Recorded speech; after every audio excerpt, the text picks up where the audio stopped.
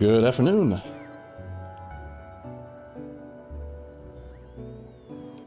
It's time for some more factory. Ugh.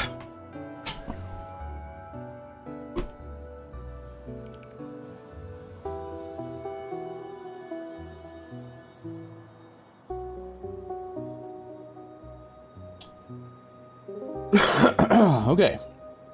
I meant to wake up early and start earlier, and then I kind of accidentally did till 2:30 in the morning last night. Whoops.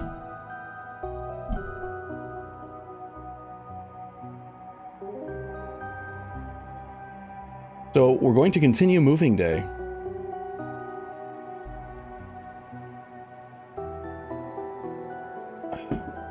I've just ripped up some of the inner train rows that are in the train mall, like the center reserve mall. I do not like having to play dodge the train while, you know, I died 3 times yesterday to trains. So we're not playing dodge the train anymore. At least not inside the bot mall.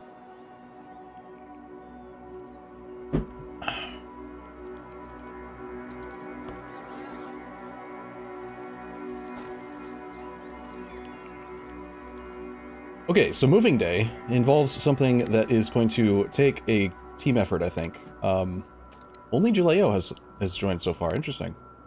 Well, Jaleo, guess what? You and I get to work on. We're gonna go to each of these little tiny logistic zones that exist for some reason, and we're going to grab all of the logistic boxes that are inside them, and then we're going to delete the roboports that are not in the bot mall, because this is henceforth the only location that storage shall exist. You got a larger issue to work on? Well, I'm not spending the whole day doing it myself. So we got a team effort, group effort. If we all pitch in, many hands make light work, right? But we've got to fix the issue where, you know, I tried fixing it. Do I want research? No, not really. Research is actually too far ahead of me, honestly. Like, I don't know what's happening most of the time with research.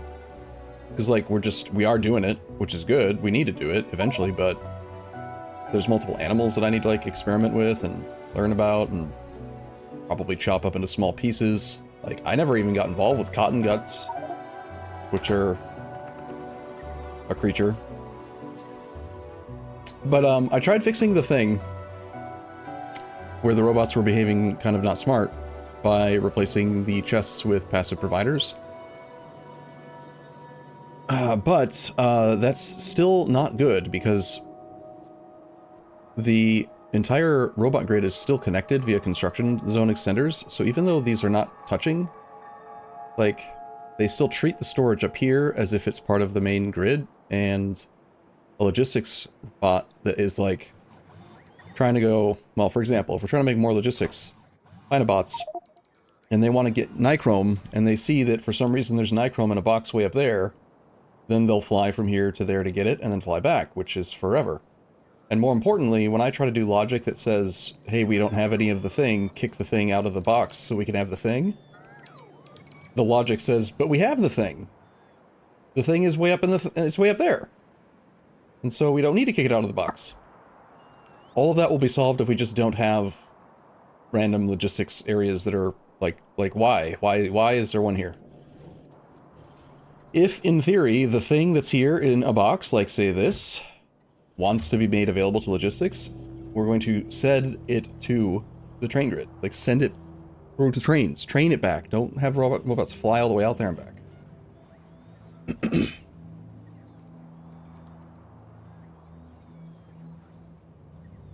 That's why you put elevated rails in the system. I don't see any elevated rails yet. You're welcome to start building them if you think we can build them. I would love to see some really cool elevated rail setups. Intermetallics is the only thing that it would be kind of, that it would pressure much, but I think we need to upgrade intermetallic production anyway.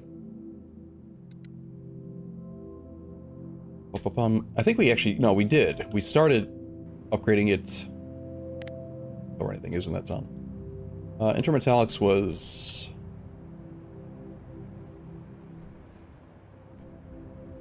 this. We've upgraded intermetallic production, however, we don't have enough Vittelroy. Vittelroy is being made right here. Apparently, by adding and extending this, I may have messed up the ratio.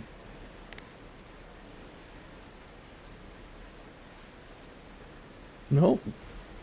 Into this, there's a surplus of Vittelroy, but the Vittelroy is used elsewhere, I guess, so it's probably being split. Some's going into... Yeah, right now we're sending 50% down this line, so we're sending 25% of our Vittelroy supply into logistics. So whatever this number says, that is 28 machines. If we take away 7 of them...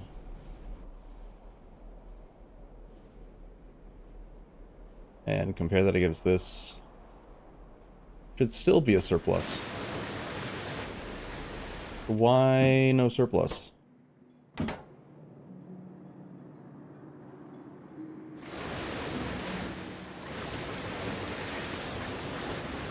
Why is the math not mathing?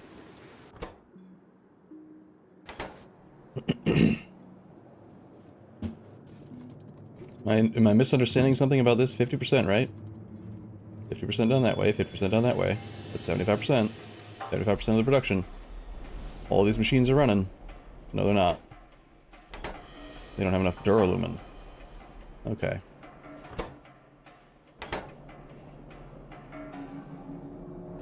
Is it a duralumin throughput problem, or is it a supply problem? 8.4 duralumin does overload the belts, because it's only one belt. I see. So it can only support 25 machines. The last 3 machines will never be able to get it off one belt. But wait, we're using... It's not true. We're using two half belts. This is totally fine. It is a supply issue. Need more duralumin.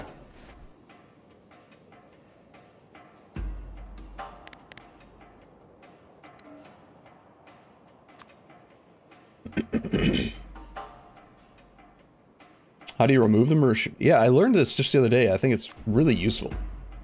I had no idea that it was a thing until I asked Rygaard about it. Okay, how do you play this game? I want you to click here, and then minimize this. Output full. There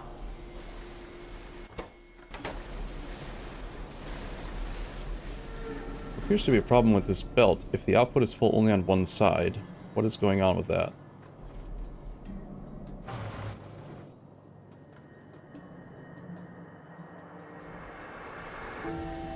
Single belt feels like it might be a little bit too low.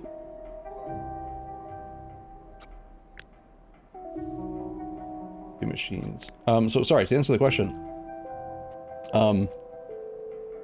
There's no indicators, and it might be on the mod portal or something, like a description for how to use rate calculator, but if you like box select an area, it calculates those machines. If you hold shift and box select an area after you've already selected an area, like this, see how the indicator changes? It adds it to the current calculation, and if you shift right click, it turns red and subtracts. So you can drag it and select 4 machines, and if you want to simulate adding an extra, you can just shift left click, click, click, shift right click, right, and remove, or click remove whole selections. So like, that's why I was... Well, that's why it did the thing. Like, I can just see, like, in theory, this thing can support... And then I can just keep on adding more until I get to the point where it goes down to 0. And see that the ratio is 84 to 28. If we wanted to make it direct, and then I can also just, like, Control C and see how many we currently have. We have 49, so we could add a whole lot more intermetallics, and honestly I think that's what we should do. But first we gotta get the duralumin supply fixed.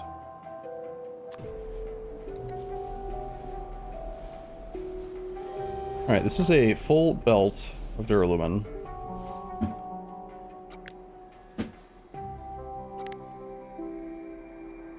No, it's not. It makes 10.5 duralumin. See if there's any actual production problems with it, though. Nope. This is above the bus, right? I lost it. Let's use the belt visualizer. And then I won't lose track of it. So it's running all the way here. I have there's a completely full belt of duralumin. Some of it gets consumed here. Then it goes all the way down, down, down, and then it's here. Which is below the bus. Some of it branches off to make some Vittelroy here. This dead ends. Some goes into a passive provider. Let me guess. I think I figured out why there's no duralumin for the thing. The primary duralumin never got attached to the train grid. And the duralumin that did get attached is the 3 smelters. Probably. Yep. And we don't have any molten copper being delivered. That is classic. Okay, I'm gonna go fix that. We need to head up to the duralumin supply post up there. Pretty darn far away. Take me to... Turn on the thing again.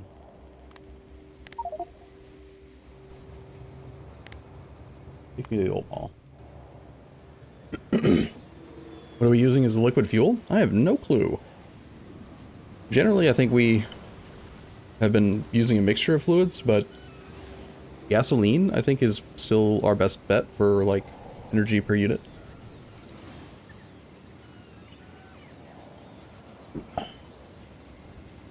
Won't be in game today? Okay.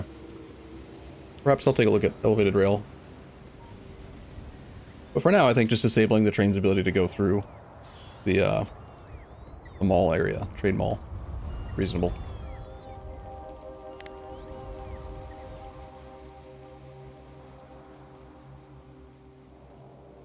Does anyone know how much energy personal roboports can hold? I was trying to upgrade my armor a bit to have more robos, and I can't decide the value of a battery. These hold 50 megajoules for 2 tiles, but personal roboports hold energy too. But even in the Factoriopedia, I couldn't see how much energy they can store. It takes 10 batteries to build one. Does that imply that it can hold 10 batteries worth of energy, or...?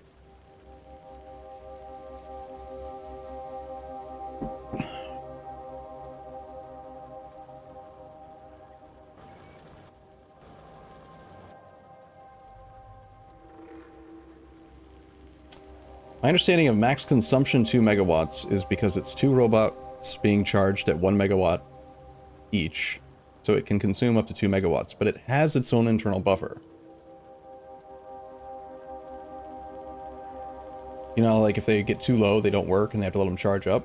So I removed one of my gas-fed generators and replaced it with 2 extra personal roboports, added 20 more robots. In theory, all of that also increases my construction range. A little bit. It feels like that information should just be in the, should it not just be in the Factoriopedia, though? Like...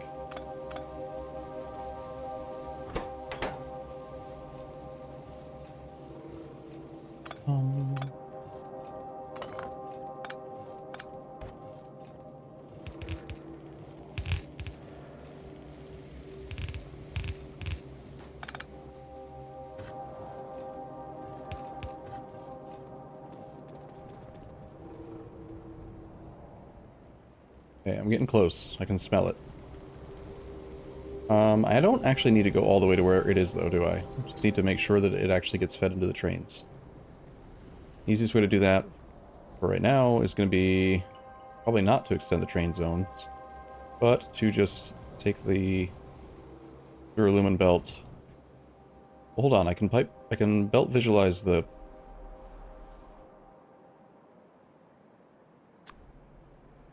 Oh, these 3 are Way down there.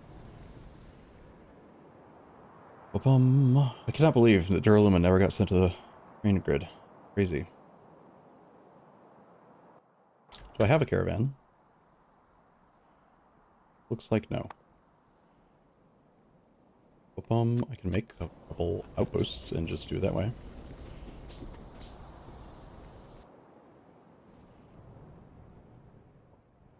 If I was Duralumin, what would I look like at a glance? Everything's so dark. Still want like a mod, ideally, that makes it easier to see at all times. Being punished for not having lamps everywhere is sort of annoying. I cannot find it.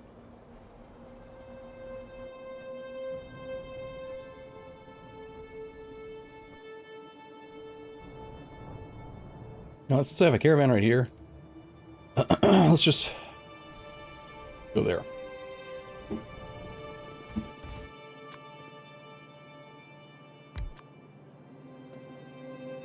You are a ash hauler who only has half the ash hauling instructions, apparently. So we're going to reroute you.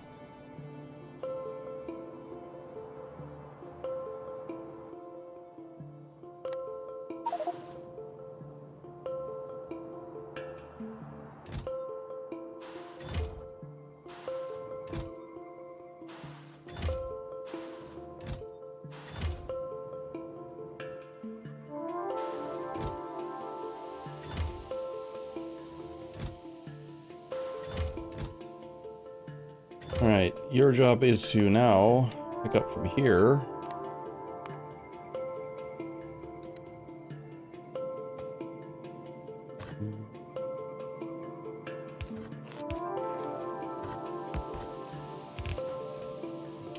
Nice. We'll still do output priority right, just to make sure that the bus continues to function.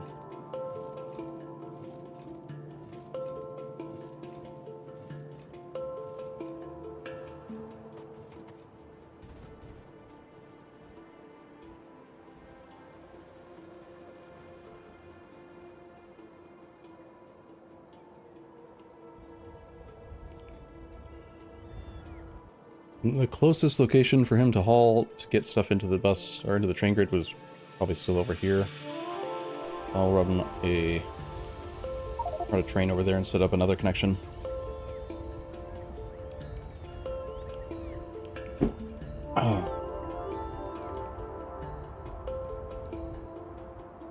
Sorry, Jay, I missed what your response was to. I had it for streams? What do you mean? Had what for streams?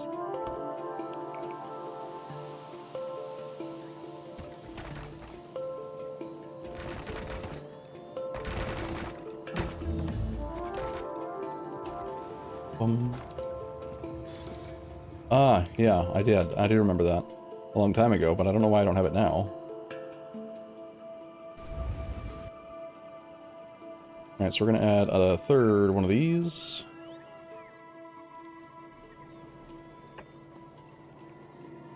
And we will belt directly across, and because we're only loading a single belt in, I don't think we need more than one loader, probably.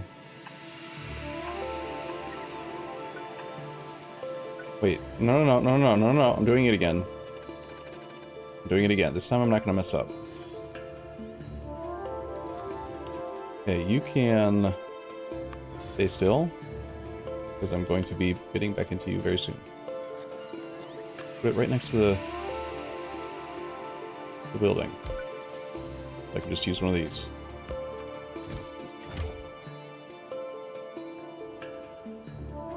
Grab Mr. Friendo. Tell him to go here. Empty cargo. Send him there now.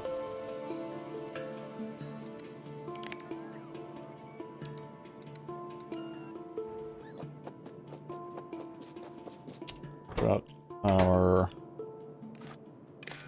wire connection. And we'll treat it the same as that. Change this to Duralumin. And job's a good one. Come here, big boy. What a cutie pie. Okay, this outpost we can change the name on. Reflect that it also picks up duralumin.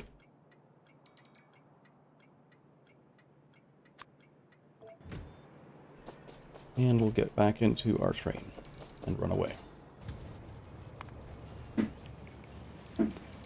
Not where I want to go. Well, I don't think that I want to rehost just to add that mod. But it is something I'm going to continue to whine about every single time it's night. You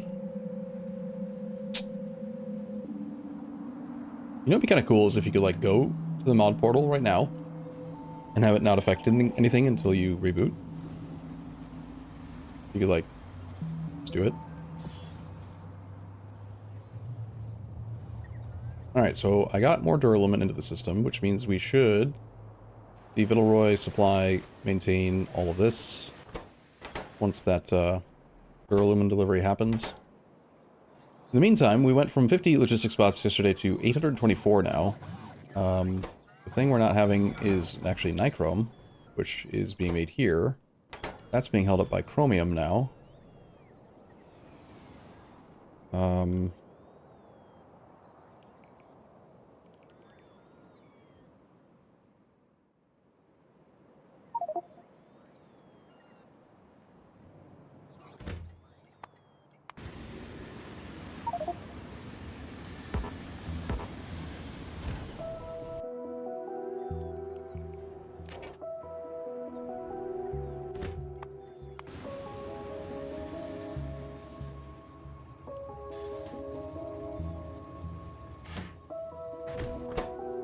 Okay.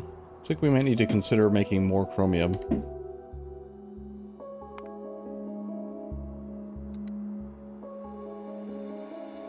Making about 1,000 chromium a minute.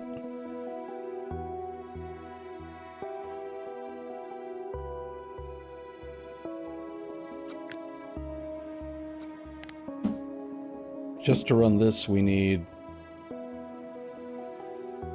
102 chromium per second? What?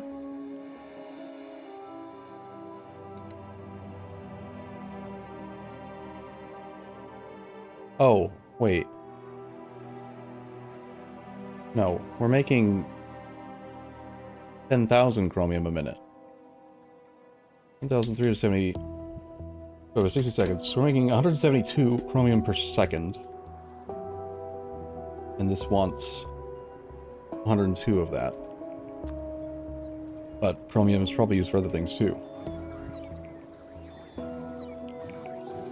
Is there any issue with, like, train supply? I think we have plenty of trains available for transport.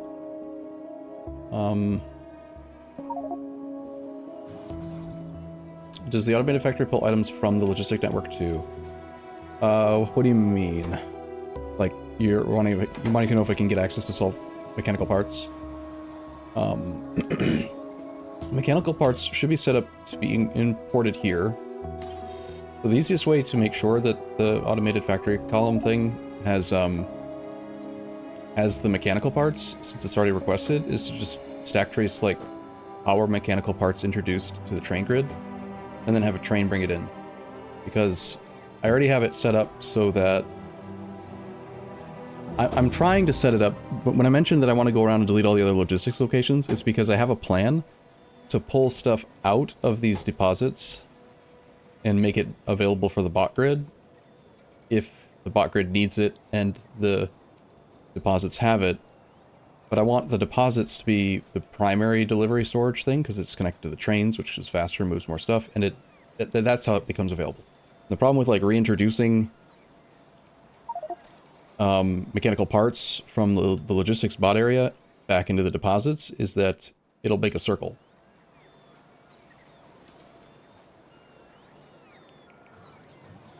Yeah, most likely the reason that there are mechanical parts is because I grabbed a whole bunch. I don't think that they were actually properly put onto the trains. Or I don't think they're made in a train brick. In fact, oh my god, we still only have 2 whole machines that make them. There's the original one above the above the bus in the North Mall. And then there's one machine making them right here. Just one.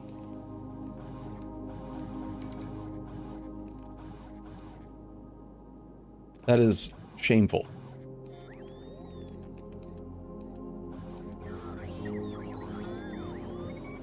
We have a total of 1,300 of them. And most of them are right there. So here's what I'll do for now is just grab those. Lost it. Grab those.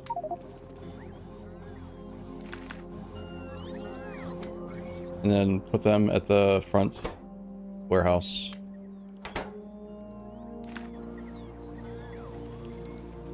So that's what we have right now. It'll all get pushed forward. You'll get your sulfur mines. And we clearly need somebody to make mechanical parts. Where is it? This is supposed to be more organized and easier to find stuff, but I can still never find stuff.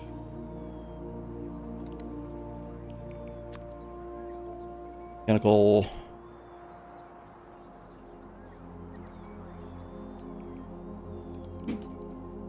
Mechanical parts brick build needs to be done. I don't even think they're that hard to make, are they?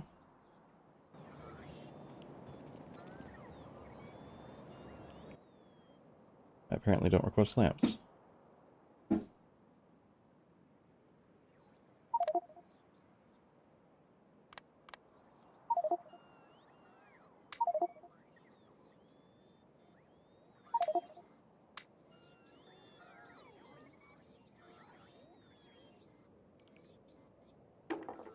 Why do I have 45 logistics science packs on me? I do not know.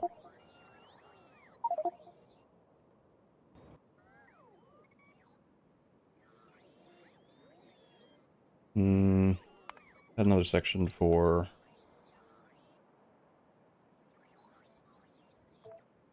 caravan management.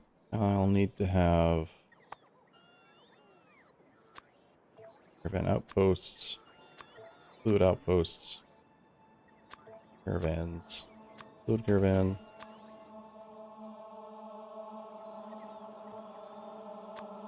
Brains.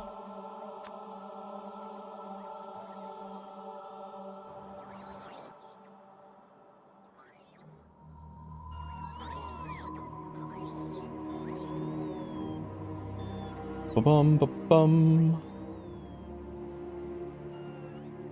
We have enough for now. I think that that is going to be... we're going to go through them surprisingly fast. Like, each sulfur mine wants just 2, but... I have to assume that if Jaywee's grabbed 10 so far, and he's waiting for more, that, quite likely... that we're going to run out of them. They're not used to make logistics bots, right? No. No mechanical parts for that. Okay, so, I also, was talk more a bit last night, and I want to walk through my thoughts on this thing. First off, I need to not forget my own plan for what I'm doing.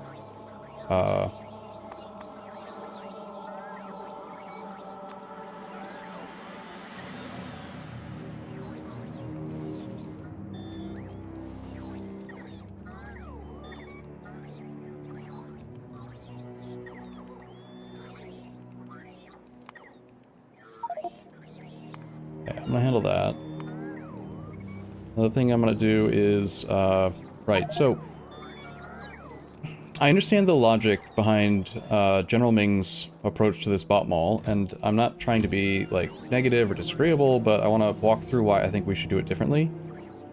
I don't think we're currently using the logistics chest types the way that you're supposed to. So I want to, like, do a quick review of, like, how they work, in theory, what each one's purpose is, and why. And then, after having explained that, hopefully we can do it the way that I want to. Okay. Sorry, there's obviously always construction in this house, because that's all that's ever done here, so you might hear a loud rumbling noise. They're sawing through the fucking walls again, like every day. I need more coffee for this. Okay, logistics storage chest. Can specify one specific filter. If we specify the filter, that means that that is where that item is supposed to go. So if a bot gets the item and says, oh, I have this item, where am I supposed to put it? This one can only ever hold this, and so they will put stuff there. If I put stuff in there, fine. But they will never ever put anything in this box except for that one item.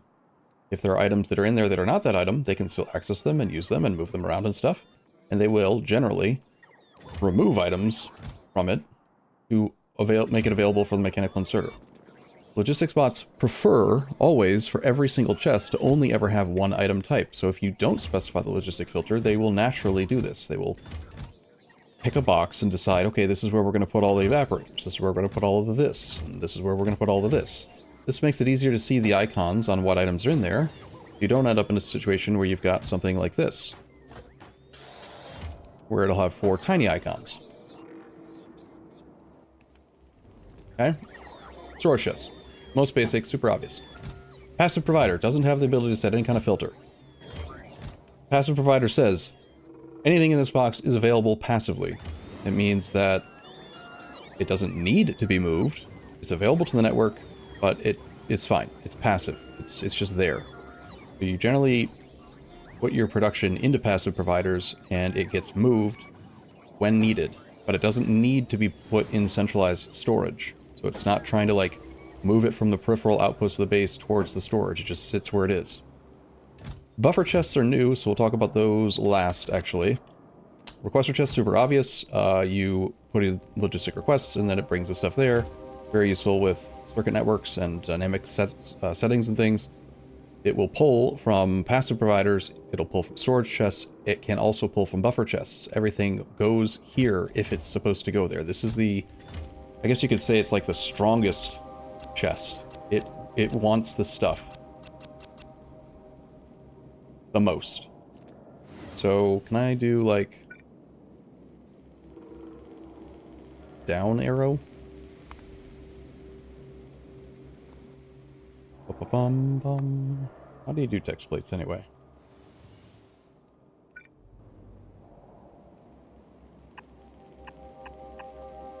So like wants to go in this direction, right?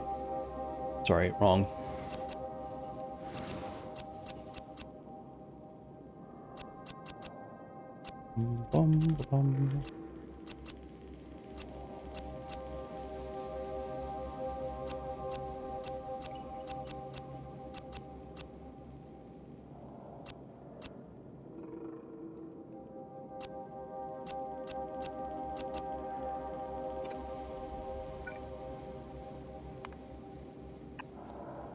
More like this.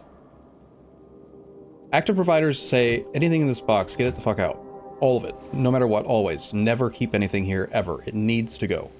So this is most commonly used in situations where you want to prevent an entity from blocking production, or when you want to drop stuff off, like say via train, and then it's supposed to get out so that the next train can drop more stuff off. So for example, here's a good use case scenario. I've set up logic that pushes things out of the deposit and puts them into active providers. If I didn't use active providers and I used any other type of chest, like storage or passive or whatever, eventually these could just get full of stuff, and then the function breaks. That's why active providers here is most logical, is to get them out. Don't let anything stay in them. Buffer chests are what are the most confusing / complicated, because buffer chests are, they're functionally similar to requesters and also storage. So they can set a request and you can bring stuff to them, just like a requester chest, but requester chests can request from buffer chests. And how do I explain this? My understanding, after having actually asked Rygaard directly about it, like, I never really used them much when I was playing Factorio 9 years ago, and they weren't in the game 9 years ago. Their function is so that while the player is off doing a thing, I'm over here now, for example, when I come back, all of the stuff that was made around the logistics area is meant to be brought in via active providers, like saying kick it out and take it to storage. Once it gets to storage, it's supposed to go to, well, they'll take it directly to requester chests first before storage, but they will try to move stuff from storage to buffers. And then when you show up and you're within range, it will try to draw from buffer chests first. And so the design intent for them is that you have a square or a very centralized location that the player goes to. And then you can just stand right in the middle of it, and the robots will go boop, boop, boop, boop, boop, boop, boop, boop, and they will just give you all of the stuff super fast. You can also set entire groups for logistic requests. So if I want, I can say, this chest is going to hold all of the caravan management stuff. This chest is going to request all of my fluid handling stuff. This one is going to handle, etc., etc. Like all of the stuff that I generally, as a player, am wanting. In fact, I am going to just set this up right now, and then I'll copy paste it somewhere else. That is my group. I've got a fluid handling group. I've got a train building group.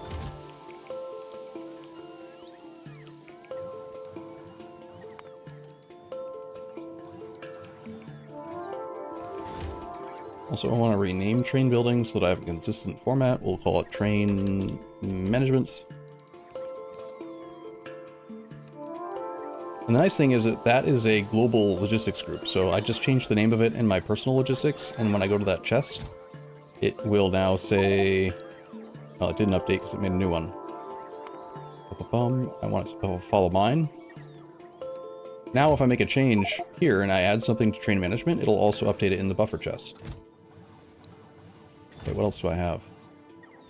I have a no group selected, which I should probably specify this as something. I don't know what to call this, though. Do a box for robot management.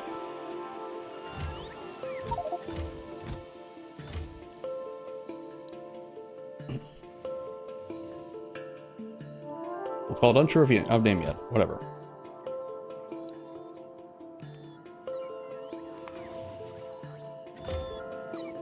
Okay, so if I'm gone and then I come back in, I can know that anytime that a robot was like working and moving things around, it was sort of pooling the resources into these boxes, second to requester chests. Especially, well, second to requester chests that are requesting from buffer chests. So, my understanding of the logic is that if a requester chest doesn't have the request from buffer chests toggle turned on, and there is a buffer chest that wants the item, and a requester chest that wants the item, the requester chest wins. So the requester chests will get the item that became available first. But I could be wrong about that. It might actually be the buffer chest that has highest priority. So why am I talking about all this? Well, Ming set up his bot grid to use buffer chests, and I think that they should be a different type of chest. I think that we should only use buffer chests they should ideally be like right here around the train grid, so that as soon as you get off of the PAX station, all of your stuff immediately gets restocked because all of the stuff is stored right here based on this group stuff that I just mentioned. That means that these chests should be something else, not active providers, because they don't need to necessarily move it to central storage or move it to a different box. It can just stay in the box that it's in. Most likely it should be passive providers, is my opinion, because they don't need to move it, but they could move it. But here's the reason why I think Ming did set it up as passive buffers, and that's because the inserters are all set to only turn on and output more product if the thing, by default, has less than 50 in logistics. But whether it's here or in a storage chest, it's still a global connected value, so the reason to use buffer chests is, with this setting of requesting 50k of the thing, is like logically to collect the items that are everywhere else and put them in a logical place that's like near the entity itself. I get why he did it. I just don't think that it makes sense to do it. Because it doesn't need to be there. I'm not going to know that this row, you know, row 3, column 4 is where I'm going to find destructive distillation columns or whatever. The robots will figure that out themselves. It doesn't matter whether they store them in that box or if they store them in this box. And my issue with buffer chests being used as this, as the primary thing, is that it basically makes the potential for this thing not work.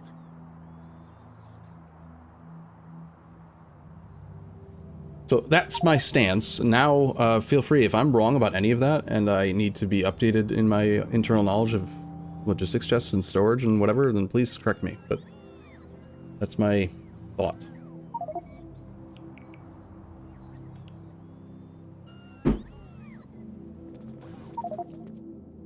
Am I right that, is it this way? Is it buffer chests, or...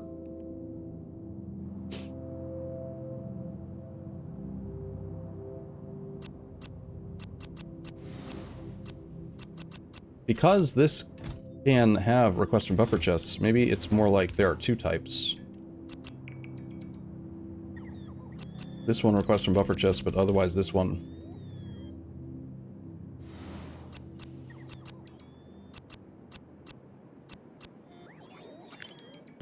Maybe it's more like that, and you have to treat these two types of chests as different types, because this one is without the requests set, and this is with it set.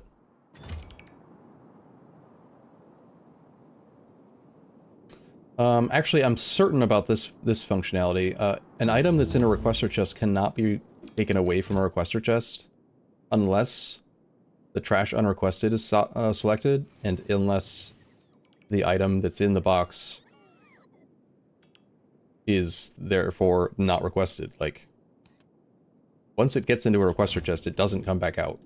So, this doesn't make sense. But what I'm trying to understand are, like, when they're deciding, I have an item, where do I put it? I don't know if it's supposed to go to requester first or buffer first. They have equal priority, they're essentially the same, except that requesters can use buffers like passive providers if the check is toggled. Okay.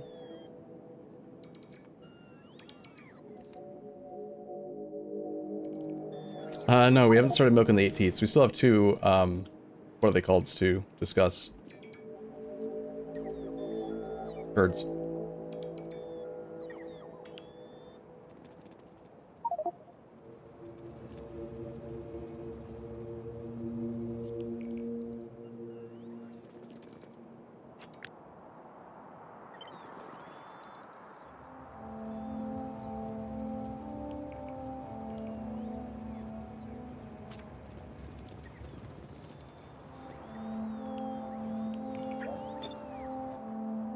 Should be as close to the logistic storage area as possible, though.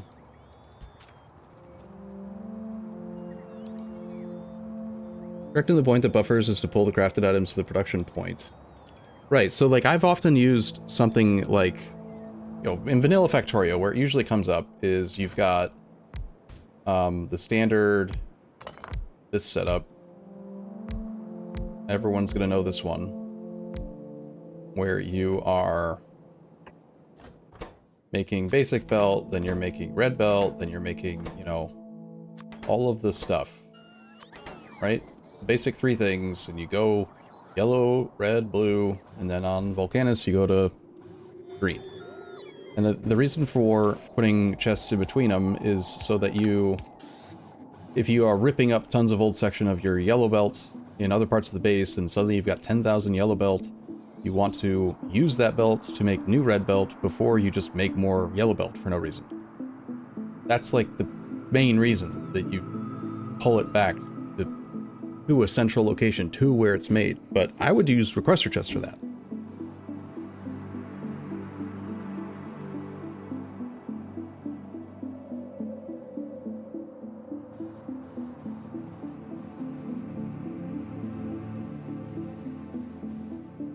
Yeah, I could see it. There is maybe an argument to do something like this for each of these chests, It could be that this setup,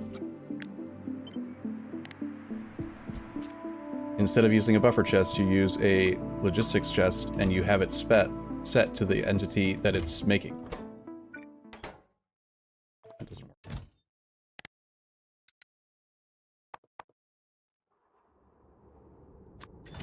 So that's one option.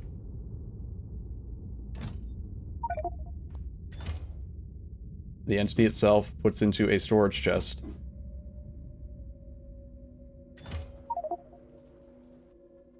Another option is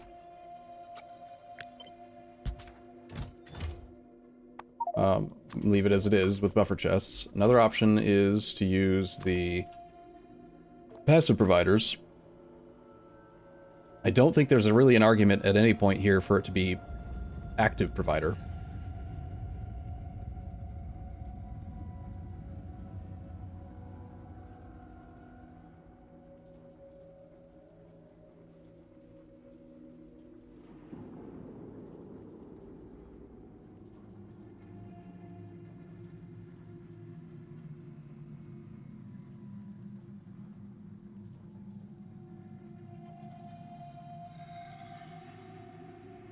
Well, let's change this to here. Which one is it? This one. Let's say they were talking about red and whatever belt, just like you're talking about. I can't actually specify red belt yet because we don't have it. Or can I? What if I go to technology and then I search for belt? And I go here and then I alt click it so that I open this, and then I ghost entity select this. Place one.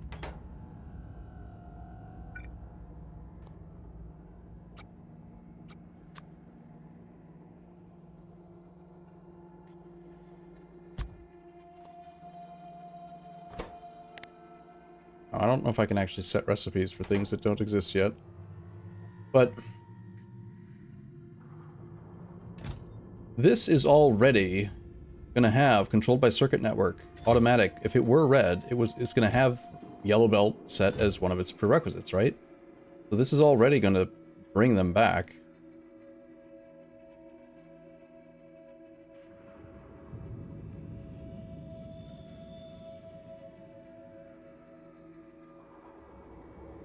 You use a requester, you take more time for the bots and also cannot pull the items back out of the requester if there's a demand. So in this circumstance, you're saying if this requester chest is holding yellow belt, and suddenly we need yellow belt, we can't get it back out of there?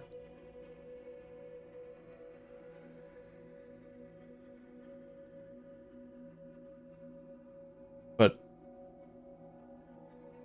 that's still going to be true, though.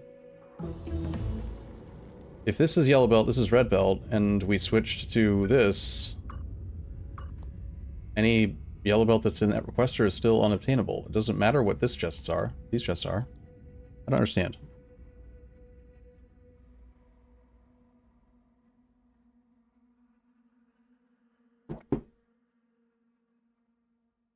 As long as we continue to only request very small amounts, like you're only requesting by default, like 1 craft worth of items. Right? This is what, 20 pipe? And it needs 20 pipe? So it's only doing 1x everything?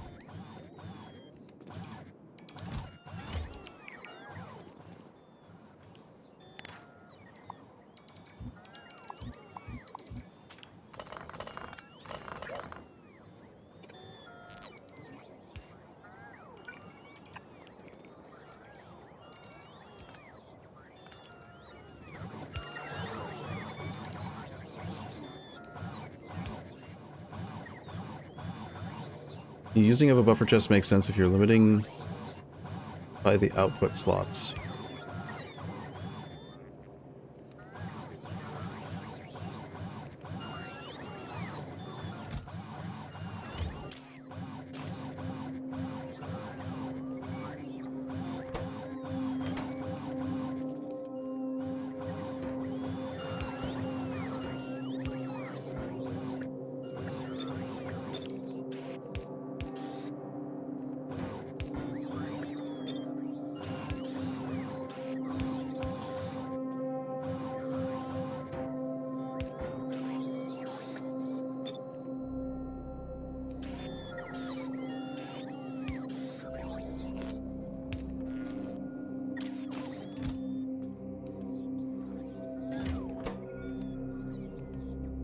Whoa.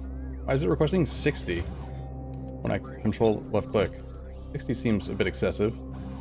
I thought that was supposed to, when you shift right click, shift left click, it's supposed to set it to like 2 crafts.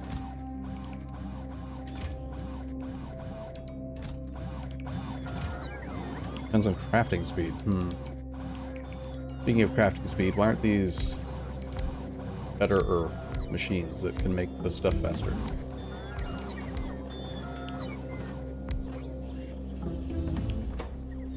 Because we don't want to request 120? Maybe. Request 30 seconds of craft.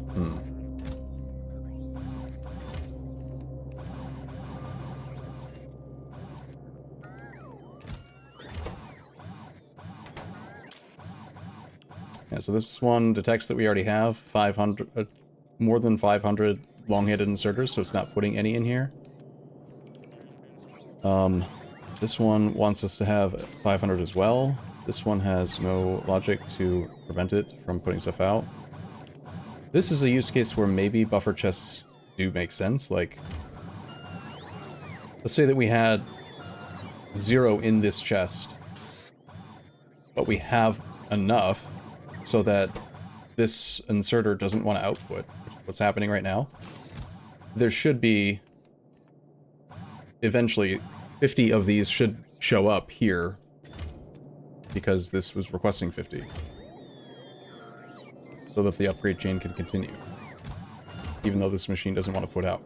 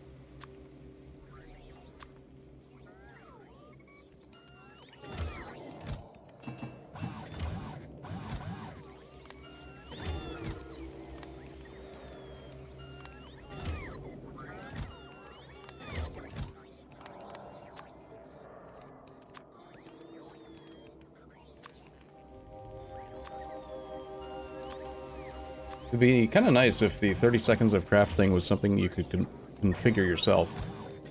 I'm trying to just divide them all by 10 so that we end up with like 3 seconds worth of parts, or 3 seconds worth of crafting. These numbers seem kind of ridiculous to me.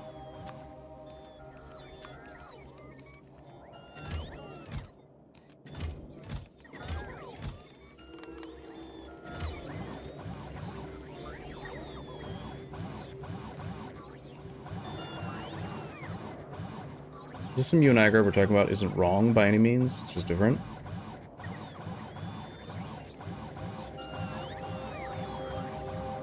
Right, I think I understand that argument, Ming, but I still don't really understand why System A is superior. It seems to me like your system doesn't take advantage of the principal purpose of buffer chests. Like, again, to demonstrate, if I turn off personal logistics, and I go off and I build a lot of stuff, and I have no inventory, and I come back to the main base, with your system, when I get off of the train, and I show up here, and I turn this on, I'm gonna run over here, and I'm gonna wait, or just be in the wall, and they're gonna bring stuff from each buffer chest to me. And you're saying that this system reduces bot travel time and bot effort or something? I'm saying that the buffer chest system that I was talking about, that Rygar talked about, takes advantage of the downtime that they had while you were off doing other things in order to maximize the... Look, they're doing the thing. Like, look how quickly they can just give me all of the stuff.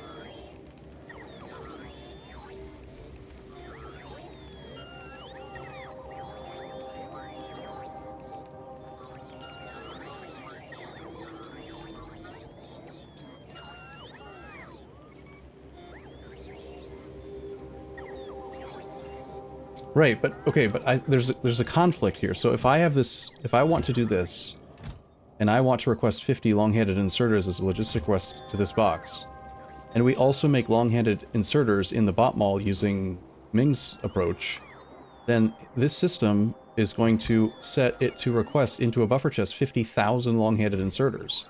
And my understanding is that if there's a buffer chest that wants 50,000 and a buffer chest that wants 50, it's at the very least going to treat them as equal priority, but most likely it's going to treat the one that wants 50,000 as highest priority. So that means that this system that I want to use can't work effectively if we also do this system. Is that not right? I mean, I don't...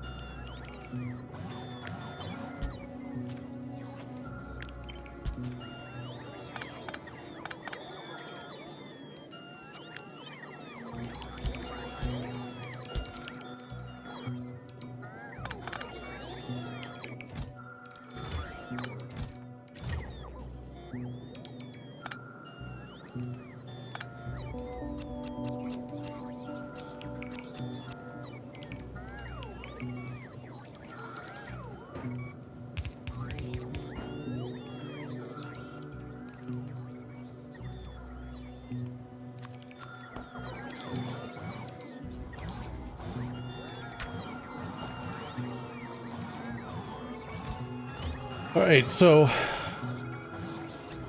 this is what Rygaard had described as, quote-unquote, during the session, one of the best decisions he did, the best thing he did to help while he was playing.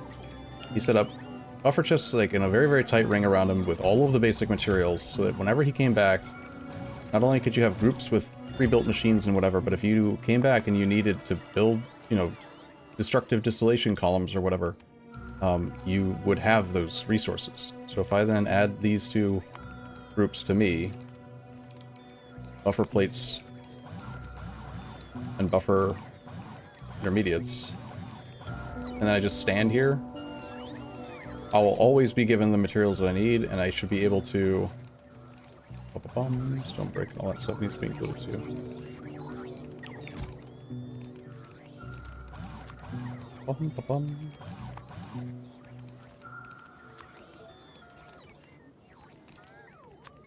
Way too.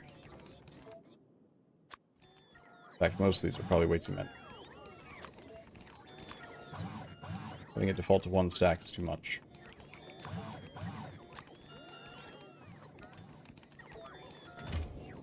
In fact, there's probably a smarter way to do this. What it should be is a constant combinator with the two groups assigned to it.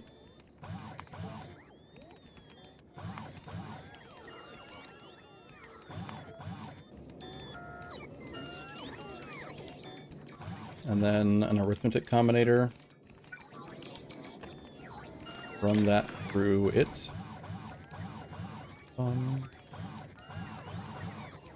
I apparently do not request circuits.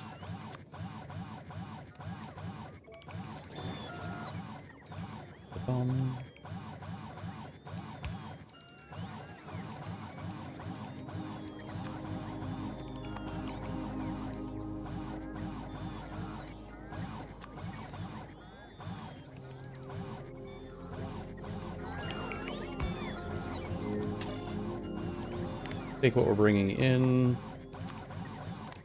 divide it by, say, 20 of each.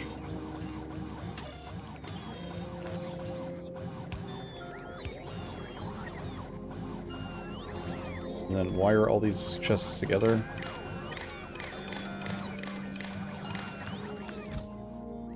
Tell them to set requests. And then remove these groups from their set.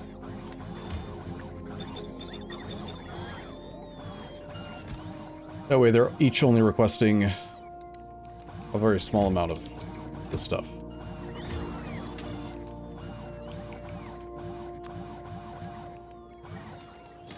And I can just set, configure it here.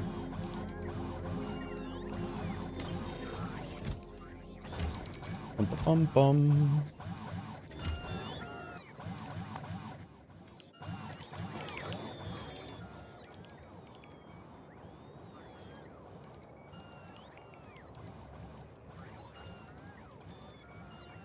We have 824 logistics robots. Right now, they're not, like, doing anything super impressive because they are still interacting. This is something I'm still meaning to take care of. That's why I put it in my notes. Econ old logistics zones outside of Train Bot Mall. Right now, I've given them a command to, like, centralize everything to here. And if we look closely, isn't there, like, a indicator for showing robots? Or is that just when you have them set here? It's this thing. So the problem is that they are flying ridiculously long distances to go pick up items from the old mall, which is massively defeating the purpose of this type of system. So it needs to be... that part needs to be fixed. I am going to start going around and, like, deleting these logistics zones.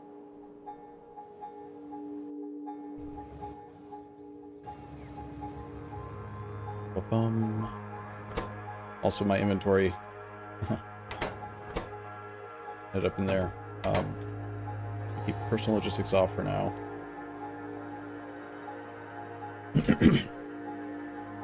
Yeah, that's the issue. I think that it would be significantly more impressive if we could get them to stop flying absolutely everywhere.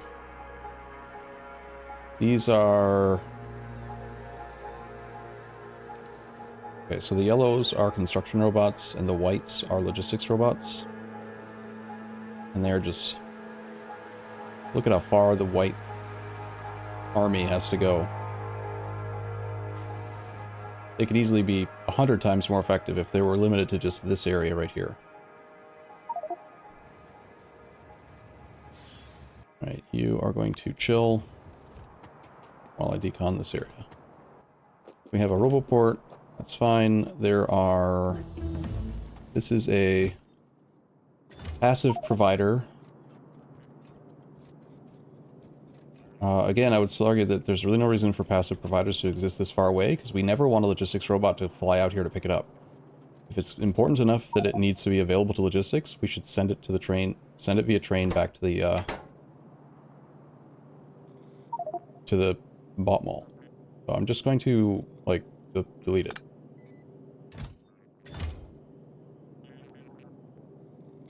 Unfortunately, it does make it a little bit awkward to feed this thing. But we can just do... I didn't bring any inserters. Let's do this. Ah, crap. Guess I should have brought some resources, huh?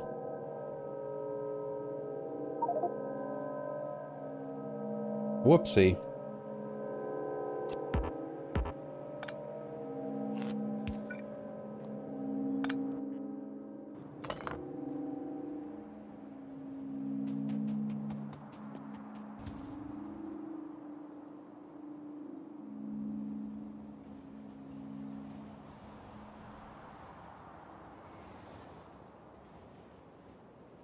They are put into logic tests because they are used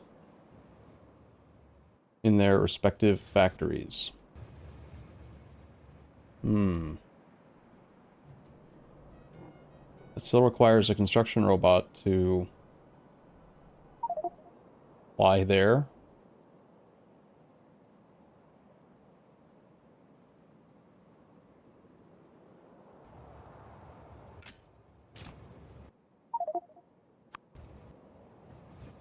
Alright, well, before I go too much further doing this... Why is there an extra train here? Ursul's personal train. But it doesn't have a logistics thing.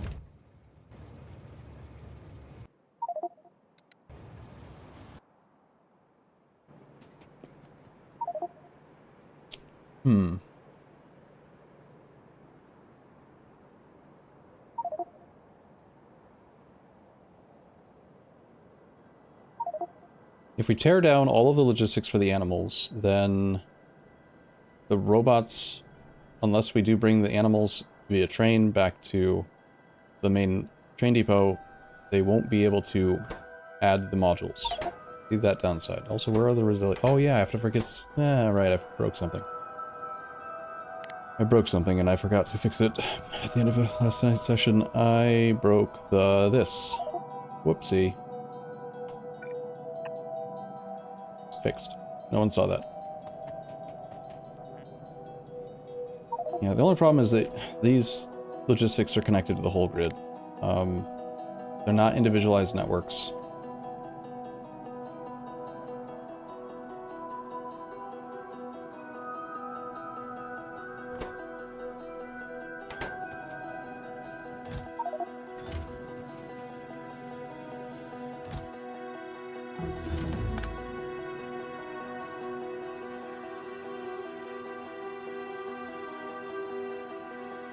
Well, I do want to do something that may or may not help.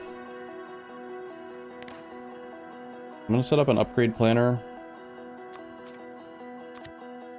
And we're going to say passive providers, buffers, and logistics storage.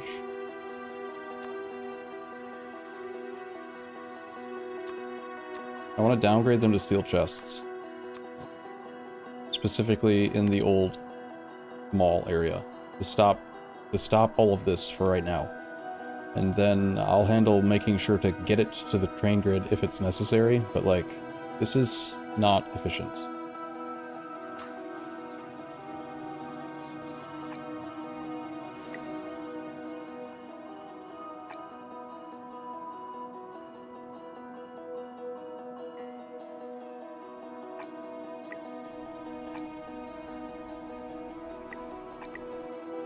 Just stop doing that.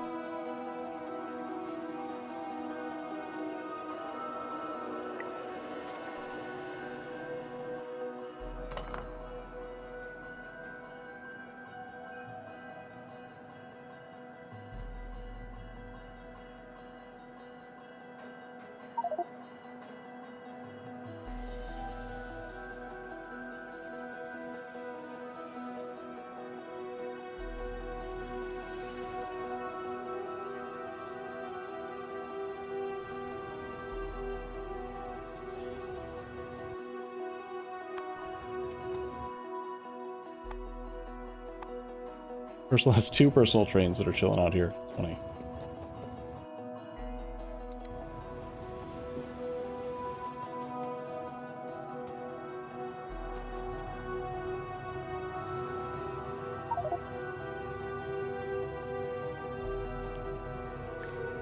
If this provider didn't exist,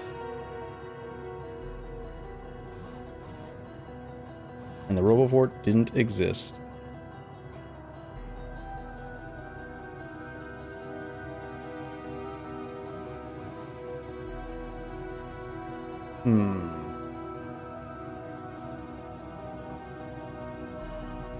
for all these things that are being used as modules, I do see that there would be a problem, but I think what we need to do is just make sure to import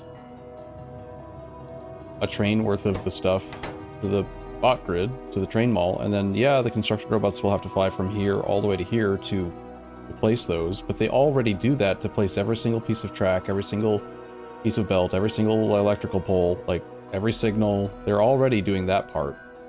I don't see having them do it for modules on the construction robots, like,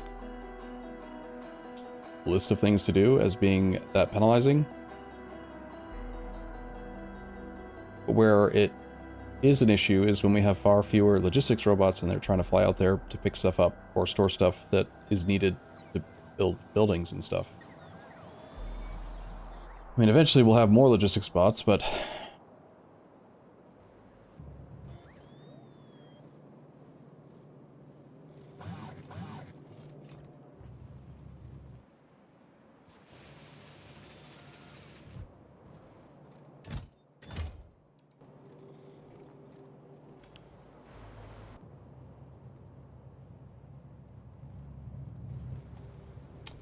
as long as they are passive providers, I think it's okay for now. I will undo what I just did.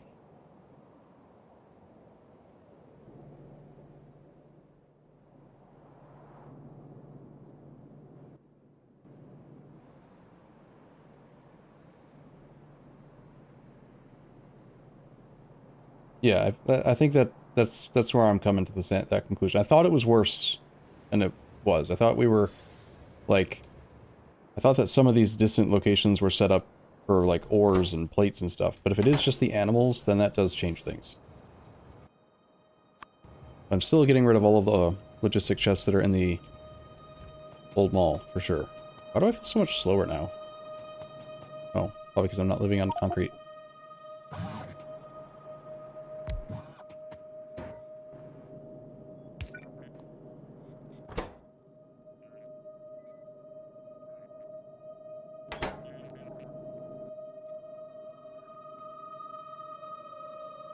How do I not have any inserters, though?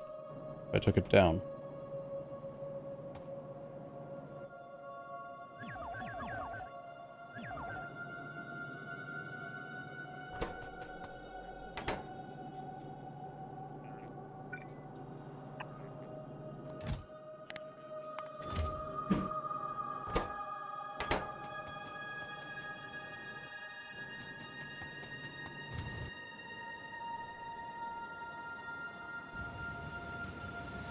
How much of my list have I gotten through? Oh, I forgot that I had a list. In actual chat with you. Right. These are the notes that I took while talking it to Talkmore. I was a little drunk last night, apparently. It happens.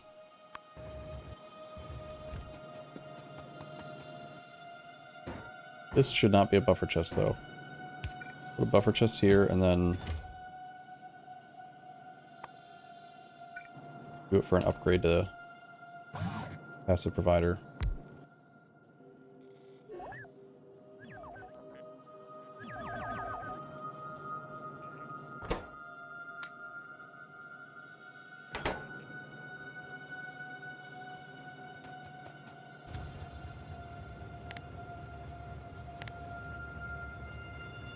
Is this train that I'm in not an actual train? Doesn't have a thing? Dang.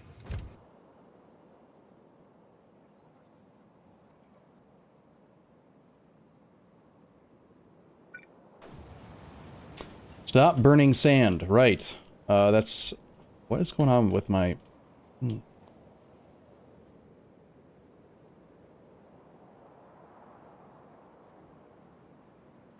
So we're burning sand.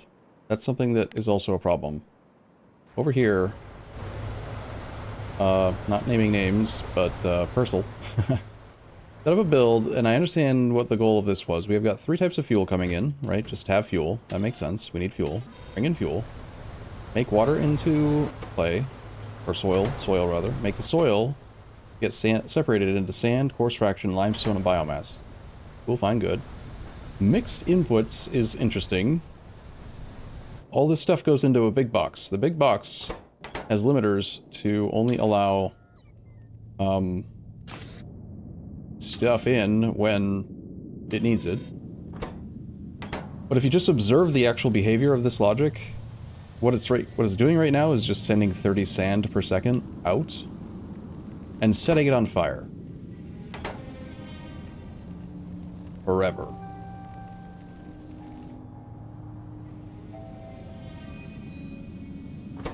The end result is that we do end up with limestone, biomass, ash, coarse fraction, and sand. But, like, this should stop doing it at some point. It's running just for the sake of running, which means it's just burning fuel for no reason, like costing UPS for no reason. Like, I'm not sure what part of the logic needs to change, but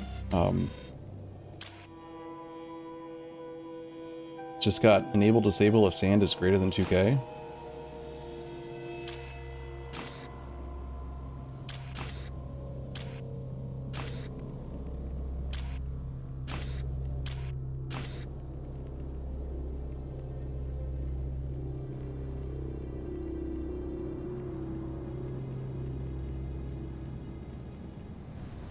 Don't we need the limestone? Yeah, like, it'd be, okay, if it'd be different if we didn't, if all of the things that it needs, if there was even one of them that there's not enough of, by all means, burn the things to make the one thing we need. But everything is satisfied. Unless it's running because it wants ash. But burning all of this just to generate ash does not seem worthwhile. I think that the issue is the ash being part of it. If we were to copy this to the thing, and then if we were to delete this part, the whole thing should shut off. But first it wants to burn all that sand.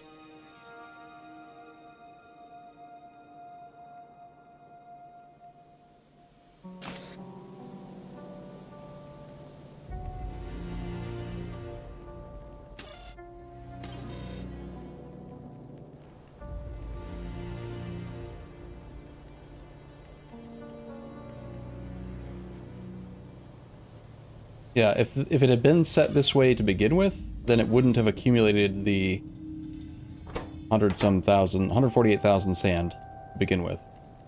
It would have turned off ages ago. Imagine if limestone runs out. If limestone dips below 10K because we end up moving 4K away for the train, this will stop being true and the whole system kicks in again. I'm not affecting limestone production at all. I'm just saying don't burn sand for no reason other than to burn sand. Like,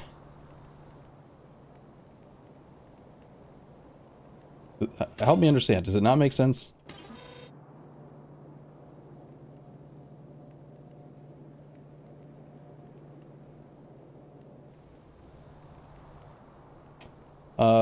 Limestone is 100 sack size, so a train can carry 4,000 at once.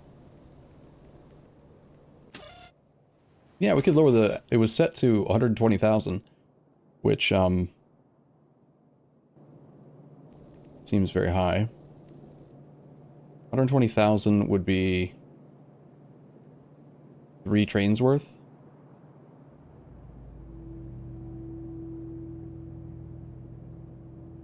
I just don't think that ash is something that we need to make here. We have ash, don't we?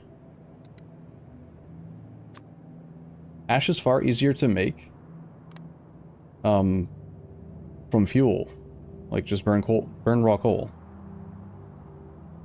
You don't set sand on fire to generate ash. You burn.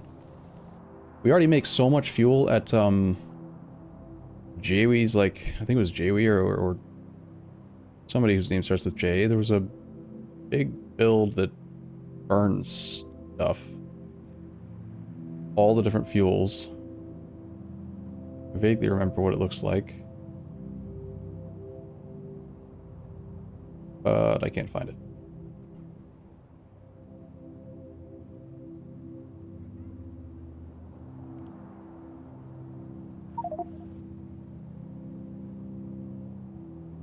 You're probably getting UPS lag because I'm using factory search, sorry. So there's 858,000 ash currently out there. Probably because it's searching all of the logistics belts too, sorry about that.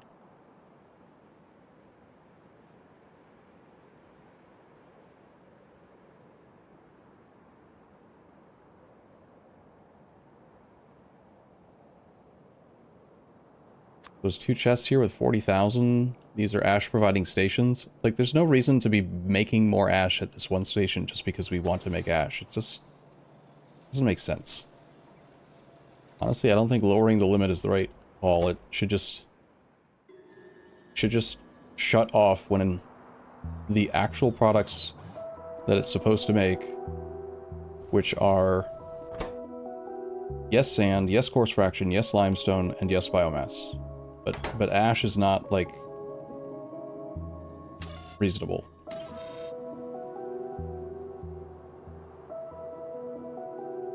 There's similar fluid issue. Need to add the decider combinator there too. For this same station, or?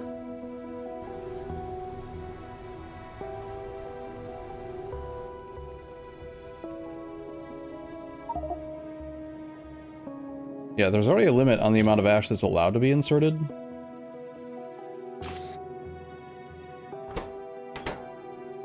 Like, if in the process of making coarse fraction, biomass, sand, and the other thing, and somehow magically we aren't using the ash, if this ever did get up to 120,000 ash, it should stop accepting more, which it does. Because if it took more, then it could block the 4 main things. But, like, it would have to run forever, providing the 4 real outputs to get to that point.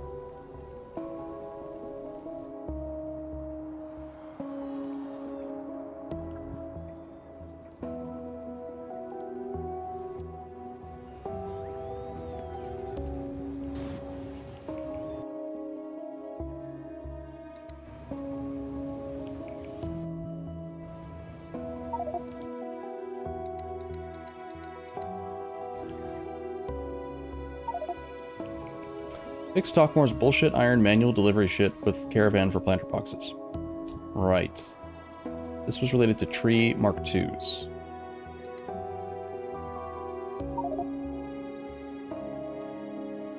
So he made tree Mark IIs, which apparently were a pain in the ass to get.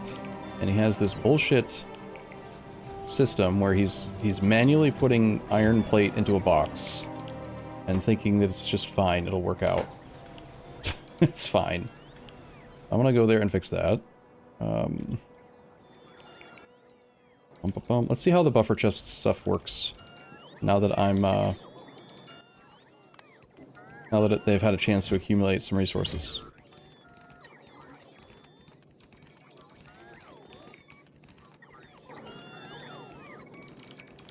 Another thing that could be done is to have pyroble ports around the buffer chests.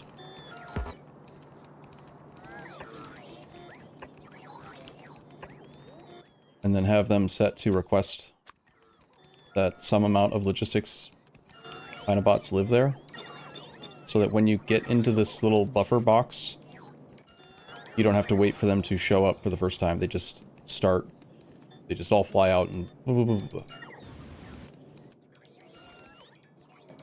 We want to upgrade all fastwood forestry modules to tier 2 trees, because we have tier 2 trees now. There are currently that many of them. They are going to increase wood production by a lot. By making logs faster. Did I turn off bags? Yeah. So for example, all of these are now used tier 2 trees now, which is going to give 200% speed bonus instead of 100%. So the amount of log generation they can make will go up by a lot. And probably break all of the ratios, like they do. I want to upgrade Fastwood Forestry Mark 1 to Fastwood Forestry Mark 1 with module slots tier 2 tree.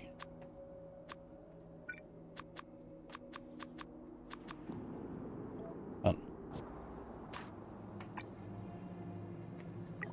That's 360. They're going to be upgraded. Even though there's a big red scary X, they still work just fine while they're waiting for a construction bot to bring new ones. We don't have enough yet, but I don't think there's anything wrong with just indicating the whole map, all places that use logs.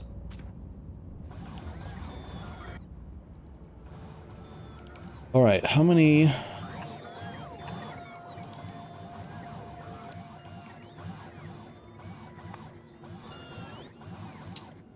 Inventory looks good, but also there's this box full of stuff that probably I should stop having them put all of this stuff into the box.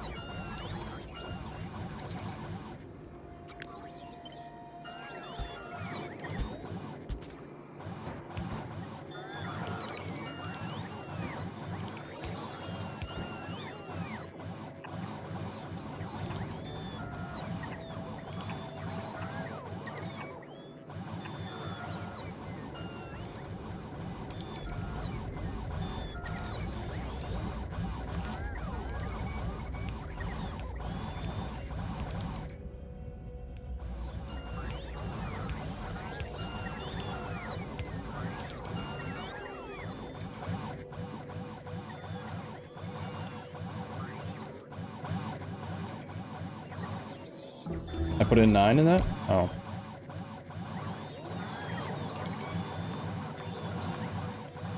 Crap.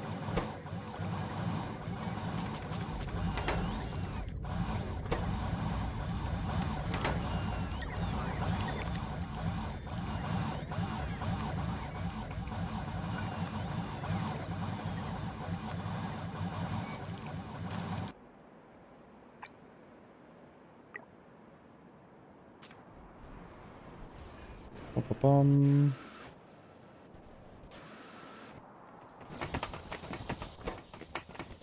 That's better. Okay, I need a couple caravans.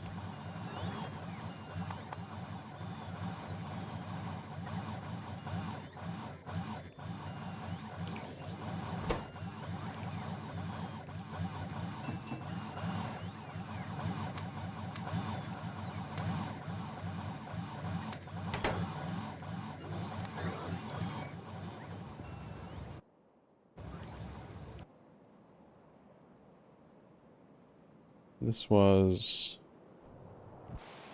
somewhere over here. Right in the center of the basic substrate.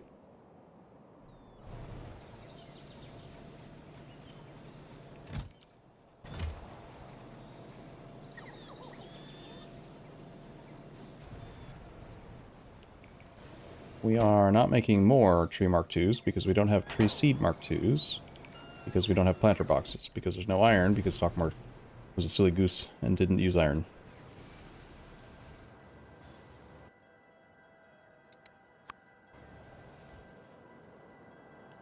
Actually, I guess you can head home.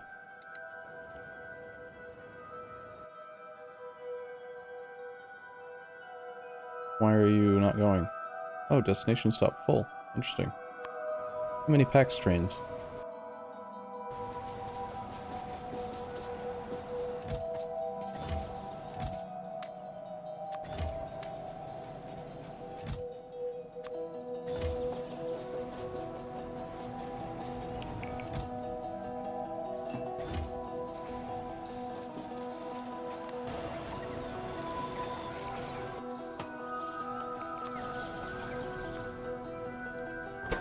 Another option would be to just request iron. Like, why didn't you just request iron, actually?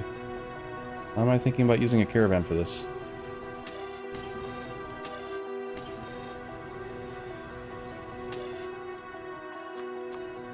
Who cares if it's a whole train full of iron? One shipment of 4,000 iron, not a big deal. We have lots of iron.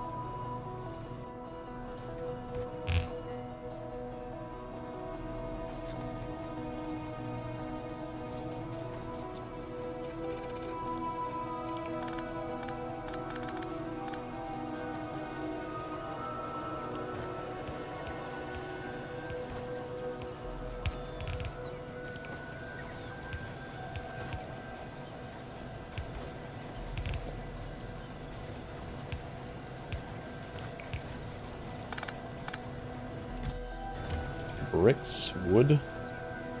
Wood's kind of ironic, considering you've got wood here. I think you're doing trees here. Why do we do trees here, by the way? Is there any particular reason why it had to be done here? You aren't making any more tree seeds. It's just this one machine that's making the seedling Mark IIs. Okay.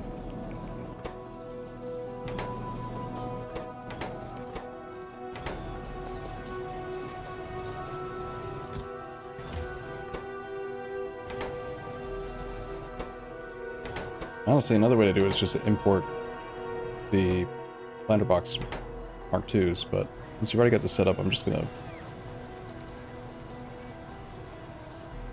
request all the stuff.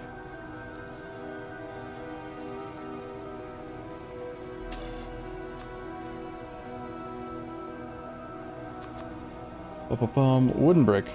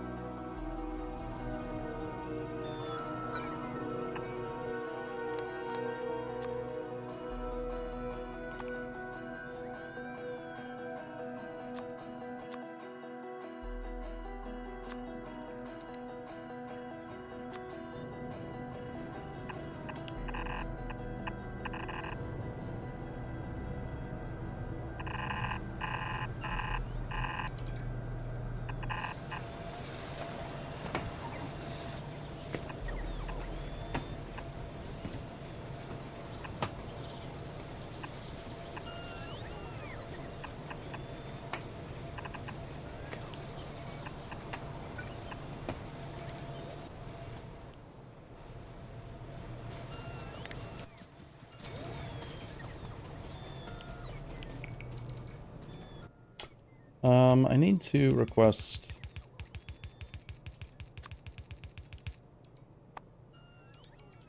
item canisters so that when I turn on auto trash non-requested items, it doesn't dump all that.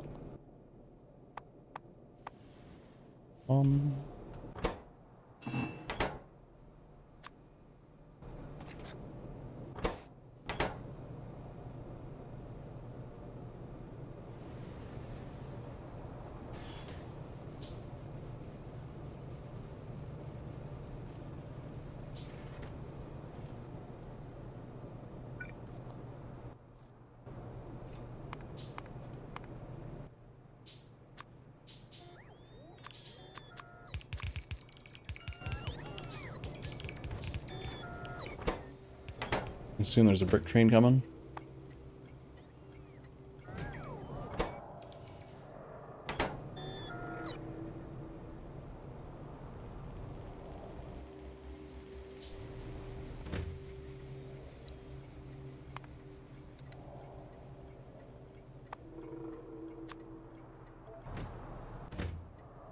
There is no brick train coming.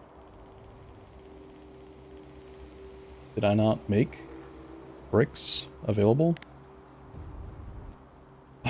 Old me probably didn't, no. Old me probably messed up.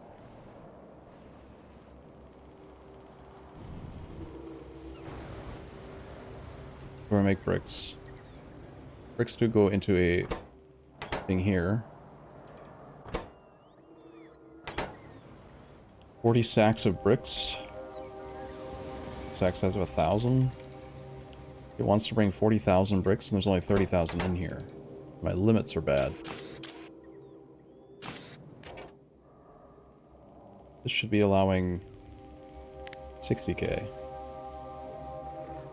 That's 1.5 trains. I don't know why I put it at 30. Oh, it's probably at 30 because I had two. It was an old station that ended up having 30k in two buildings. And I failed to update the number properly. So that's going to take a while. 10,000 divided by 30 items a second. It's going to take about 5.5 minutes for it to get another 10,000 bricks in there before a shipment can happen. And that's even assuming that this brick belt stays active, which it might not be.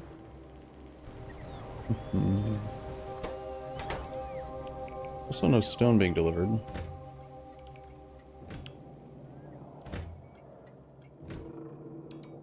How do we have no stone?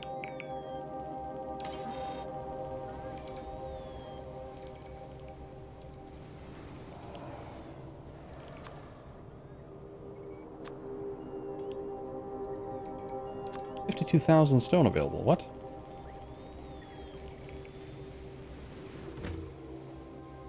Well, why no stone?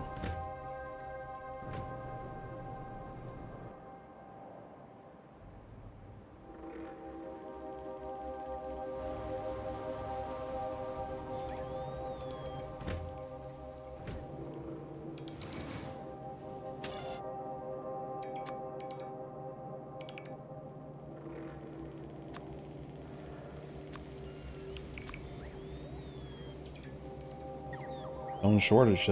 That's not true. The primary...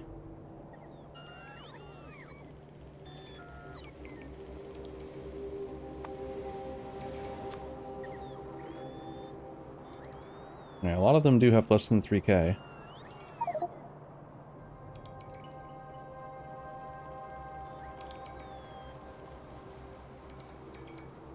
Except for this one's got 38k. That's not what I meant to do. Yep. Shift click. This output station has 37,000 stone. No stone shortage.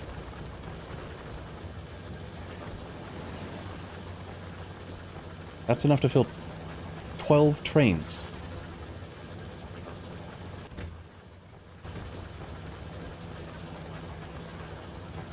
This train can only hold 50 times 10 twice. That's 1,000. It can only move 2,000.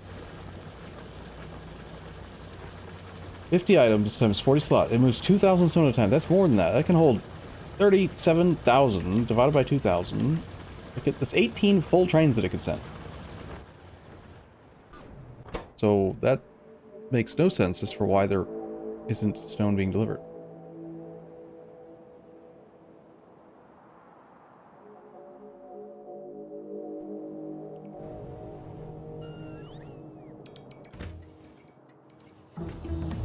Perhaps I just need to increase the amount desired to have here to make it ship more than one train at a time.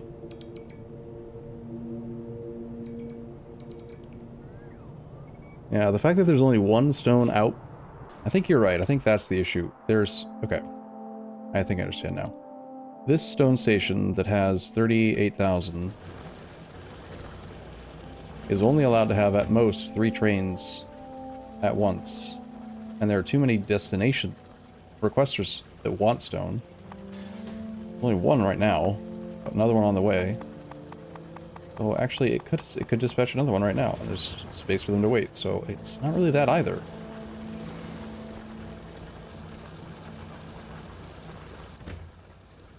Now there are none on the way.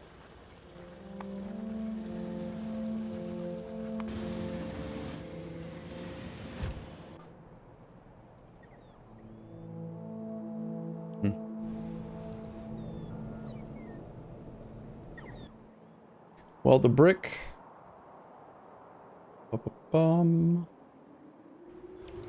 will eventually get shipped in.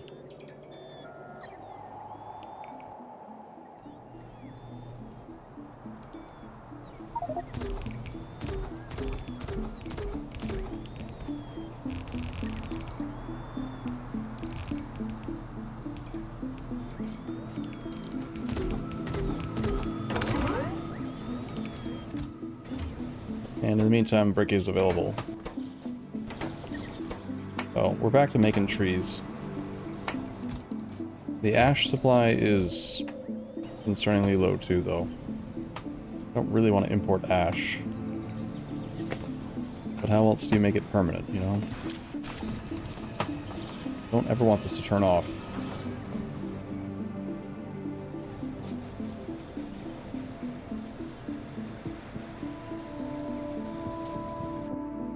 Screw it. I'm just gonna import ash one time.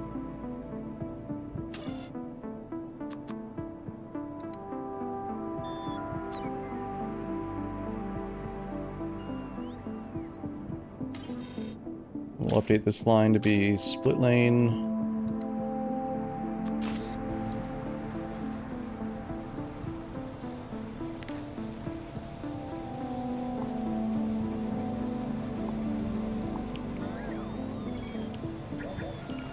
I'll just stand at the end of the belt. Belt purges down to one lane.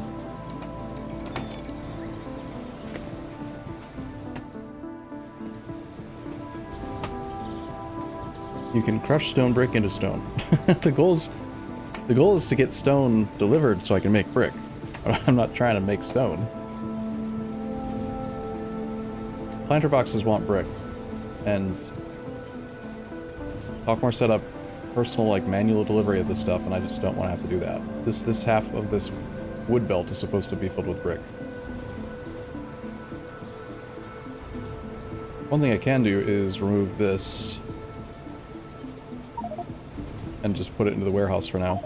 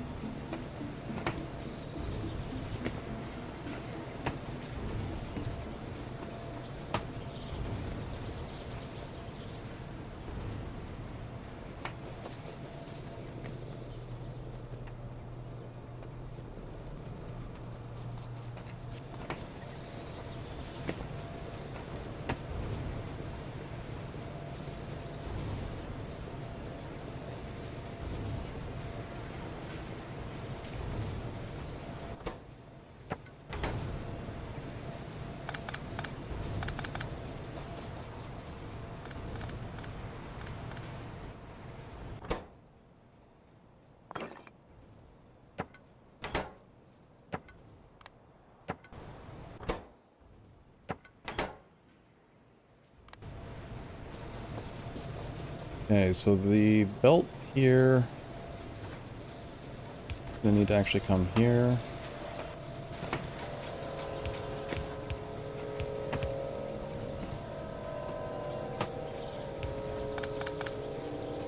Because half of this will hold ash, and this machine wants ash. That's 1.5 ash a second.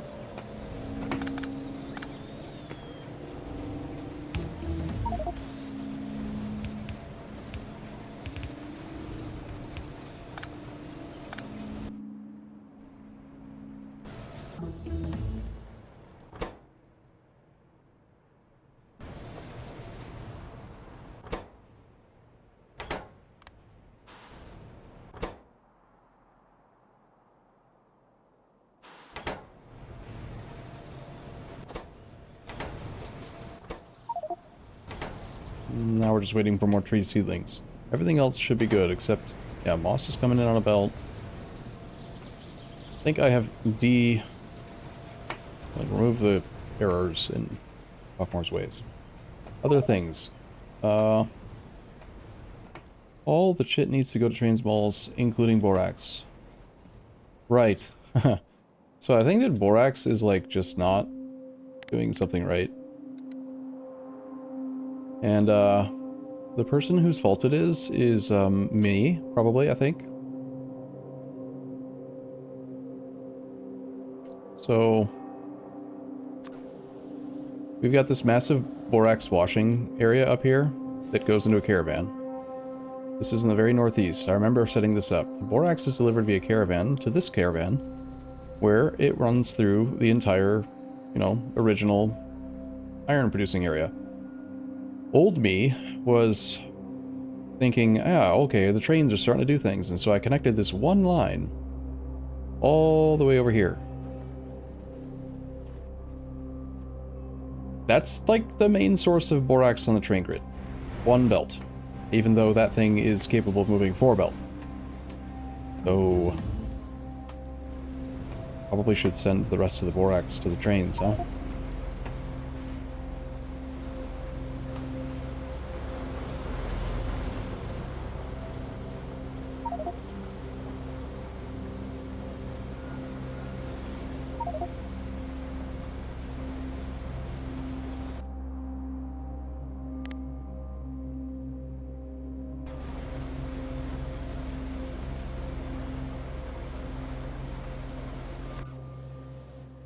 There's a Borax thing over here that is maxed out.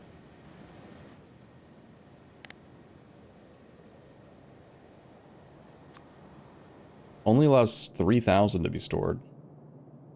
That seems awfully low. Sometimes we use a lot more Borax than other times, so I'm gonna raise that. Also, why are there 2 belts, but only one has stuff on it? This side has no access to raw Borax. That's a whoopsie.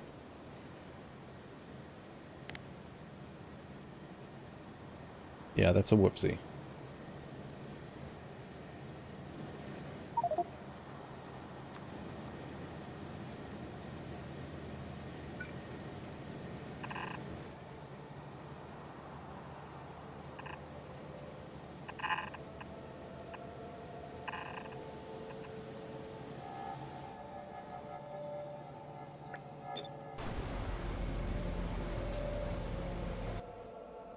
I'm gonna head up here and set up this.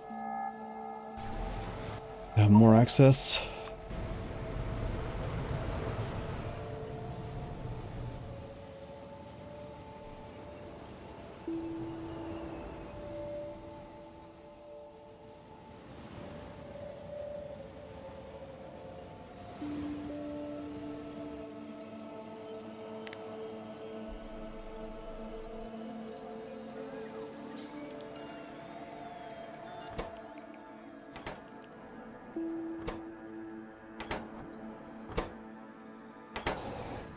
Why is there nichrome? Okay, right. Nichrome is probably in the warehouses, but not getting delivered to the logistics grid. I need to work on so much stuff right now. There's just so much that's not right. Let me finish this Borax thing first, and then...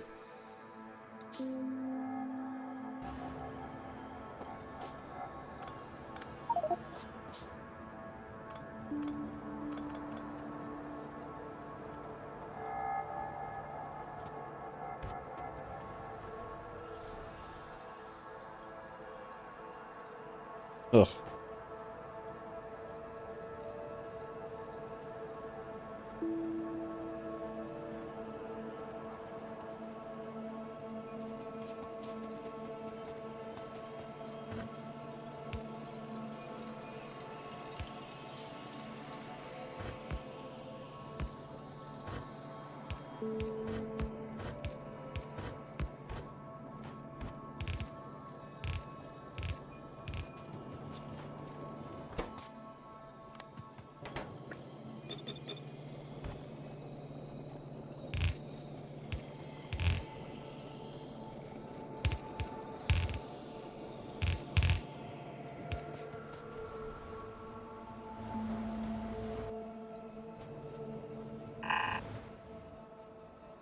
Ideally, I want it to all go into...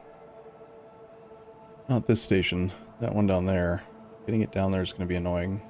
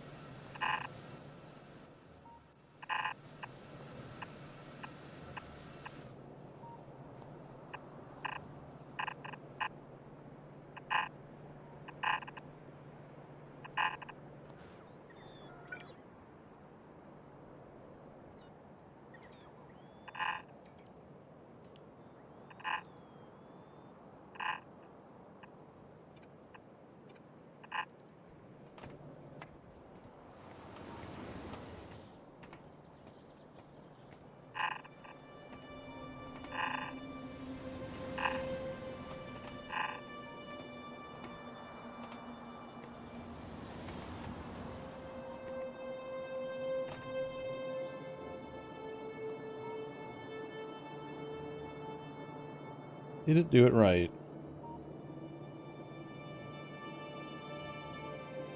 Seems fine.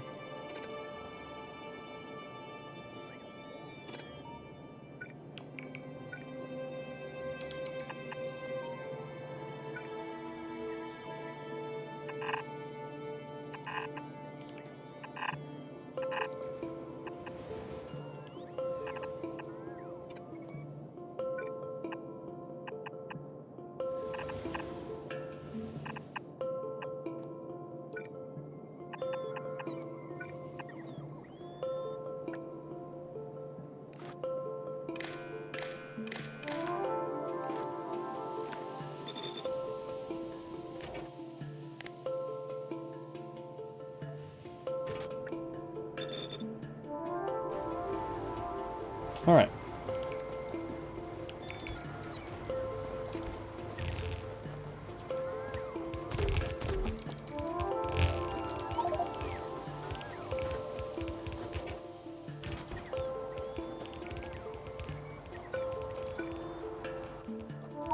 Hey, Purcell.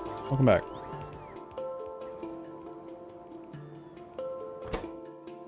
Long time no see.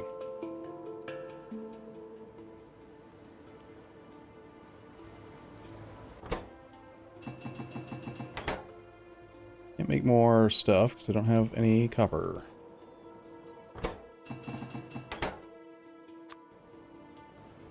I mean, this will get built eventually, so the Borax thing is solved. Did that train leave? Never left. Whoops.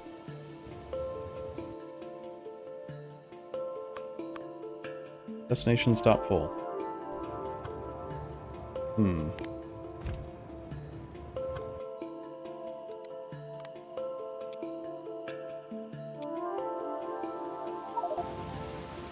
Yeah, there shouldn't be that many PAX trains. I think what's happening is that people are still using... They don't know about the Control J summon a train thing. Purcell, I don't know if you know that you have two Purcell trains out there that are functioning like train shuttles, despite not having train shuttle modules in them. So then they don't like automatically go home and do stuff or rename themselves.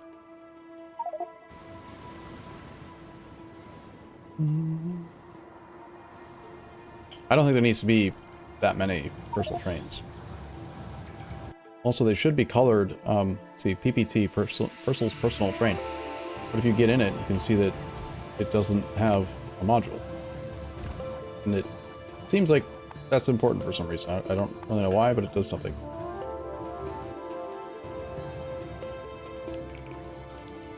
theory.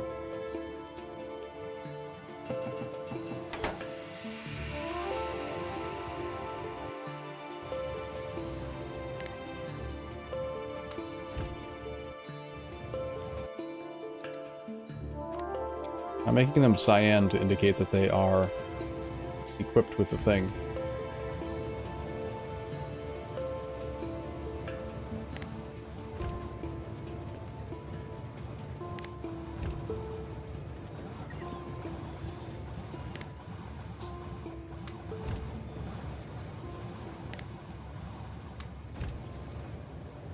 I don't really understand actually how they're functioning without it though. As a train thing.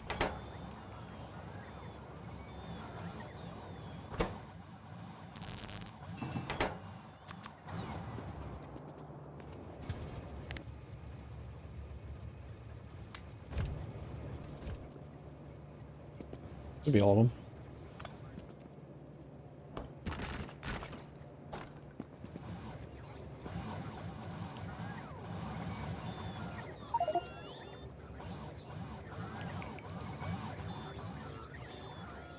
They don't shuttle, they stay where you are? Right, but you can use the shuttles that way too. Watch. You hop into a shuttle train. Then you go here, or wherever you're wanting to work. And if you want the train to stay where you are instead of leaving. Oh, it shows a place that's actually kind of far away.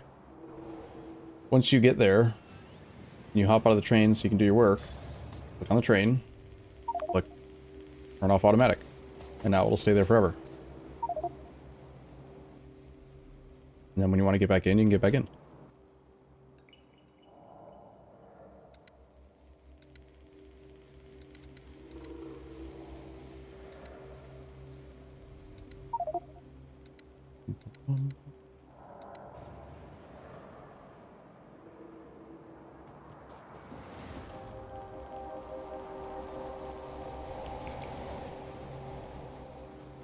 Okay, so I needed to... Right, this all goes back to this stuff here.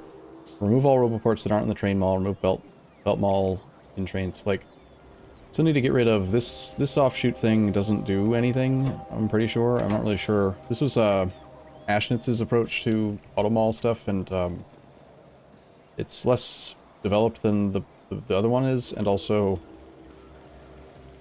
it's sort of unnecessary and confusing, so I think we should remove it. But the other thing is that like more logistics bots aren't being made right now because they want nichrome. There's tons of nichrome in the deposits because it was requested and it's being dropped off. There's tons of it. But I need to get this to properly pull the nichrome out and put it available to logistics bots. I can't really do that while nichrome is in other storage locations.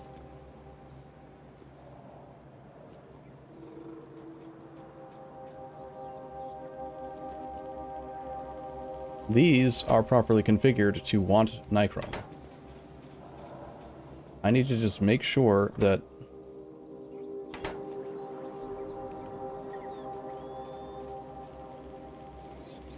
rather than mess with Mings, I'm just gonna... Here, this is a simple solution. I'm gonna put these down here also.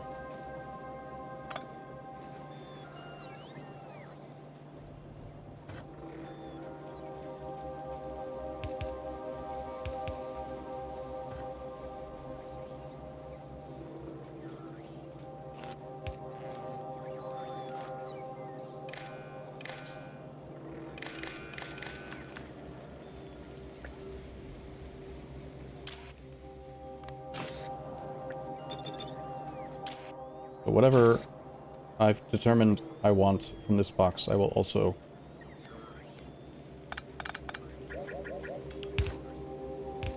put in like this. It's not as fast as the short cranes, but fine. However, right now I'm only sending the request value for this one entity, not for all logistics. We're gonna need to put a multiplier in.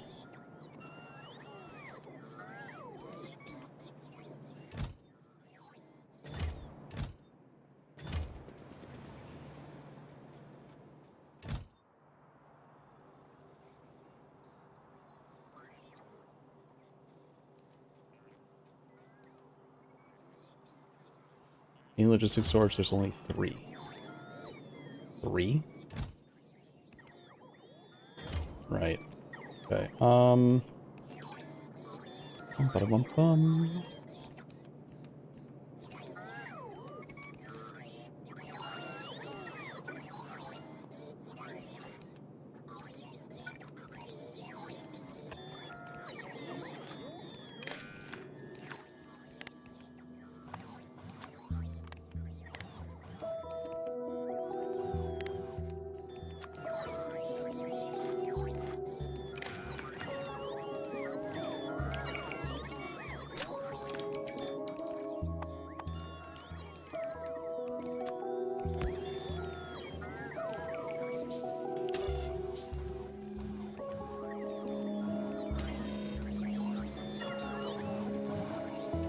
And the bots begin swarming now.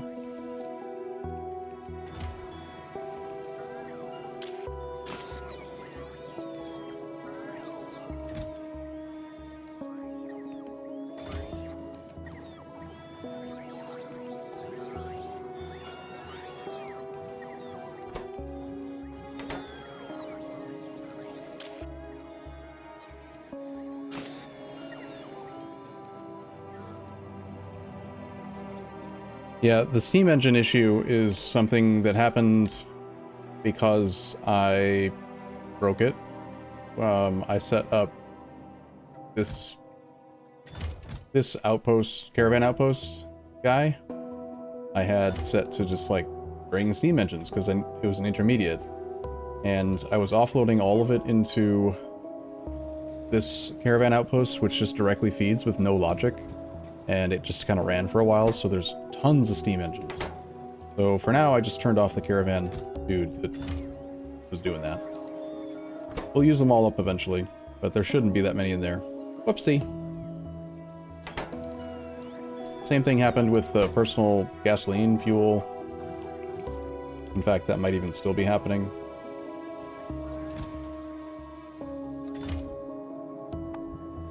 This guy's bringing chromium.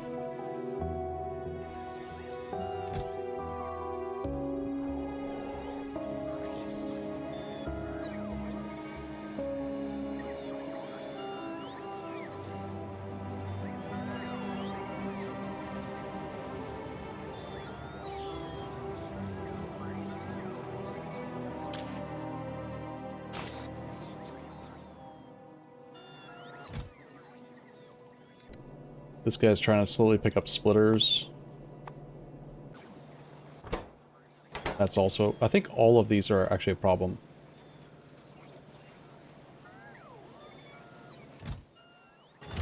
Chromium is probably starting to slowly overflow as well. Yeah. I'm gonna disable these for now.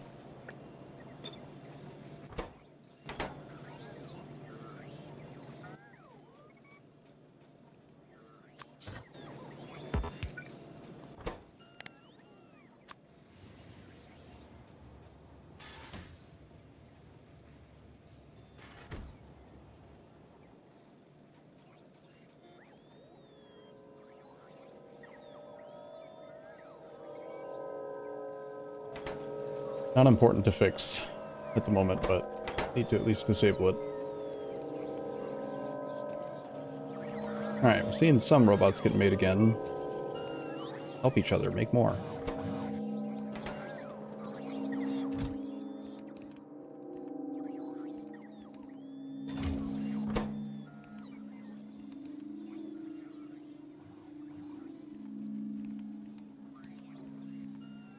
It's the nichrome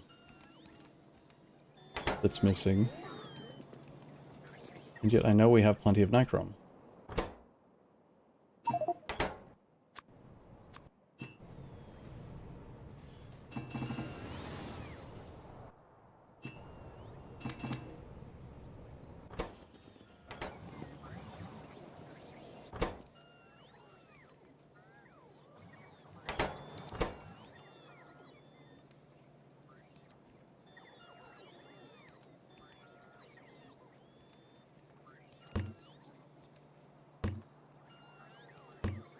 wonder how many damn thousands of robots we would need to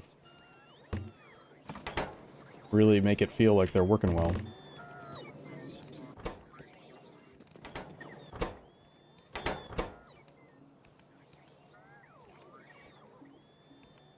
I could have sworn that we increased intermetallics production.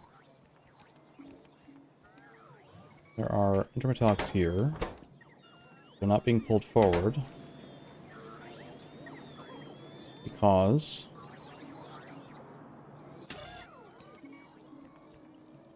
mine is wanting 250 intermetallics, and intermetallics is at 250, so...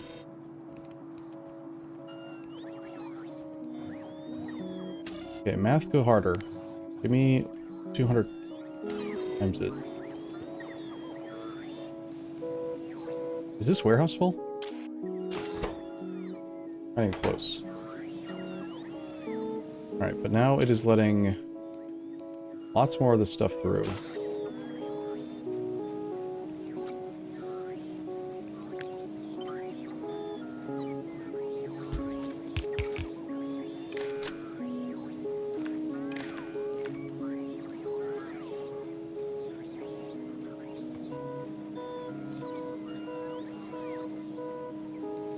Batteries. Solar.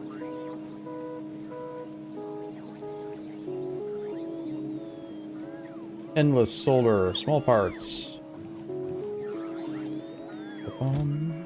These chests need to stay empty, so I think these do actually want to be...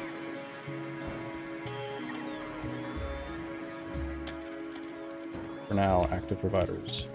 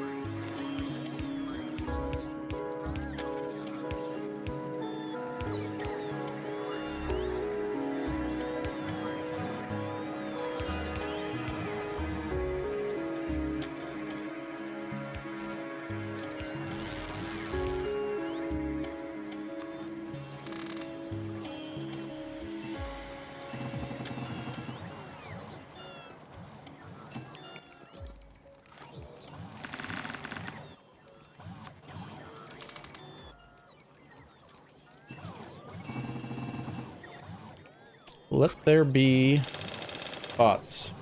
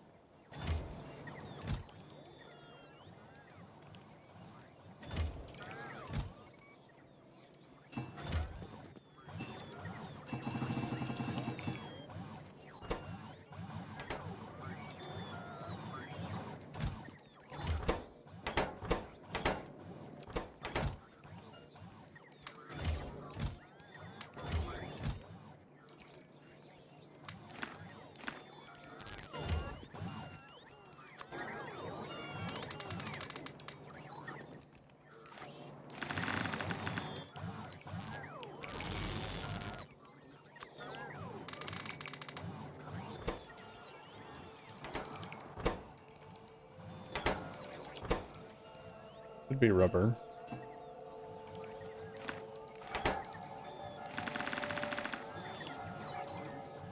Yes. All of you, run! Gearbox.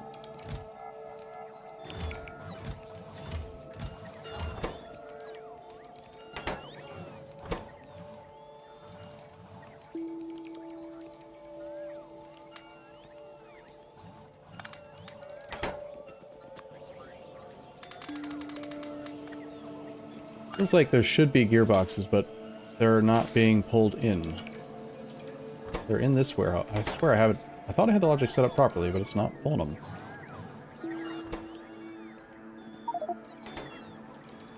We haven't talked about the turd, no.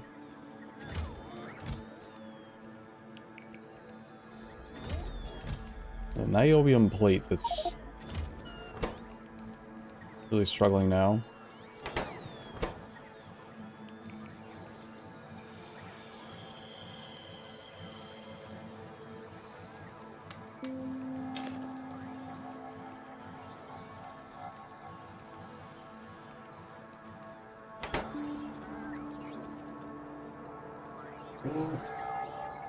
Well, that added a couple hundred more.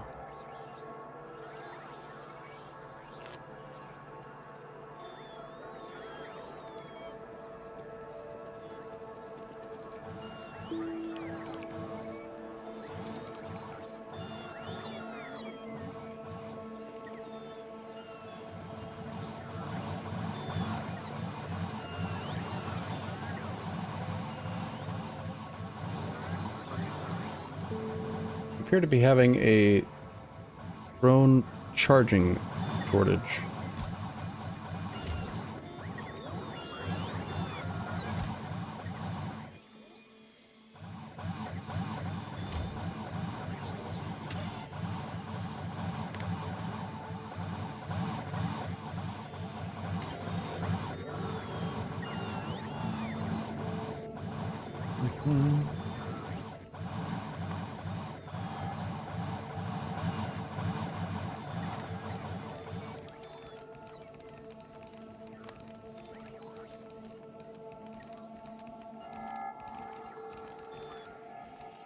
If I leave trash unrequested on, then it will continuously dump my, what are they called, the blueprints and stuff as I make them.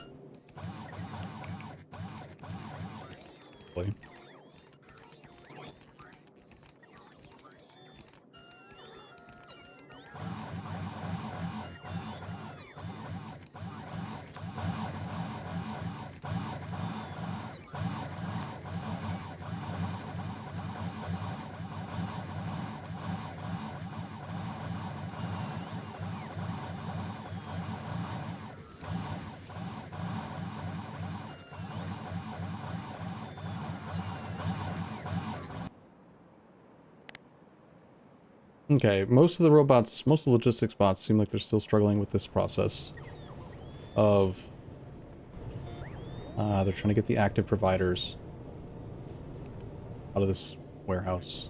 Those should also probably get downgraded.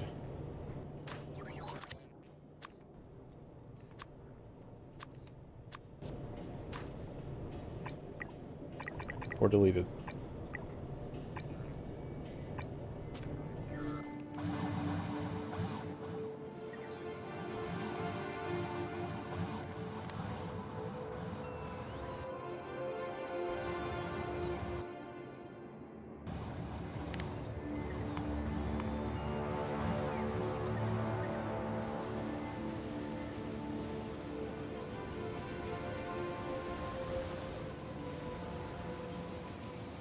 Yeah, overkill on steam engines. Whoopsie.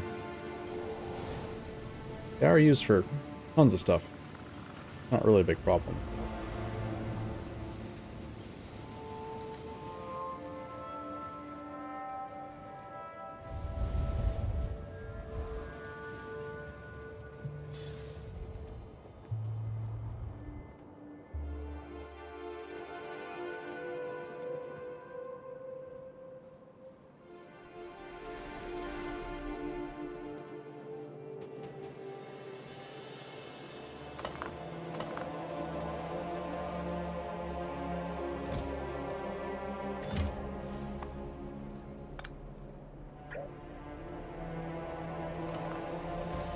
I think the decision that I made to make those caravans yesterday was not a good idea.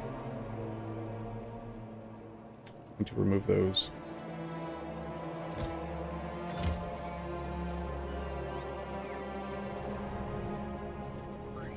And then these are just plain old steel chests now.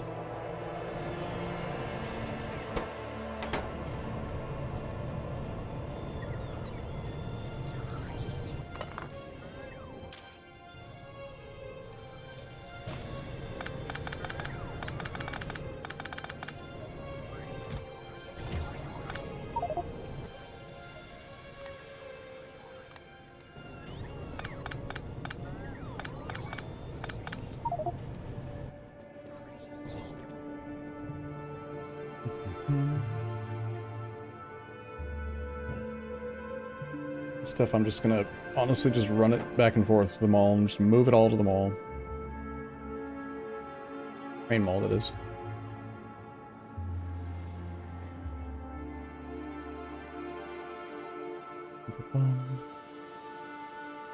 Not that far to run there. I can put in a little legwork. Ooh, I don't like that.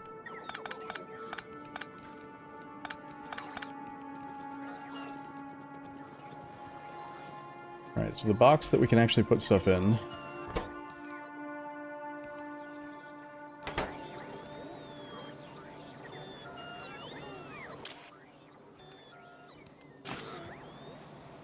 Alil, are you working on this little branch personally, or are you just have to be standing there? Because I'm wanting to disassemble this thing.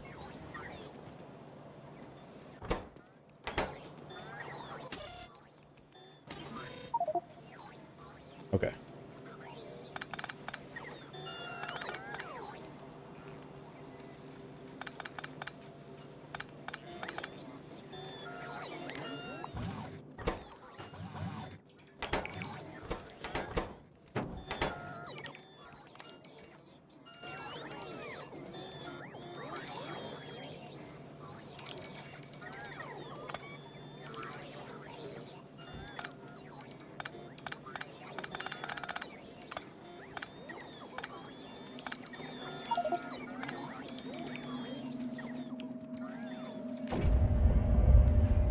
No, I don't think so.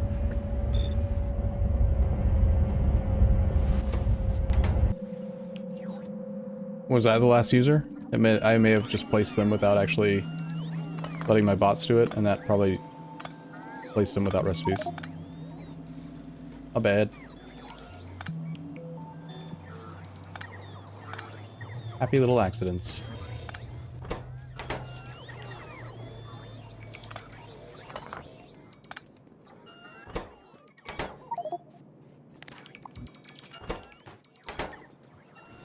Okay, I'm gonna go grab another shipment of random crap. Hopefully not die to a train. Hard to imagine that that could have been intentional though, isn't it?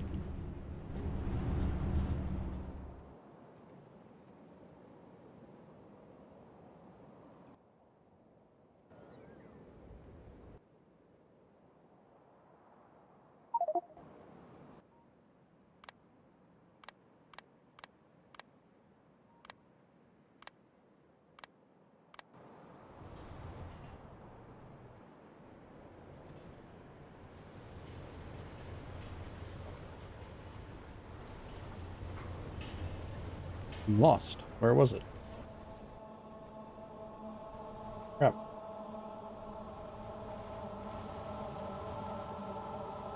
Really, they didn't dismantle it all that quickly, did they? Wasn't it like right around here?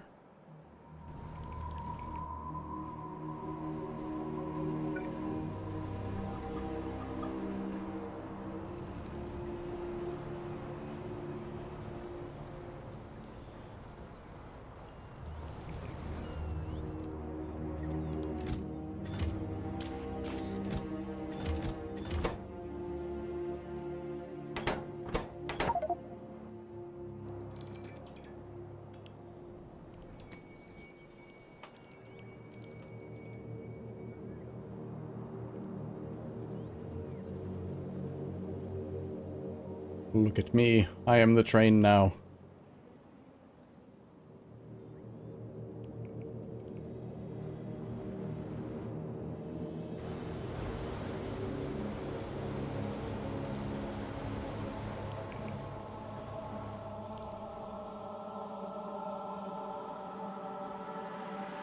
There's a little bit of Frogger.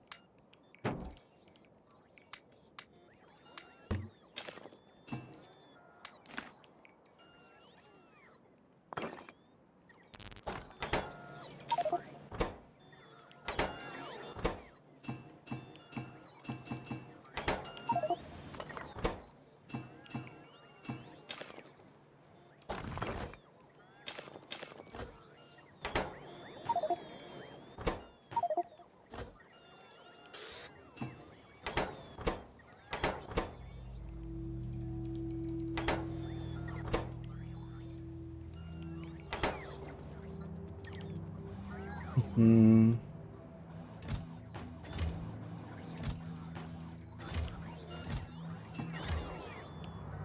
Did I successfully overload the main train setup? Main, like, depot thing? That'd be kind of funny.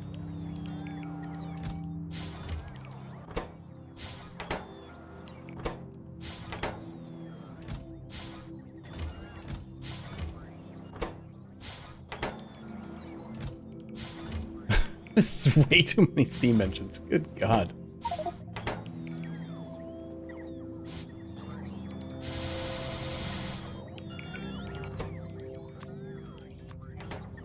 Niobium plate. Where art thou?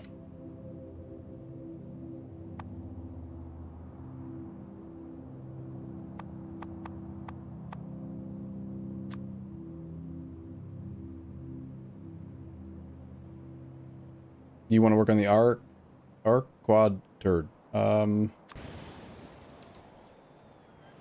plate here. Now it's trying to forward too much random stuff, so it can't get it out. Sure. Present your argument.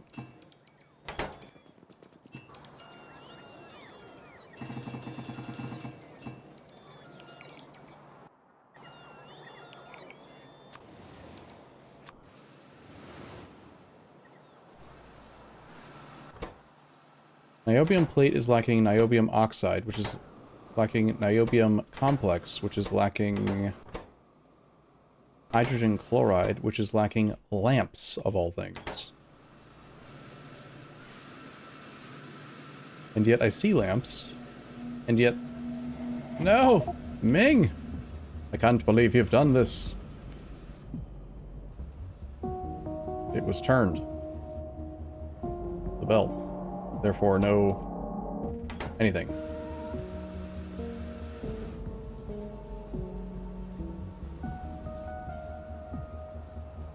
Alright, let's look at the turd. I need another cup of coffee, though. Oh my god, there are 5 unselected turds? The seaweed upgrade?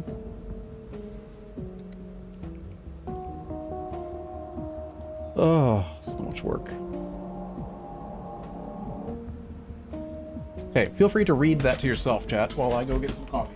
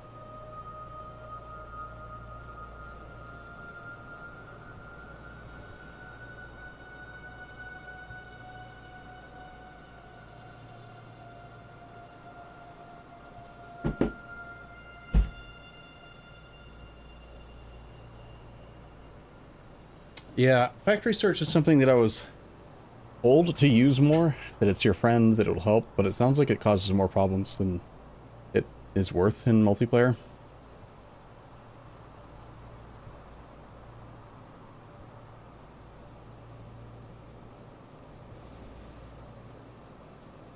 Ouch. Like, is it... the lag that you're having, is it based on... just like always, or is it based on... what's the word?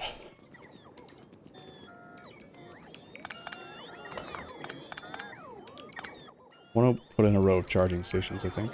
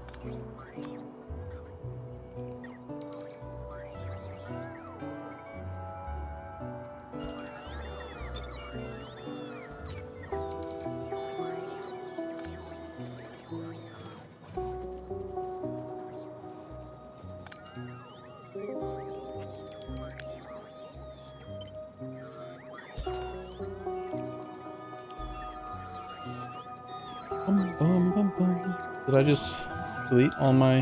no. Alright.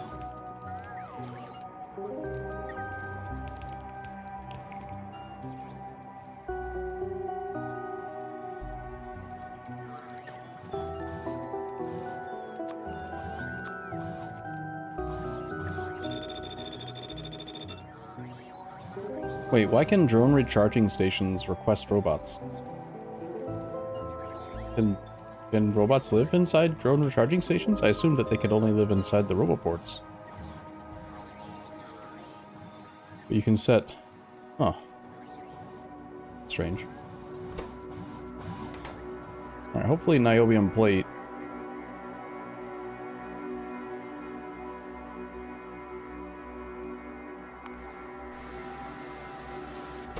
Production's actually working. There's not enough salt? What? Oh yeah, you need 3 full belts of salt for this, not 1. Yikes.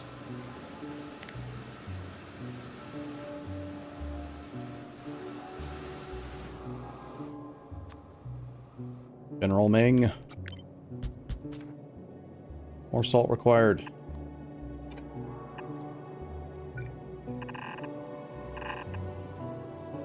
All the salt.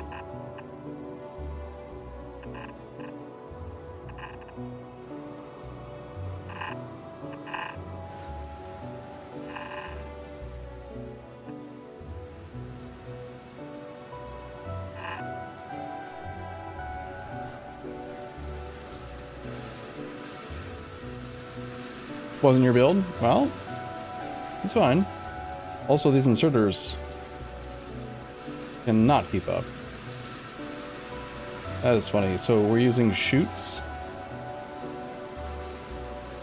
I think that these got flipped. I think that the intent was to use the chutes for the salt and the two inserters for this stuff. Not the other way. Where is this? I want to go there and sort it. Have equipment? Probably.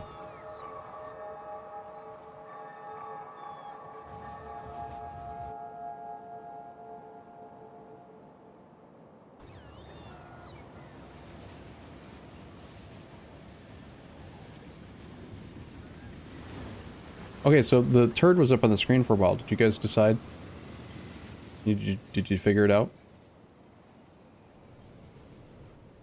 I don't even really know what an arcad is, so not really my place to decide.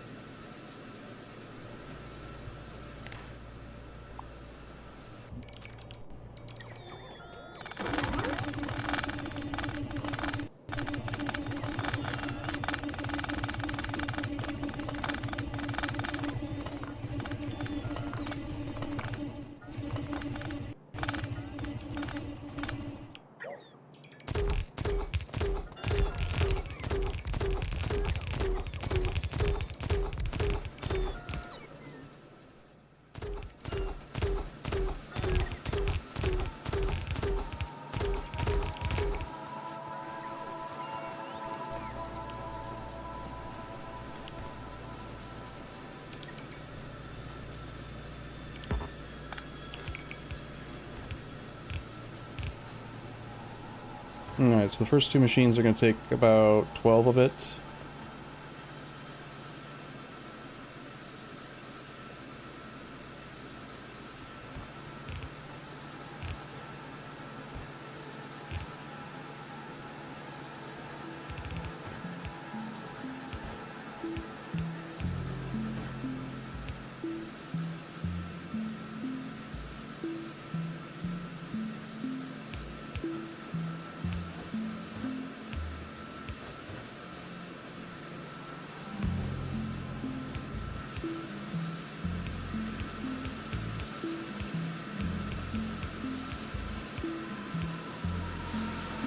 That should get them all running.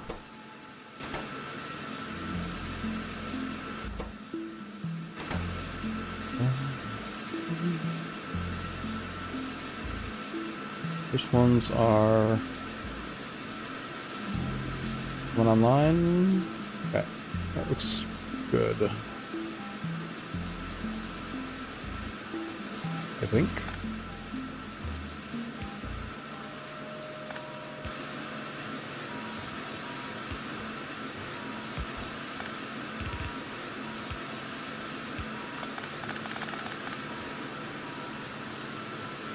Fixed. So we were only getting 1/3 of the niobium plate that we should be getting. Because we gotta pay attention, man. You know, the bigger number is bigger. It's important. The fact that it needs 45 salt per second. And only 13 of the one.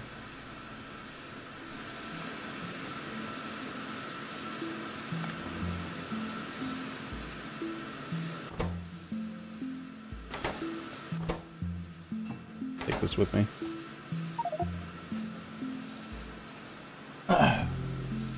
Sorry, I only listened with one ear. I don't know who set it up, but it's fine. Whatever. More robots, please.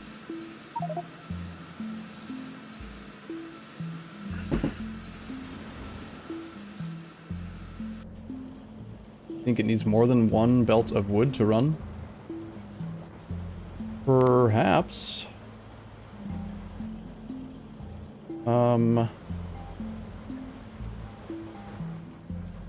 Wood on the top's being used for fuel only. Yep. That's a me doing a whoopsie. Not surprised, honestly. Are we actually not having enough science packs? No, there's still 23,000 in there, but it probably should be fixed. Should need about, if you factor in the wood being used as fuel as well, it needs 3 full belt to power both sets of these machines. Since you found the problem, congrats, you get to fix it.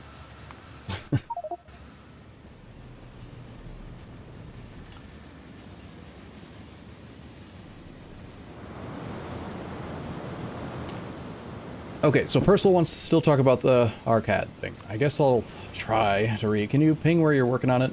And I can better understand what these things are going to do.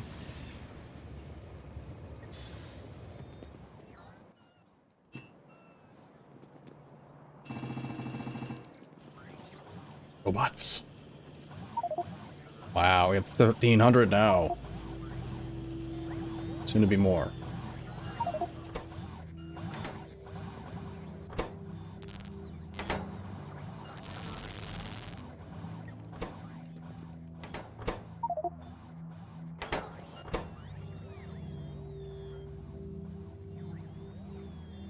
Now the bottleneck to making more robots is plastic.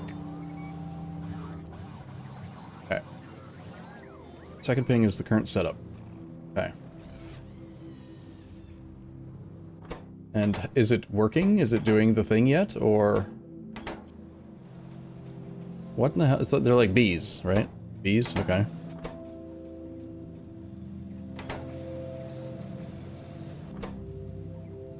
Empty combs. Come out, go into a steel chest, and then they go all the way down here.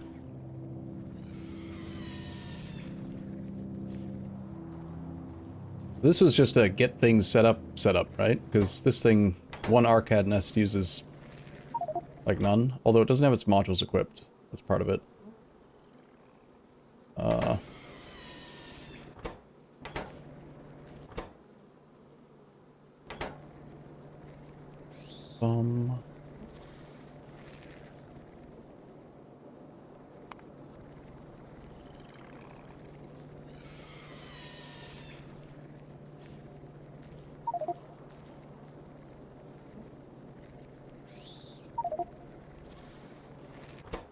Tested modules are arcade. Oh, can craft.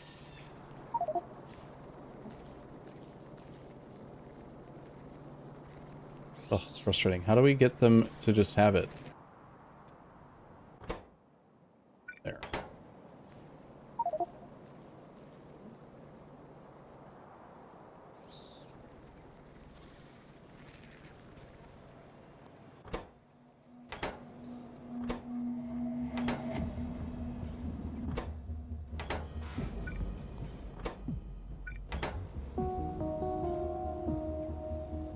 Like, this whole process is supposed to have arcades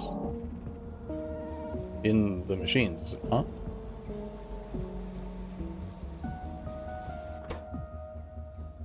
How is it running at all without them? Or is it running, was it running with something else? Wait. Allowed modules, speed, efficiency, etc. But it let me try to put arcades in it. Weird.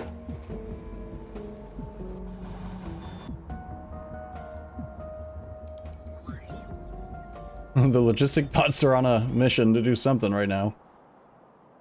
Where are they going?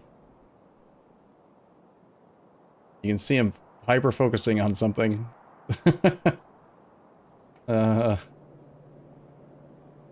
We still have active providers. How'd they not get downgraded?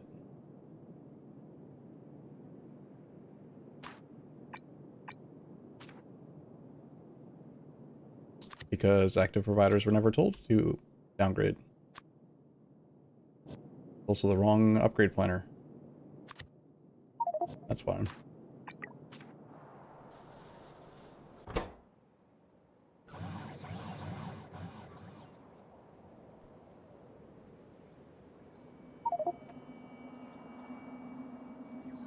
Poor guys, look at them.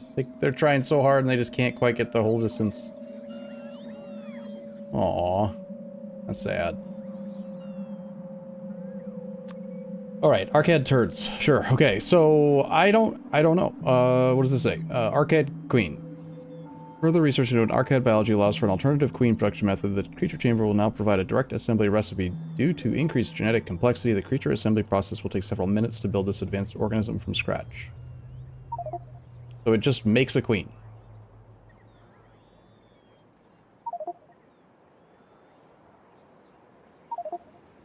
F. Yeah, the choice of either using your items to get more arcade or doing the queen gamble. Wanted to wait for turds so you don't waste too much. Okay, so I'm still trying to understand what...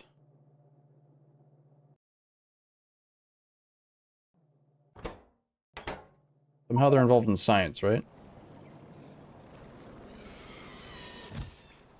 How come you imported rocks? Are they used as part of the process, or... Are we feeding rocks to the bees? We take caged rocks with arcade eggs plus honeycomb. Oh my god, are we injecting the... We're injecting the rocks with arcade maggots?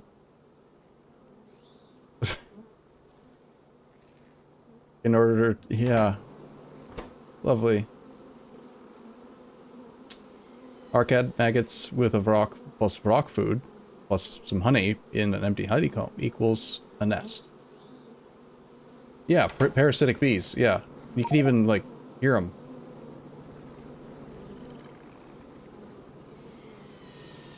Yeah, I think we're feeding the rocks as, like, a host for the bees to infect as parasites.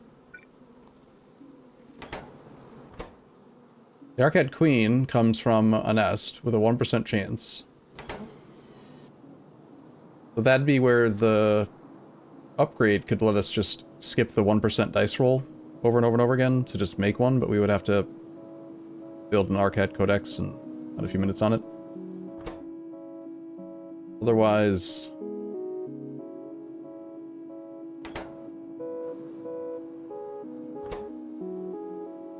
Otherwise we have to do this on average, what, hundreds of times? 100 times? And why do we care about an arcade queen? What is the arcade queen going to do for us? Arcade queen is used in making arcade eggs directly. 99.9% chance that the arcade queen survives every time she does it.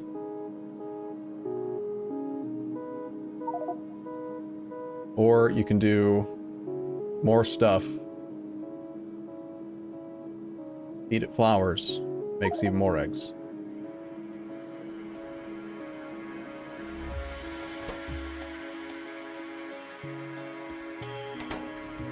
Otherwise...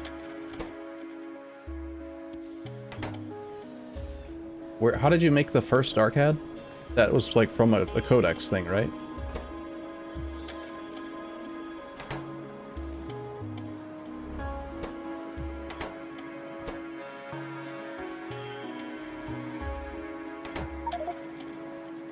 Oh, the ping.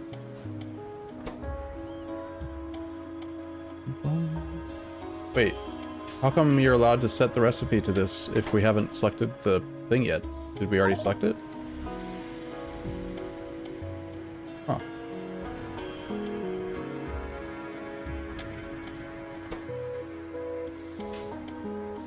Can't you just do this then right now? Oh, that's not a queen. It just makes a regular arcade. Oh.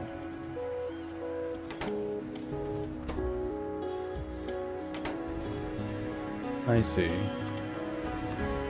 Alright, so dice roll on the queens a lot, or install CAGs, climate adaptive glass shell into the arcade apiaries. Arcade chromogens dynamically interact with the variability in their environment light, which will help them maintain optimal heating and lighting conditions. CAGs plus 5% productivity. Climate adaptive shell recipe, and that means we've got to put 10 climate adaptive glass shells in each apiary hydrocarbon plant. That's a kind of a lot of stuff, all for 5% productivity, isn't it? Am I, like, what?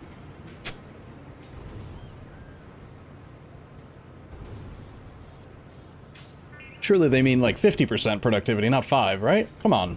Why would we spend all that, steel, glass, niobium plate, melamine, plastic, latex, creamy latex? You have to spend 100 of these total on every single hydrocarbon plant just for 5% productivity bonus? Seems weak. Earth's bee and wasp species suffer from colony collapse disorder, which will cause a huge reduction in insect population during winter conditions. The Arcad GMO species experiences a similar colony collapse when exposed to extreme temperatures. Through experimentation, you have also discovered a dramatic increase in hydrocarbon concentrations due to an activation of hibernation instincts. Distribution of near-liquid nitrogen gases into the apiary will provide the adequate conditions for colony collapse. And that's something we want? Okay, so the death chance for the queen goes up by a factor of 5.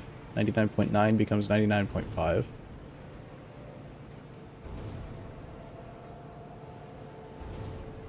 And because of that, we gain nitrogen contaminant. No, we need to add nitrogen contaminant.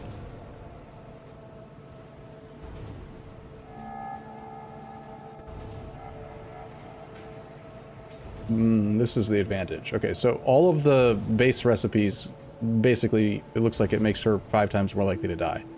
And we have to add the nitrogen stuff.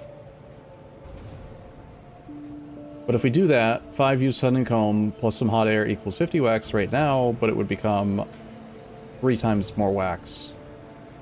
And presumably wax becomes 3 times as much lubricant and 3 times as much honey. So 5x death chance for 3x output. But again, like comparing these two, it makes no sense to me. Spend tons of extra resources to get a 5% productivity bonus, or spend no resources at all and get 3 times the output. And yeah, your death chance goes up, but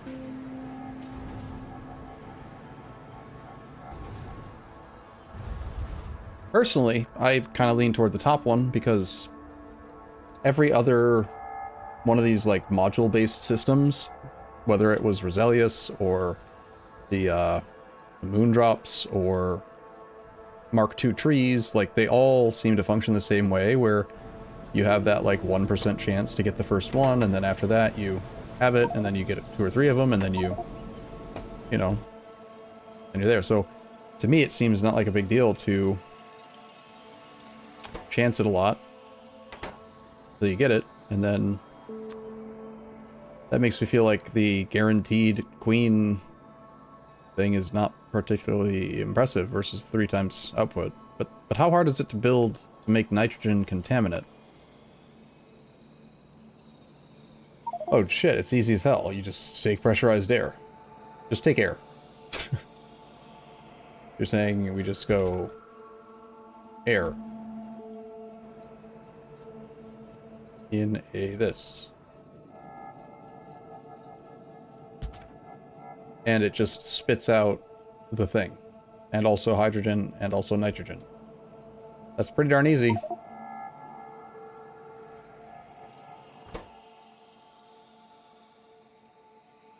Oh nice, we actually have a whole bunch of rock 2.0s. Fancy. Well, not a whole bunch, but there's some in the first machine.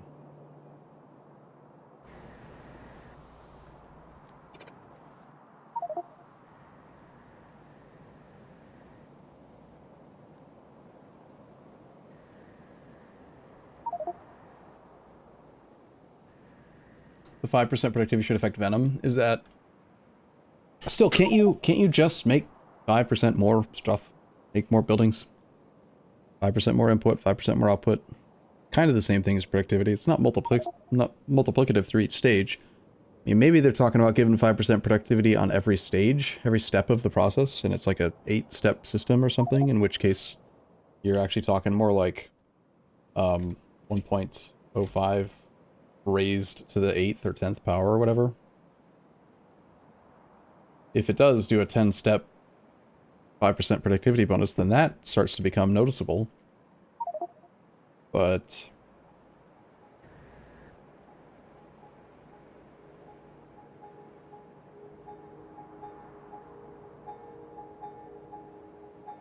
lubricant can be done with fish oil. Wax is almost free as well.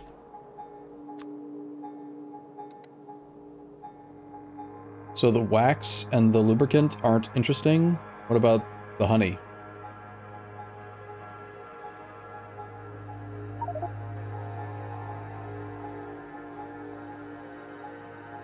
Sounds like you want the direct queen assembly then, huh?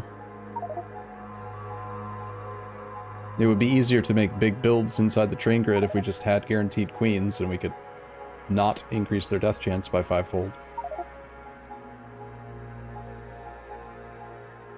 Ba-bum.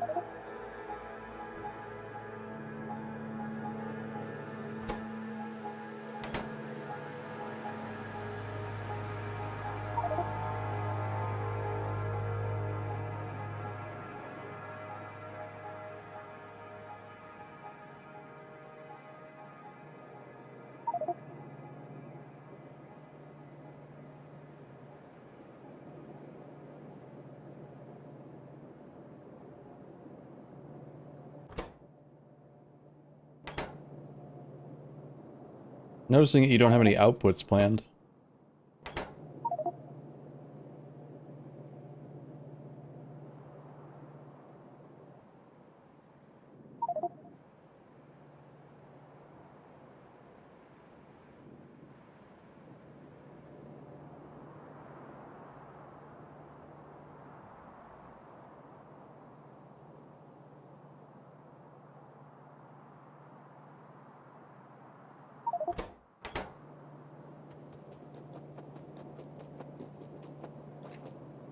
This is, you know, perhaps a situation where a loader doesn't actually make sense, even with a full 10 level 2 rocks.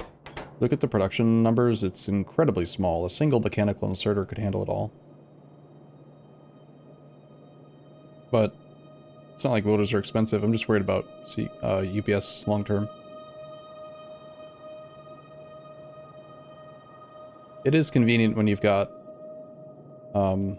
like loaders that are doing the split lane filter thing. This is, I love being able to do this lately. And that works great for inputting 2 items, but I can't tell if you're using hybrid belts or not. So, what does it sound like the option is then? Arcade honey? Direct queen assembly?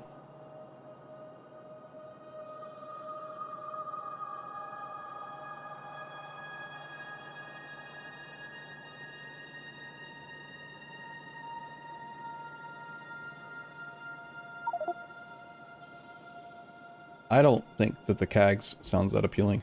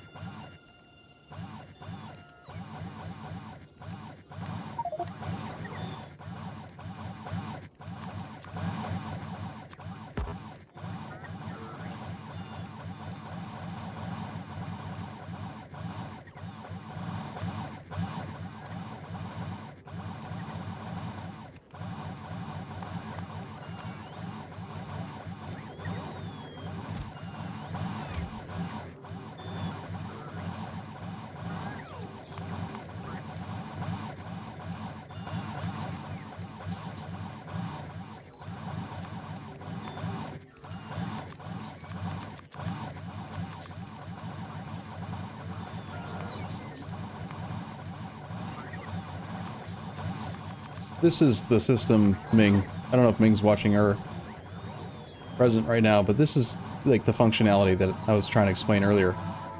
Like when you come back to the base and you stand inside the buffer chests, you can just do this. Say, I want to make a bunch of rail supports, and like, you just instantly assemble them.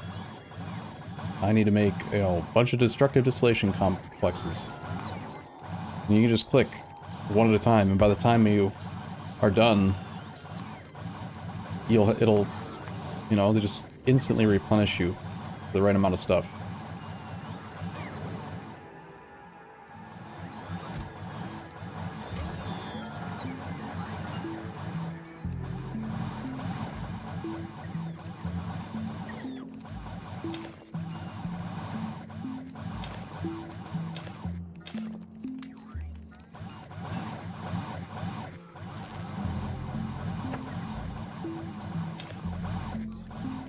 For some reason, I'm requesting 23 copper.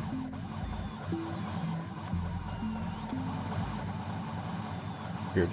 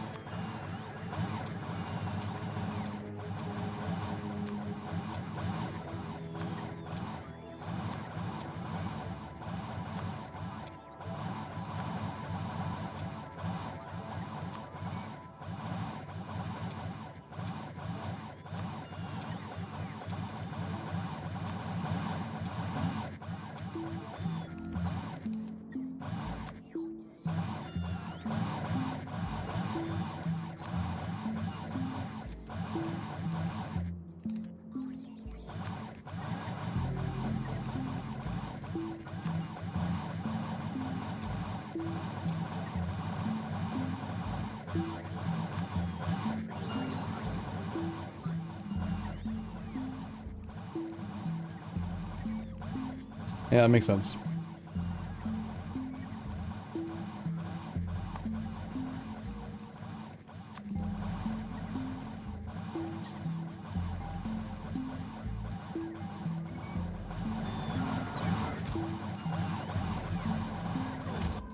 For some reason my intermetallics are not making intermetallics again.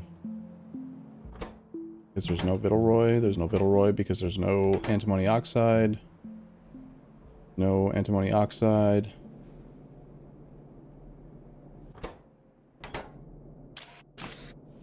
At all because it's just not delivered.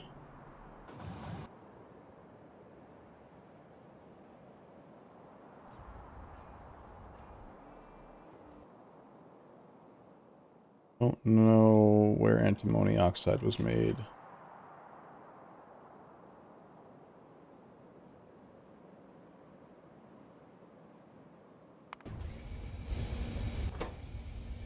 On a plastic.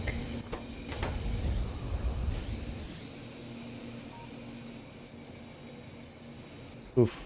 Makes so little also. Even if this was all running, it's only 2.6 antimony oxide a second.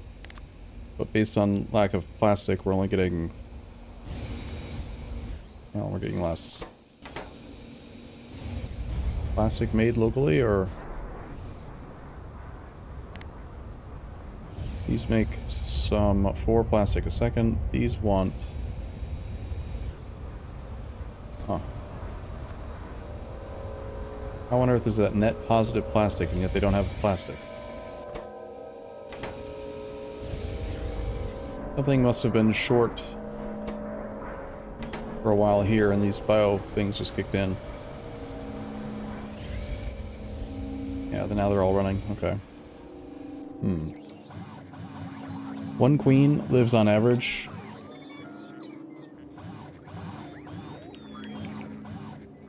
200 recipes? Surely one queen lives on average for 1,000 recipes.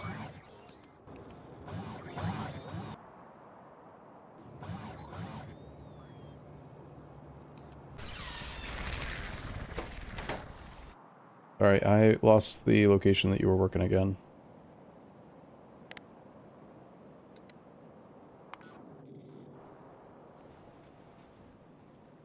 If she's got a...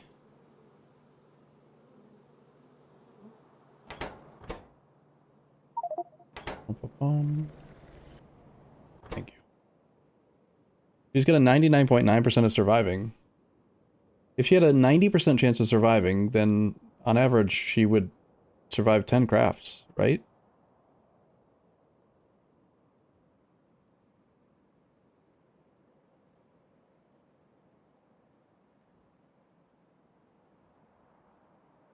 I think that it's still that simple, isn't it?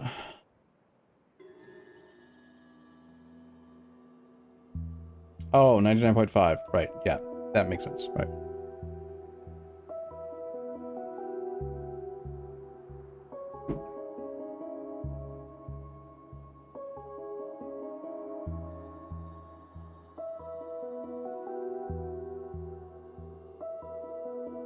And, okay, so if a queen has 1,000 cycles, makes 3,334 eggs, how many times can you run the process to try to make a queen?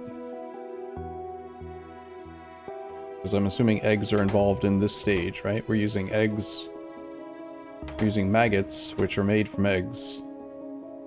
The 30 eggs become 30 maggots. 30 maggots become 30 maggots become 6 nests. 6 nests get used 6 times, and you have a 1% chance. So, 3,334 eggs then divided by math. I'll do math. Equal maggots.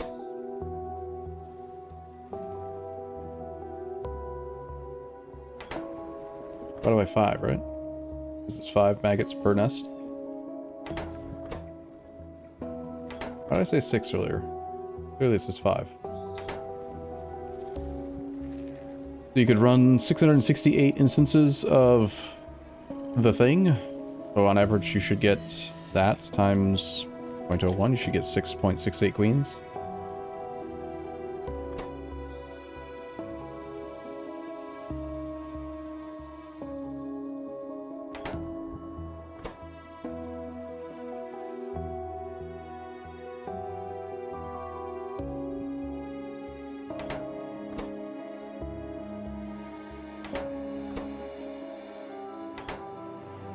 I mean, I think we've talked about it enough, and there's not much else to discuss. Like, whatever one you think sounds the best, it's just feel free to pick it. Like,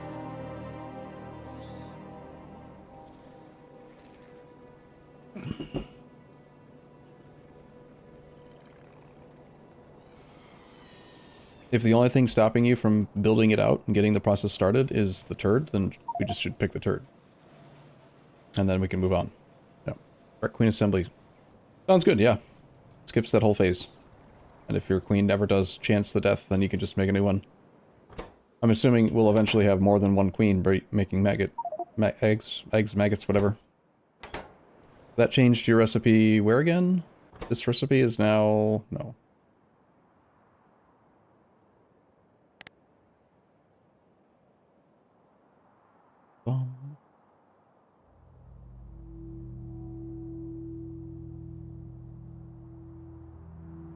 Rocks.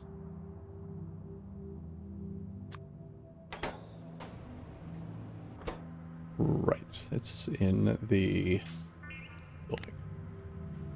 We now have a Arcad Queen instead of regular Arcad.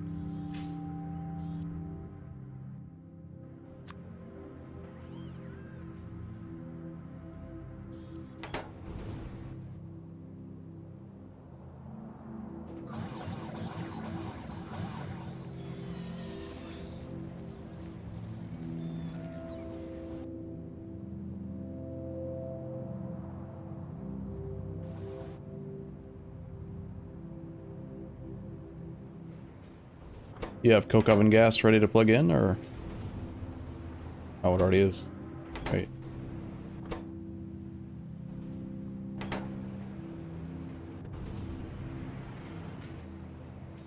Why is there no radar here?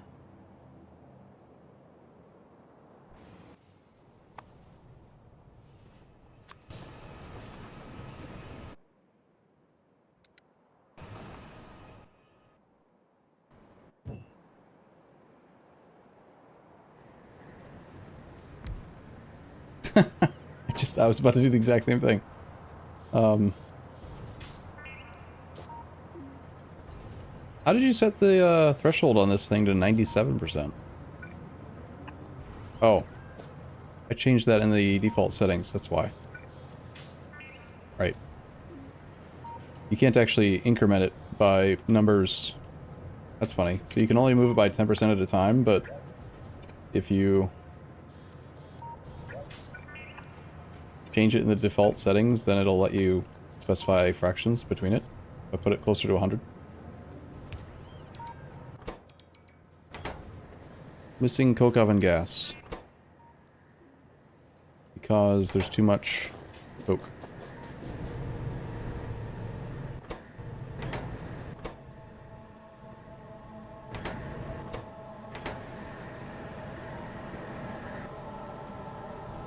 Also, this coke only goes into bricks.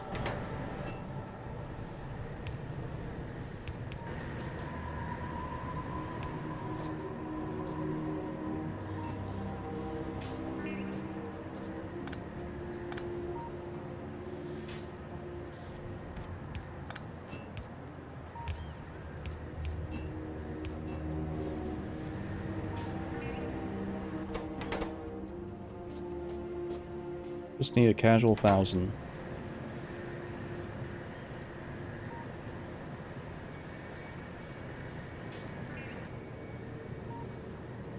Or was it passing through this machine? Is that what it was doing? Well, I don't think it needs to be making hot air right now, because the hot air is just going into a thing, so let's put all of the...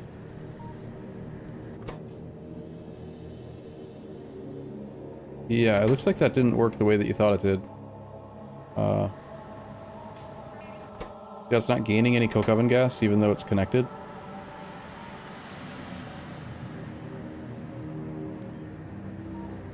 I don't think you can pass the hot air through... That doesn't make sense. Of course you can.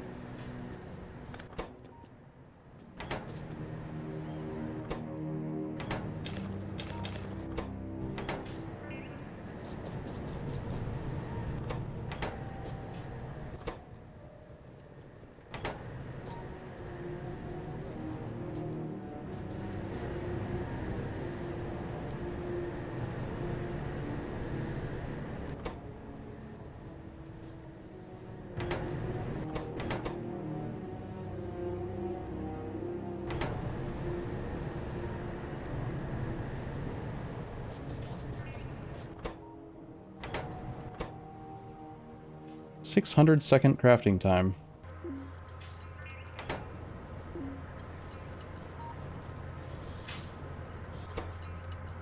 Guess we'll be waiting a while.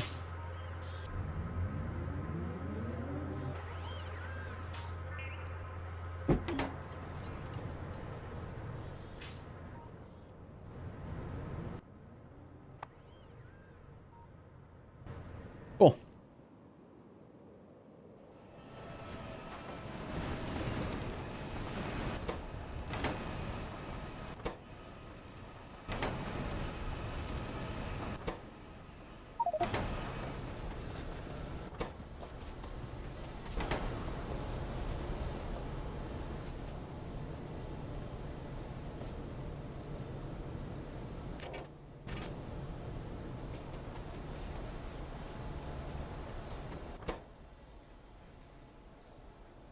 Activated carbon was something we needed for the syngas. Did we not overflow this activated carbon into the train grid? We can do the syngas recipe? We should. I have decided.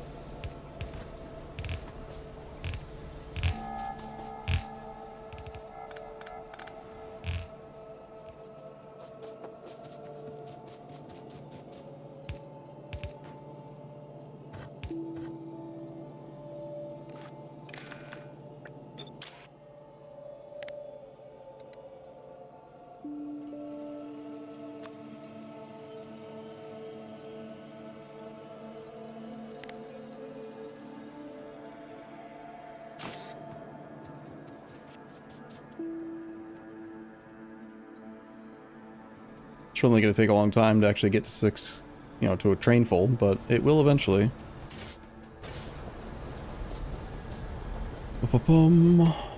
Assuming that there's enough sodium hydroxide, which there is not, because there's no saline water.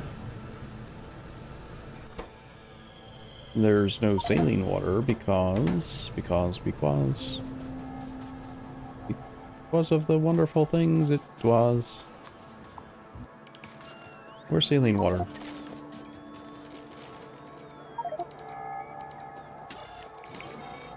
We request saline water, but it's not being delivered.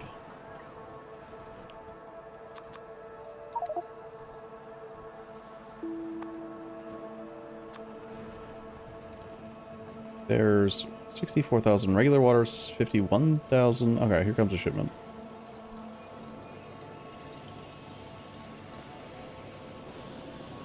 We only make 100 saline water per second.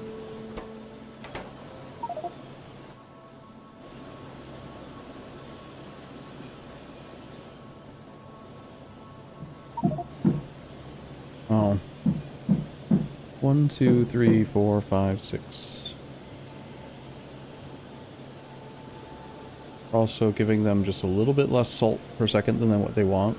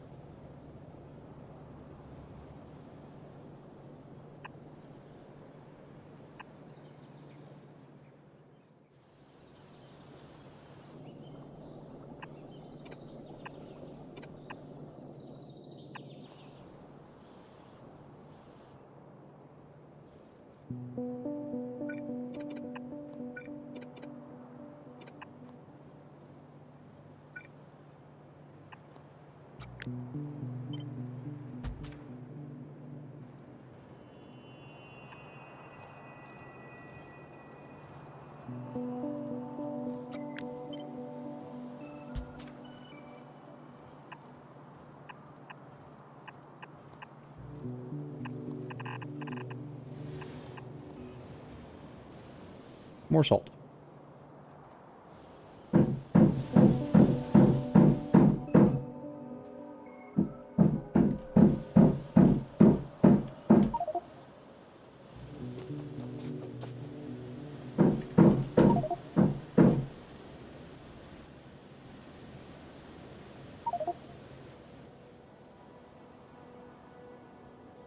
Are there no red belts? There are, we just don't have the tech. Red belts are under logistics, and we have to get to the 4th science pack before we get access to red belt. This is, Pyanodons. It's, complicated. Not a mod you're zoom. Not a mod you're supposed to just sort of beat quickly.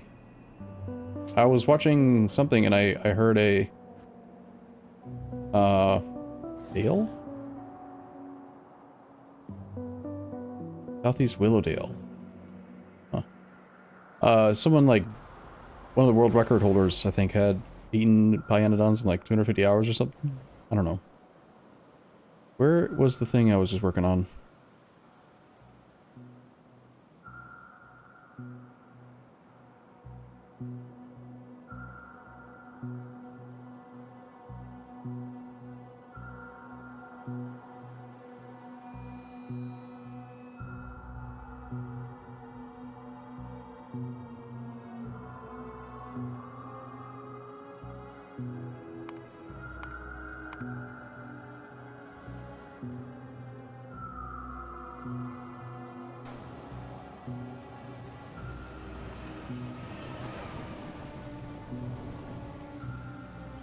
Yeah, the third science pack took over a week, probably, for us, and right now we're experimenting with the two animals. There's like bees and then some other animal that, I'm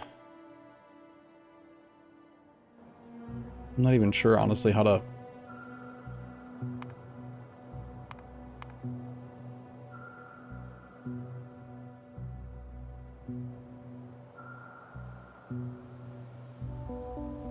Surely one of these things is going to talk about the different types of all the creatures. No, don't turn me around.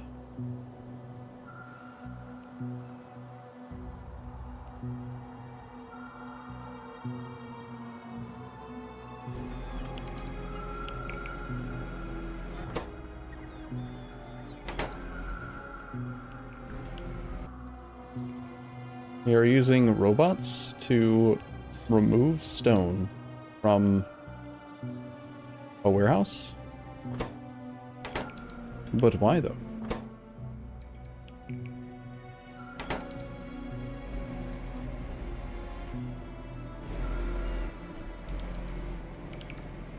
Because it wasn't supposed to be in there, I'm guessing. Fair enough.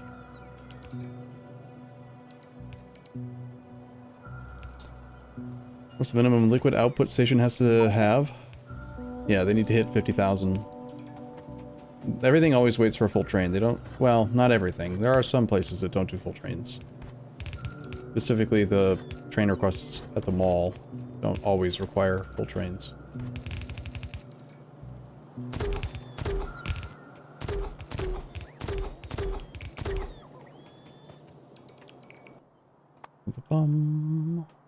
Washer.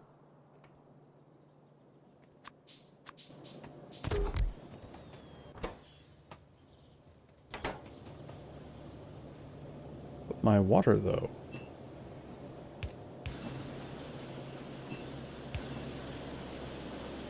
Alright, tripled up the saline water production, so that should secure... Ah, nice, though. Look, our construction robots are only working here, and our logistics robots are pretty much all right there. In fact, almost all of the logistics robots are chilling now. Sweet. That means we should make them work.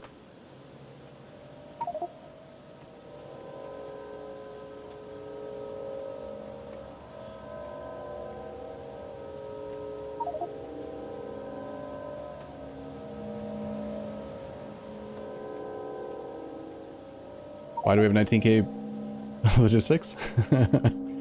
Great question. Probably has to do with importing stuff from the bus or the old mall to the new mall, and storage chests being full and people making mistakes like a Roomba.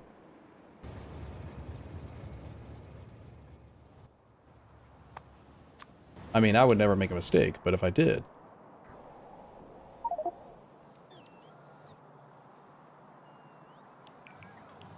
The belt that we make from rubber? Oh. That's because I needed it, so I did this. It's probably due to this one machine. Products finished 5,289. I just emptied it directly into an active provider with no limit. Because we didn't have belts for a long time. Probably don't need that anymore.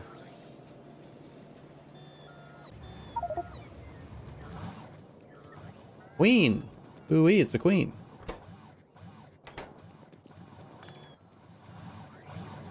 The intermetallics.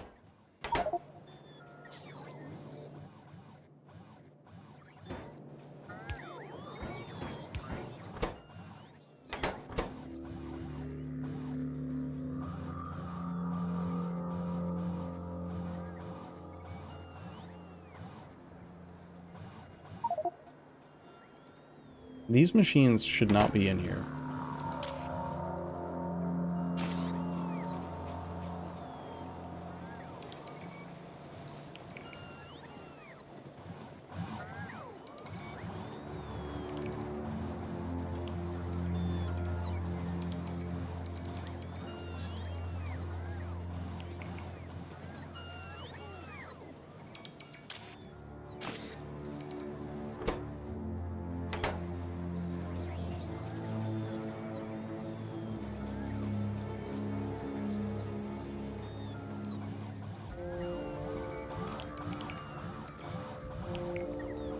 These are the only items that are supposed to be in the big deposits.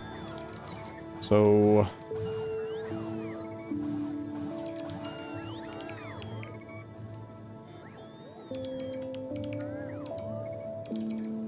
I did a arithmetic combinator.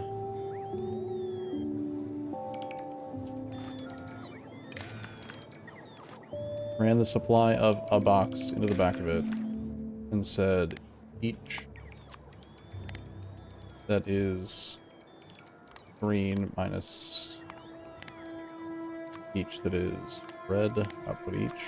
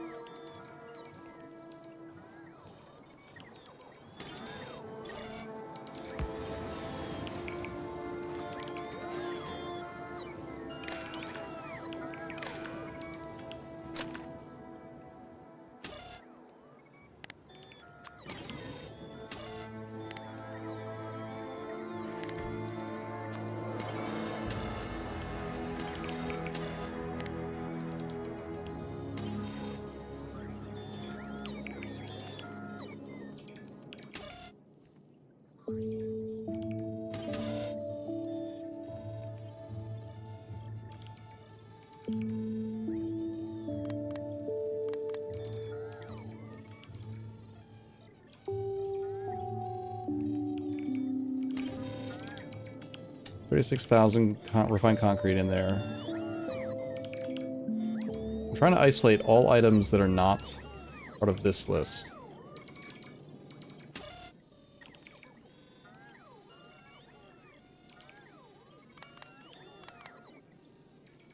So I think it's this way, yeah.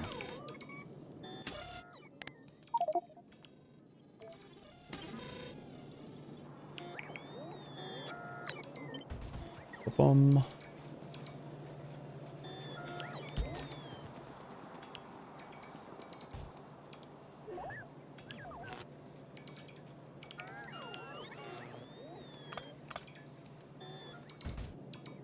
This red wire.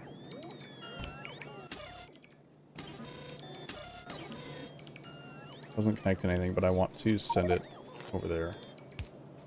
Oh, I'm gonna.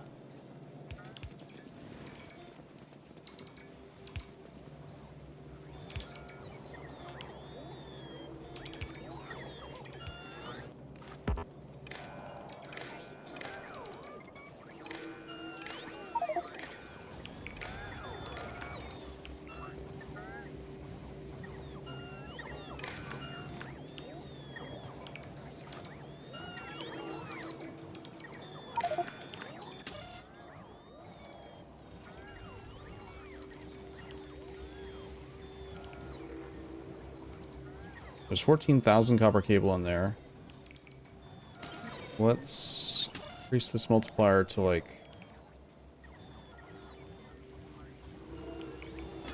1,000.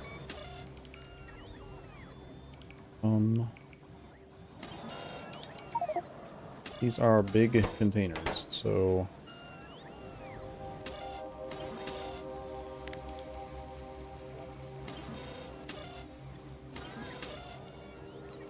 we're allowed to have 20,000 copper cable, and there are 14,000, but there's 3,914 chromium.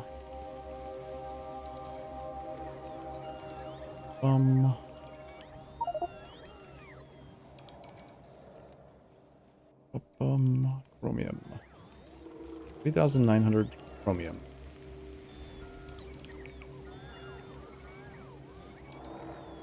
Is chromium not even brought in by train? Did I forget to add chromium here?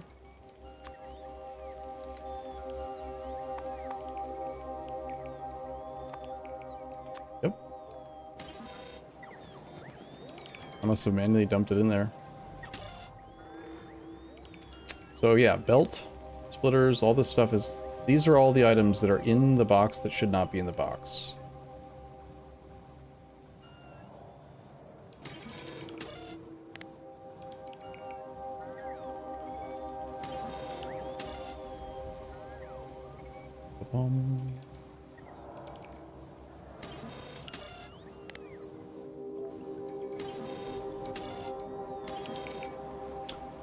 We're going to...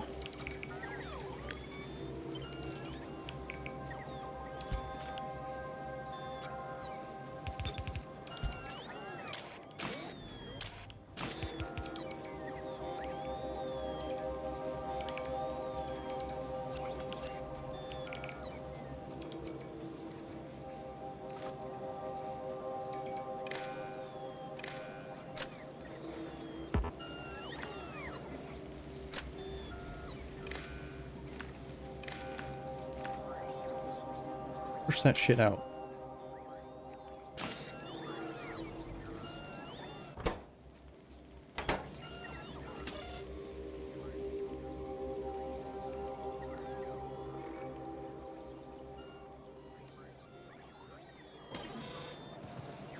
If it doesn't belong in the warehouse because we're requesting it, it should not be in there.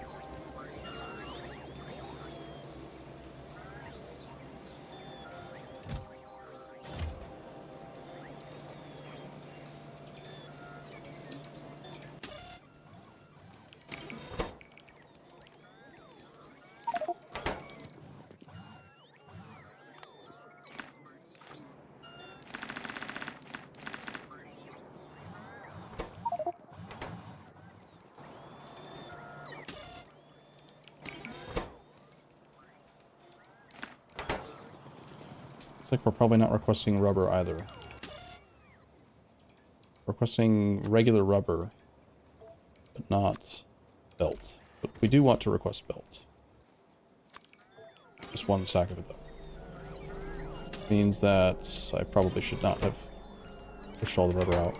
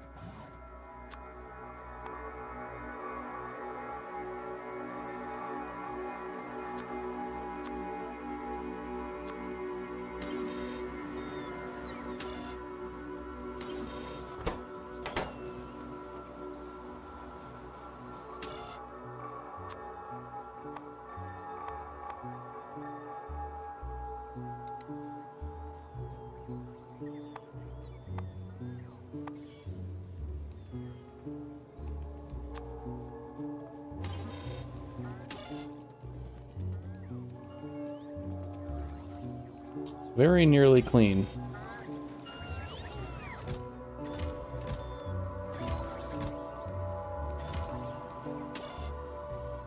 There.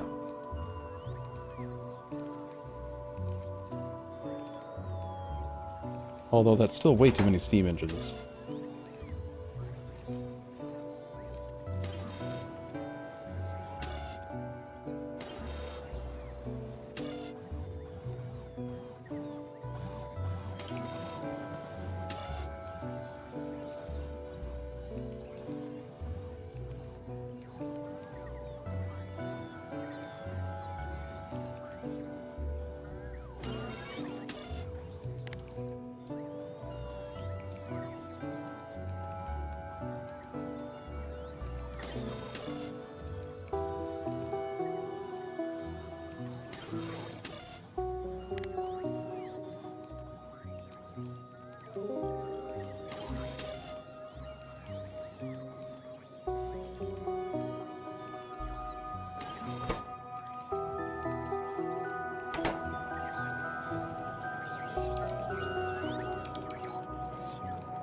Instead of using a straight multiplier, I should use stack.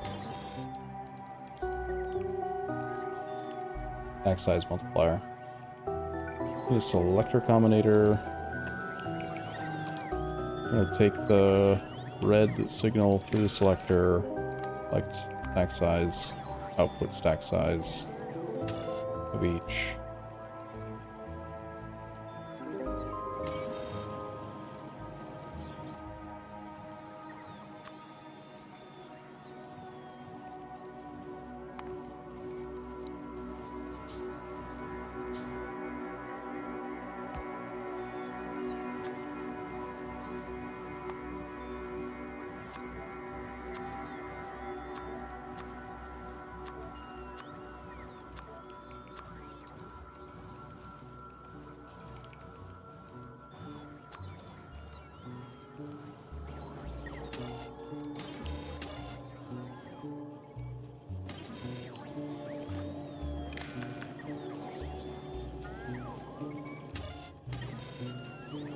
So right now I'm taking in, say, like copper coil, and I'm turning it into 6,000. This one is putting out copper coil times whatever equals 200.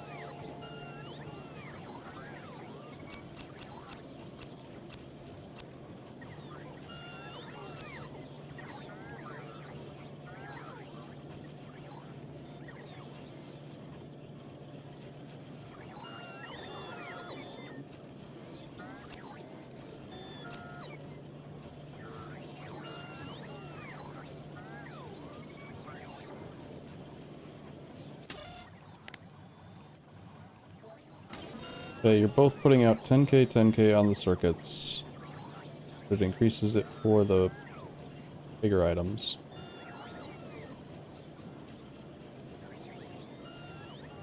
I can replace this now with a red wire connecting here. It'll be the same.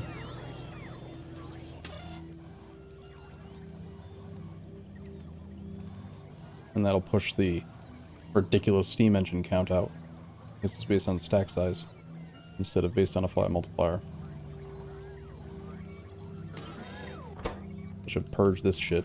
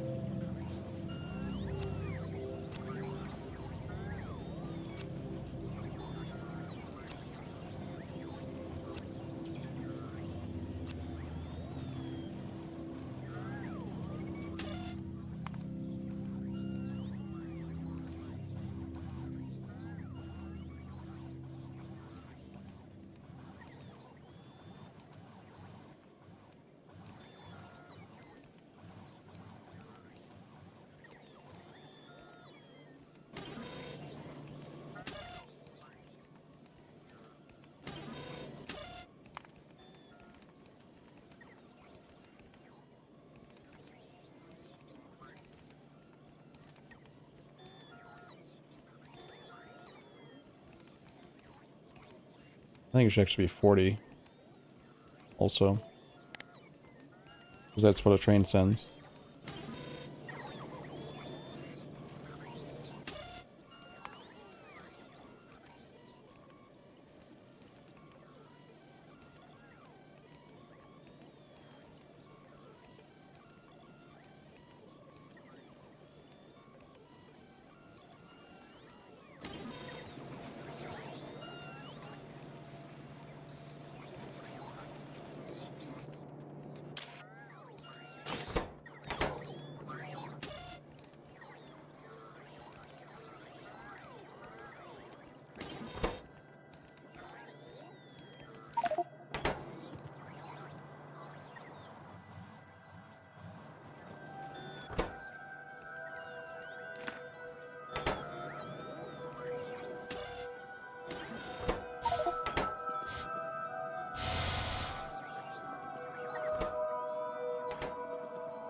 Something's still going on with intermetallics.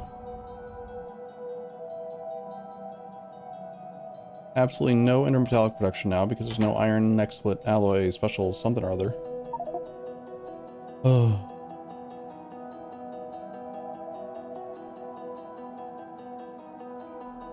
And that's because there's still no antimony oxide. Same problem I found earlier. It's not one thing, it's something else. And I'm just here playing with circuits.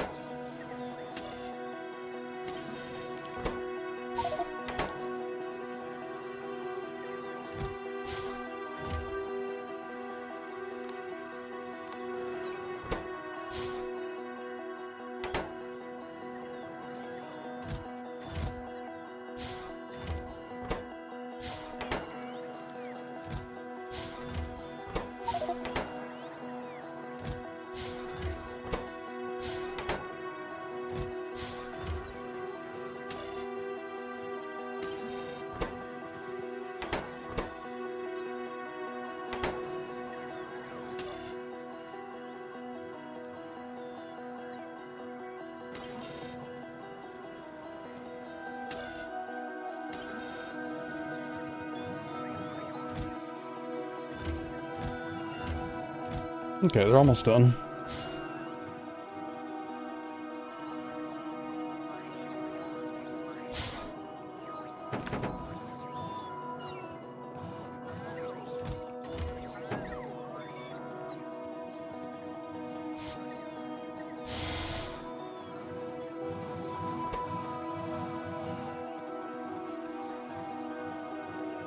Why no intermetallics, though?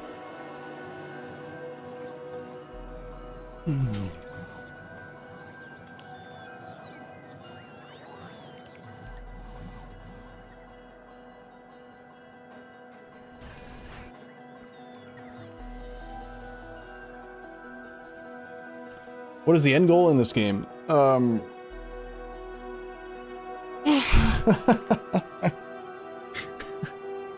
CPU limited, blaming the mod and calling it a win. It's pretty funny.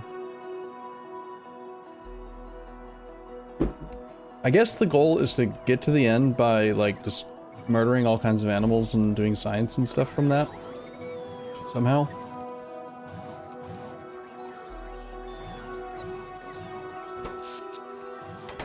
We're actually kind of close to our energy cap. 6.4 out of 6.9 gigawatts. The bot mall is ready to take off as far as production goes, but, like, there's no need for it to build anything right now. What can be automated that needs to be automated? Like, the intermetallics are blocked by antimony. It's blocked by the lead antimony. This thing, we need this. Antimony oxide, so we can make iron nextlet antimony special alloy so that we can make intermetallics. So it all comes down to an antimony oxide shortage. And the antimony oxide shortage comes from not enough plastic in some places. Yeah, but each of these machines is only making very small amounts. That's 2.6 antimony oxide a second. The iron nextlet antimony brick wants at least double that.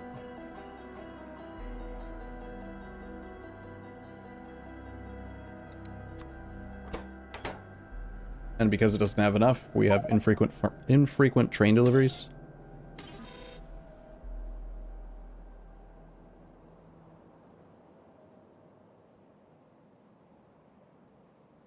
That's ambitious. Building on water?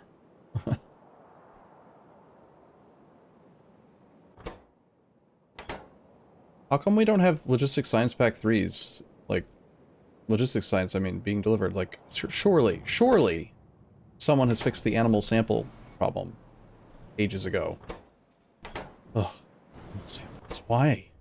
Still plasmids. Still plasmids. Why? Plasmids, because laboratory instruments. Because rubber. Because we turned all of our rubber into belts. Put it on the bus.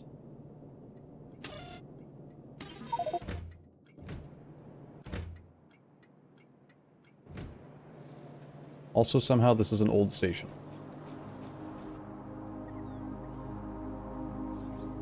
I'll admit part of it is my fault because I made a lot of belt. Like, a lot. We have 21,000 belt, which is like 10,000 rubber.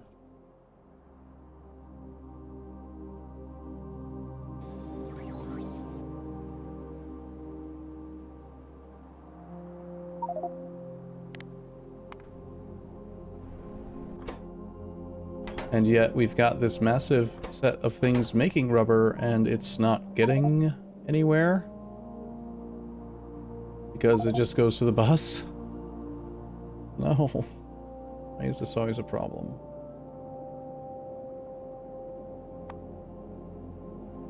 Because the rubber's not being delivered via the cargo wagon?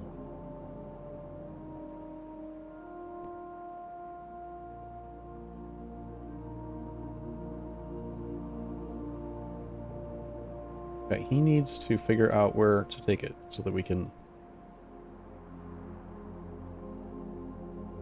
Warehouse here? Yeah, here.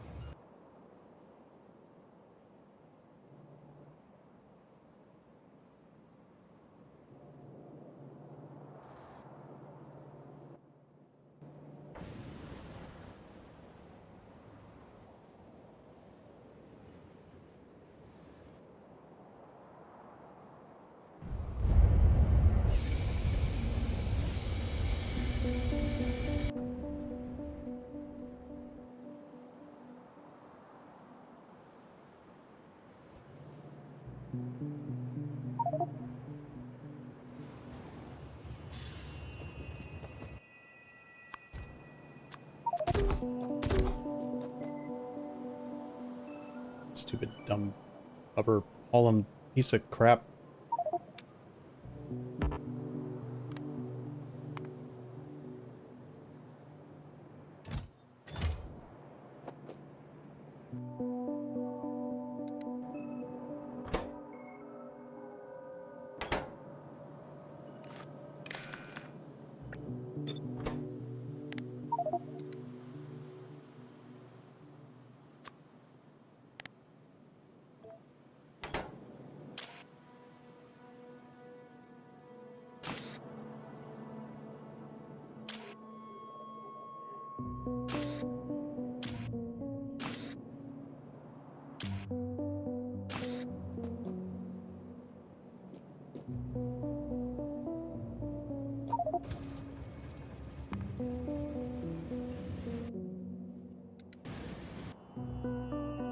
Okay, rubber should be being delivered to the train grid again. Here he comes. Look at him go. That's only 3,000 rubber, which is sadly not quite enough for a train, so I'll have to make a second trip. But that should fix frickin' science again. Until, it's not fixed.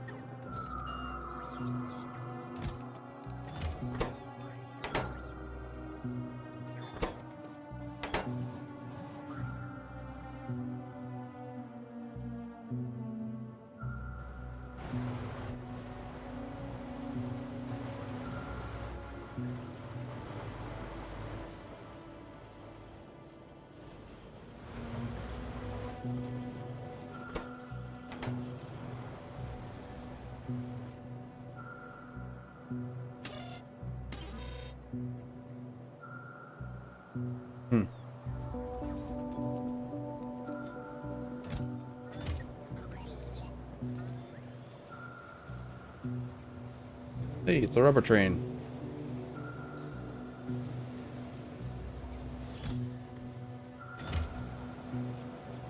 We're still dropping off chromium using the caravan.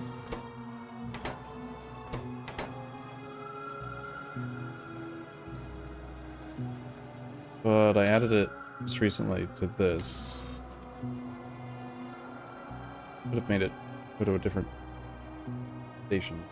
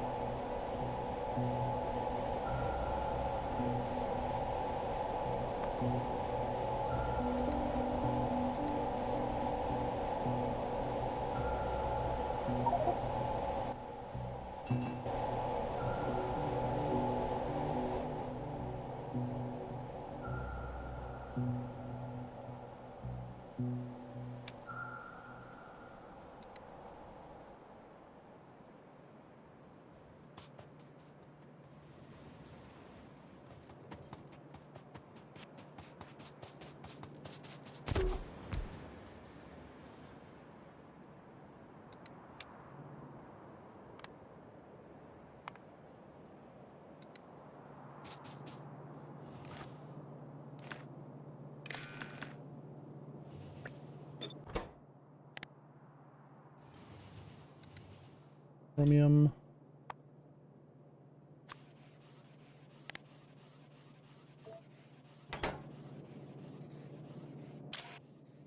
$39,000 native flora, huh? That's kind of a lot. In fact, it's too much.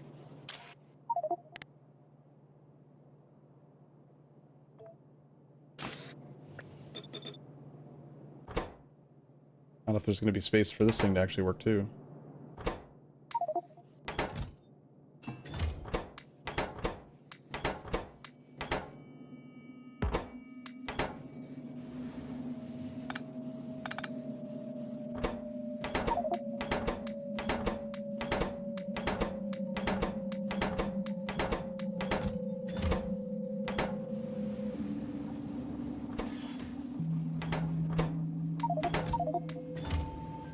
Oops.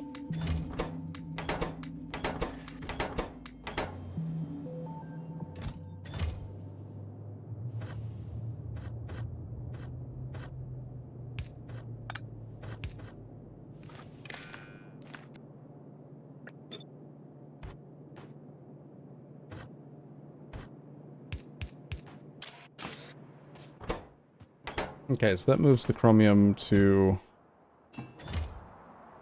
there and gets rid of the endless deliveries of chromium to the train warehouse.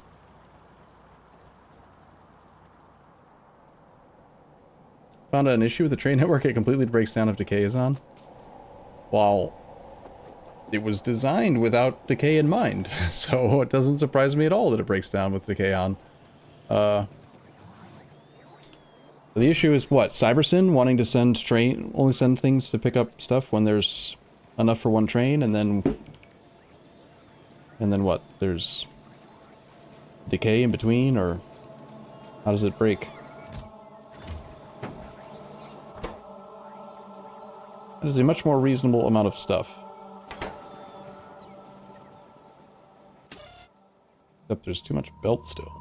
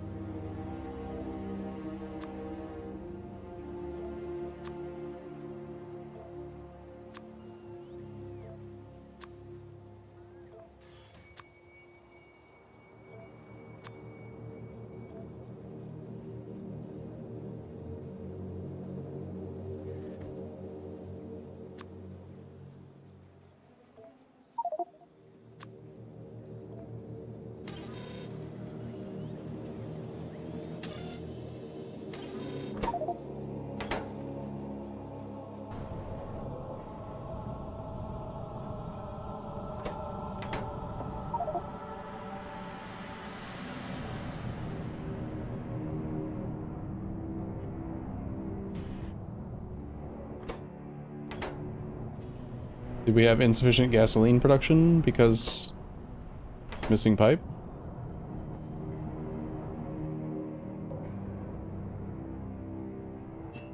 Or what?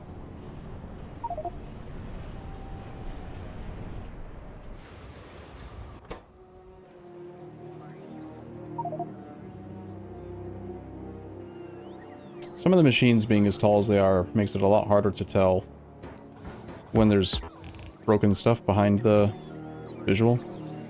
Quite frustrating having the buildings be so tall.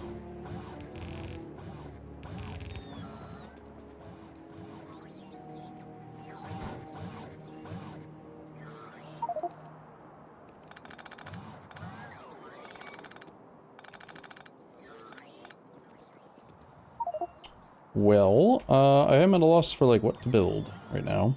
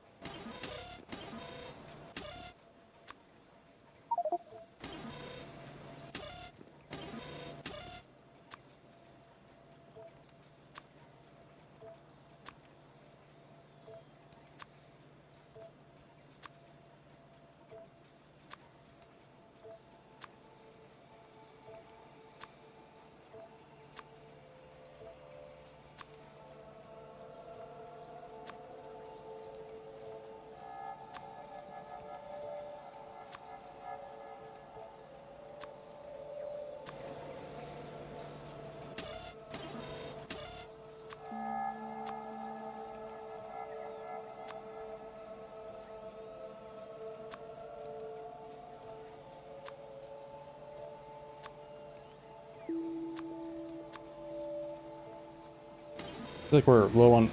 oh my god, that train goes right by me. We're low on intermetallics, probably because we are doing too much. Too many random buildings are getting made that aren't necessarily needed. And also, logistic spots cost a lot. But setting everything back down to just one, I think was something I thought about yesterday, and I think it's a good idea.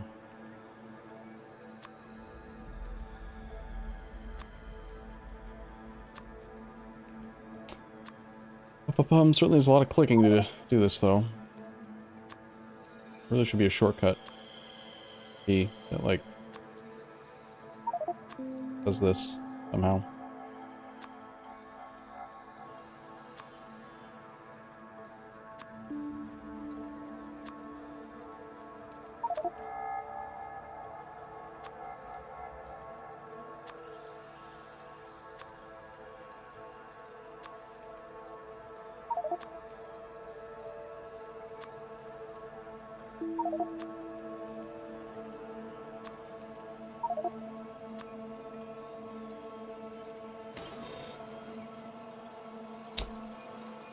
Do next science back.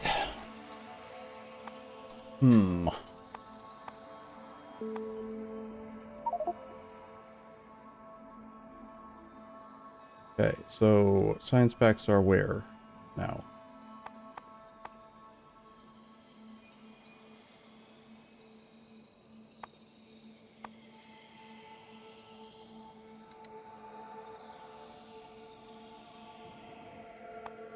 Theoretically, they're on this page. I just don't see them.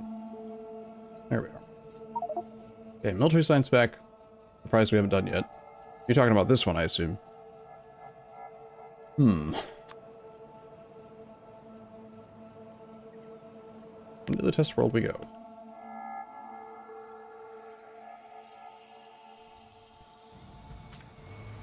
Yeah, I was working on this whole animal stuff last night, but then I got distracted by things. I'm gonna put that over there and think about this now.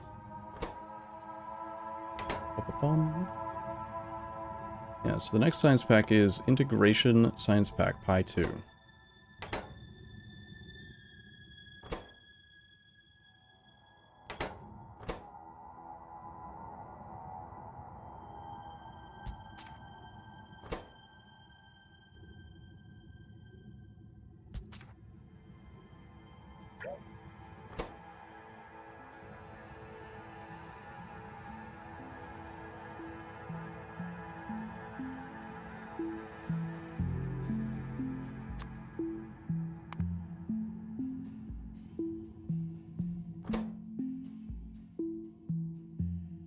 Cassian was this whole thing. This is related to the science spec, at least.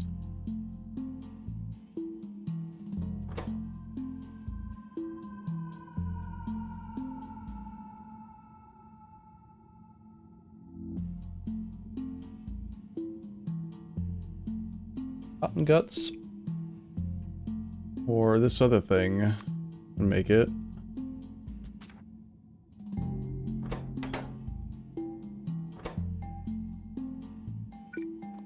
Aerogen.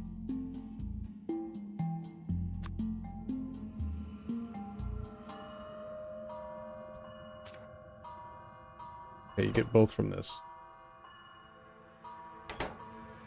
0.1 and 0.16. Zip your egg. Oh my gosh. Big.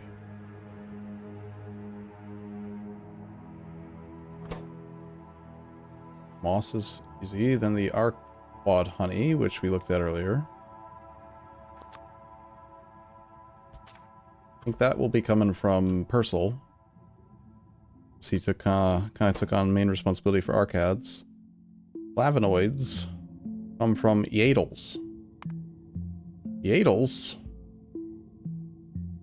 are certainly a thing.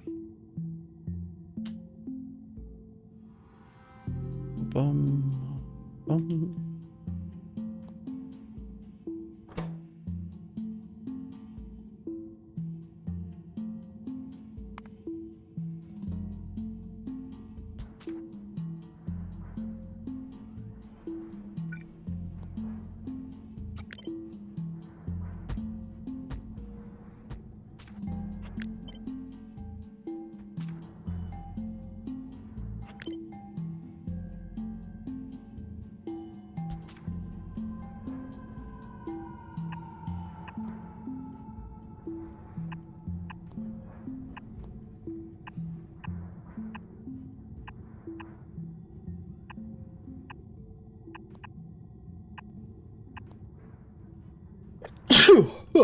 Excuse me.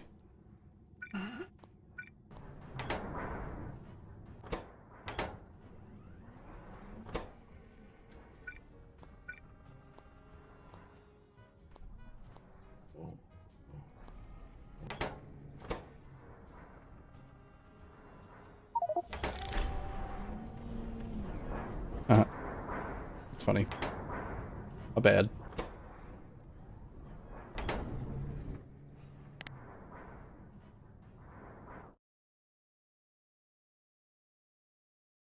You can support about 4 off one of those. Bum.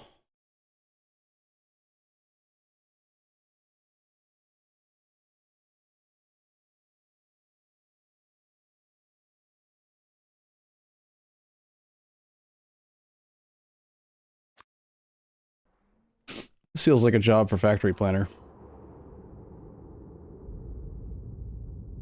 And this should probably be start of session type product job. What did I do today? Mostly I just tried to get the bot network consolidated. I think I kind of did that. I didn't just deconstruct all the logistic zones like I planned to, but I downgraded all the chests, and therefore it's no longer making the bots be dumb. The bots are... Wow. We have 3,759 construction robots and almost none of them are doing anything right now. That's really surprising. So they can't build down here because not enough construction range, because lack of landfill probably to build the next one. Actually, it looks like there's landfill available. Maybe not those tiles. Yeah, sorry, Purcell, I did it in the test world right here. I was messing and looking at the new science spec. Didn't build it for real. I was just testing it and it accidentally triggered saying that we did it. My bad, m'excusey.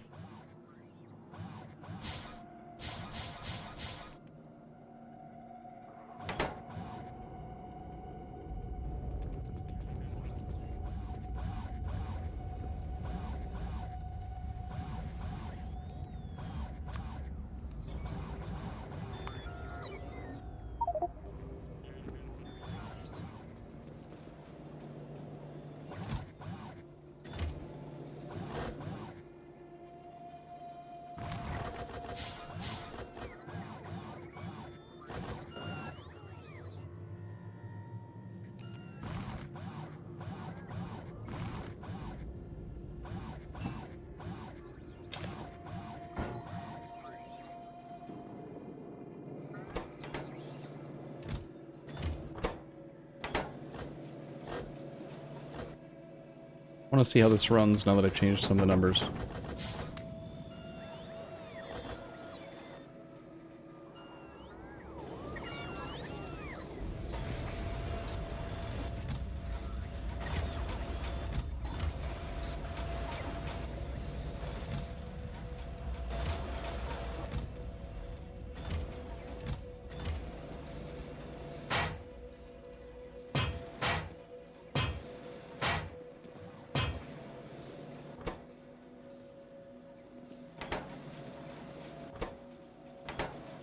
Small parts. That's surprising. What's wrong with the small parts production?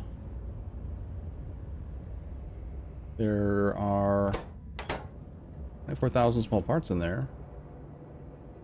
Yet, the trains are bringing small parts here. Parts are asked for.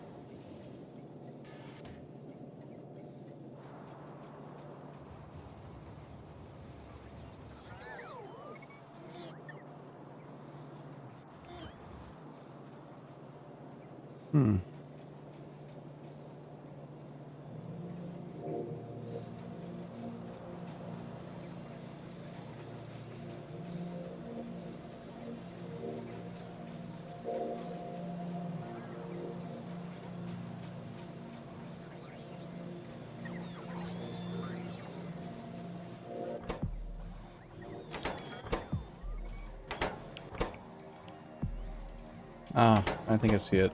All the small parts got pushed to the very front warehouse somehow.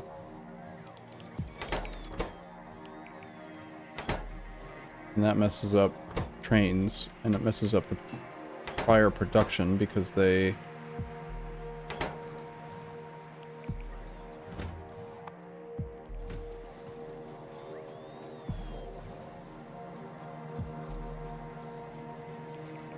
Could be requesting a train. There it goes. Okay. And that should allow for me to just dump my small parts in, which will get forward, and then this thing can make its thing, and this thing can make its thing, and then the whole thing can make its thing.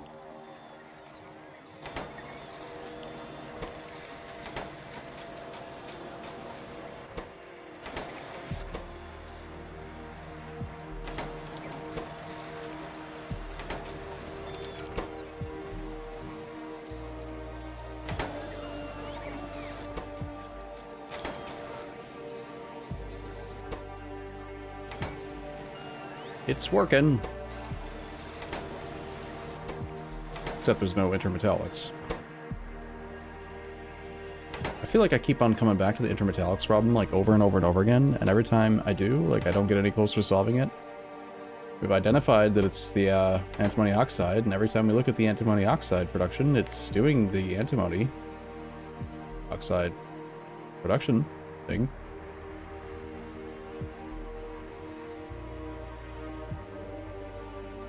The anti-money.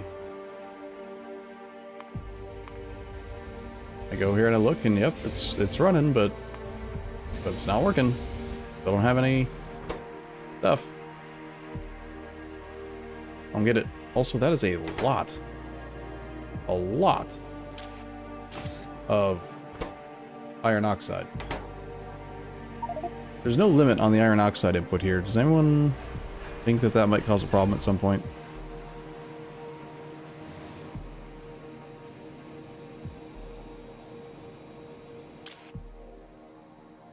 It assumes that the stone is going to get taken away, which is fine. It is being taken away. But slowly, that little tiny trickle of iron oxide has grown to 27,000.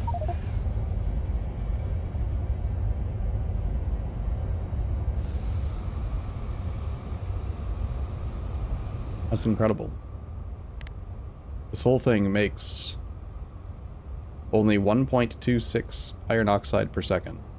So 26,000 It has taken 20,000 seconds, or 343 minutes, or 6 hours to build up that much.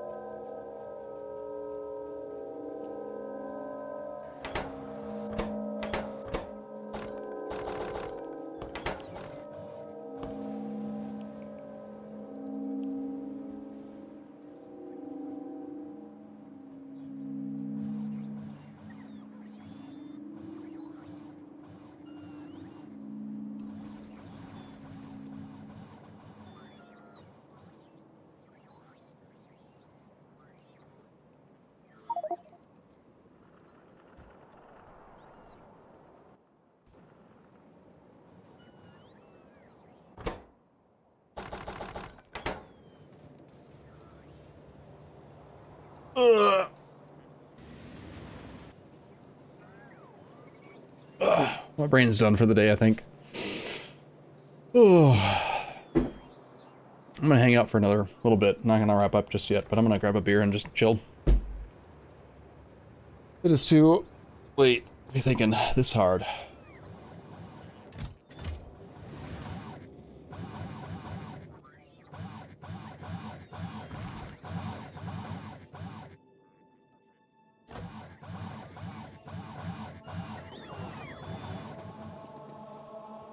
If we don't actually make combinators here, I can maybe do that at least.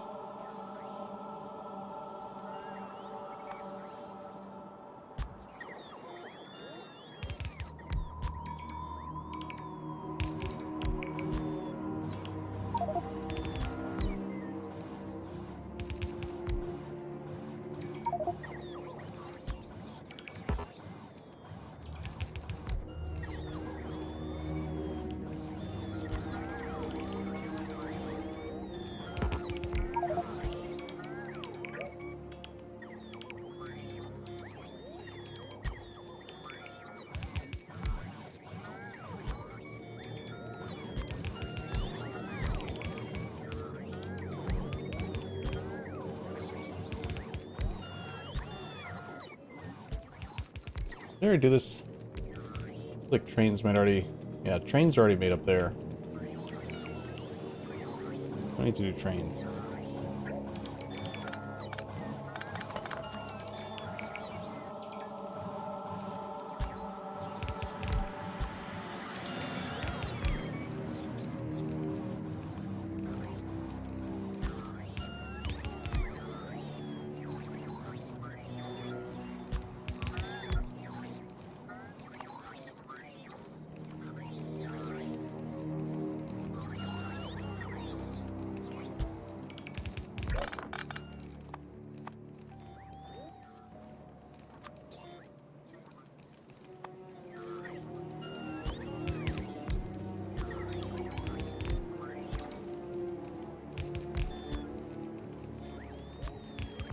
Just gonna add one of everything.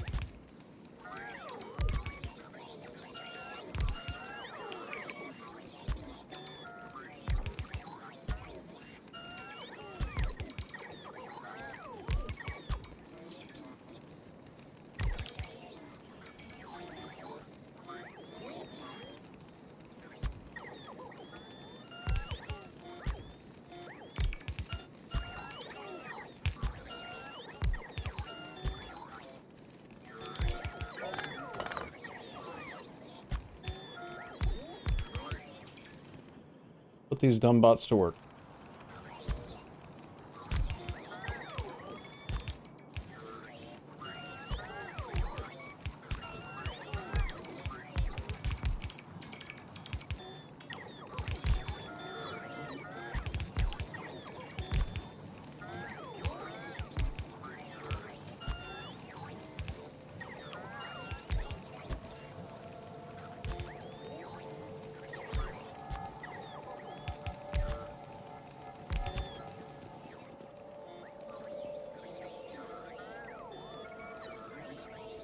Those aren't buildings.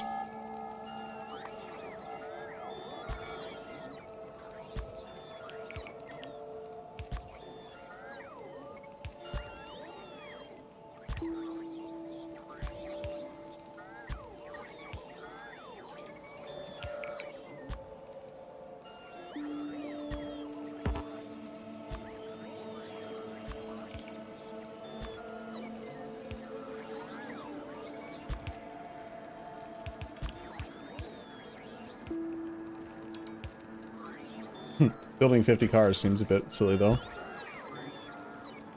Concrete wall. Okay.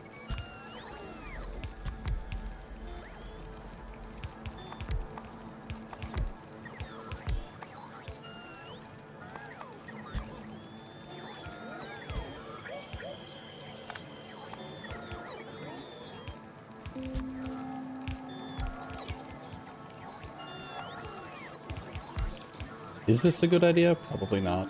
Did I do it though? Yes.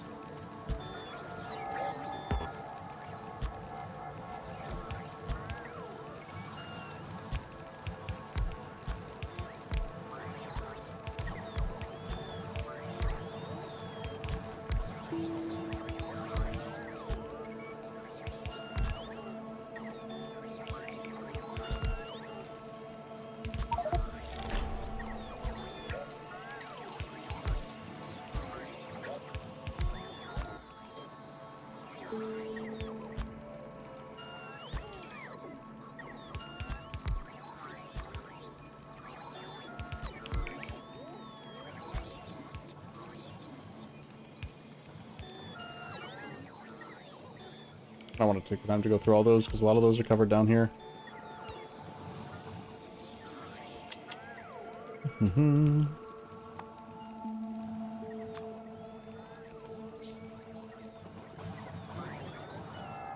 Duralumin.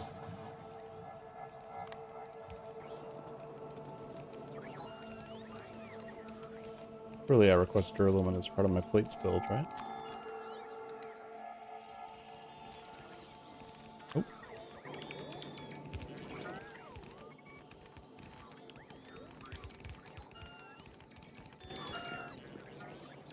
Well, I made the bots stop being lazy. They are working hard now. All of them.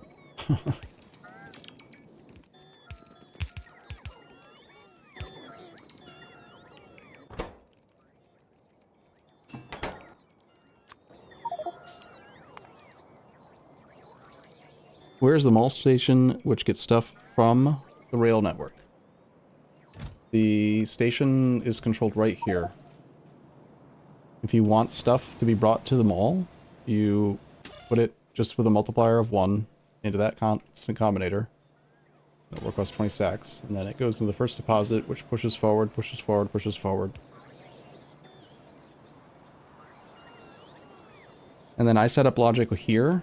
You don't need to worry about it. I automatically set up logic that says these are entities that we need that aren't available in logistics. So if the logistics wants it, it will kick it out of the deposits and push it into logistics, into the active providers.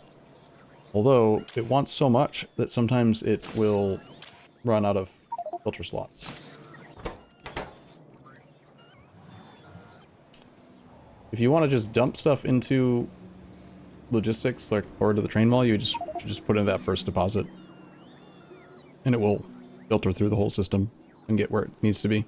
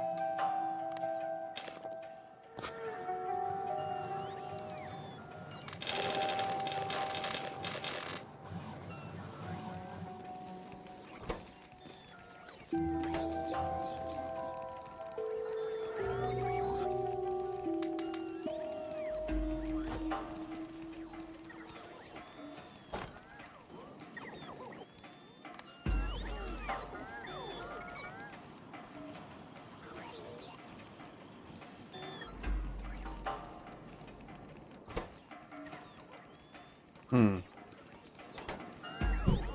Yeah, this is trying to make 50 personal robot boards. That's going to eat a lot of metallics. Let's change this one down to like 5.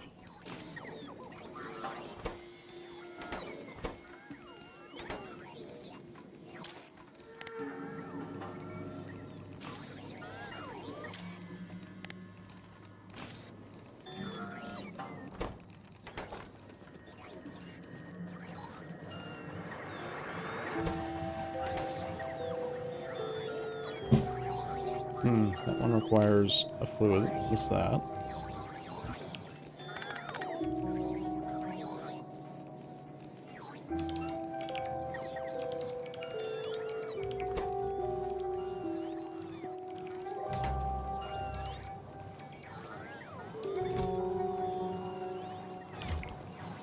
Yeah, they're gonna be busy for a while now. Alright, I'll be right back.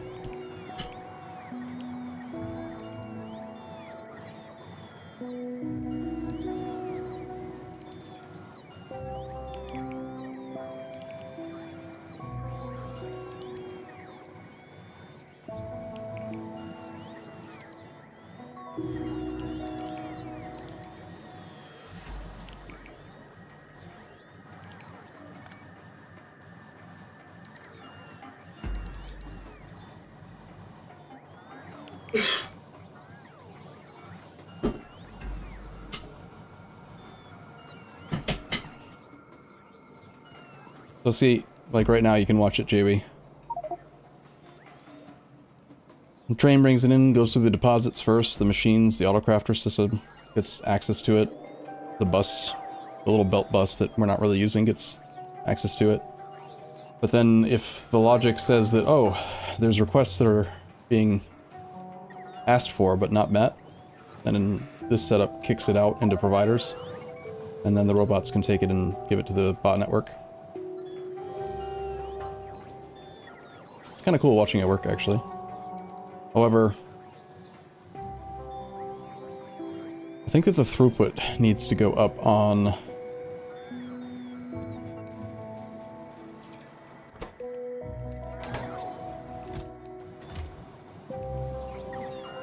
This one seems to be doing something similar.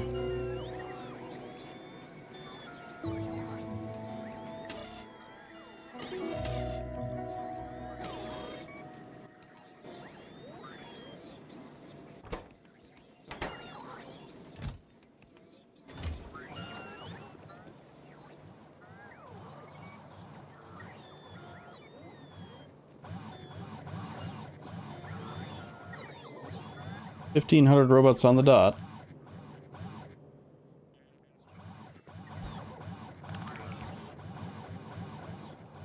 Perhaps it's reasonable to put a sanity check now on inserting new ones.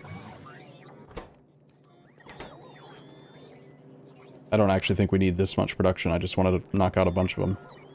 I'm gonna kill...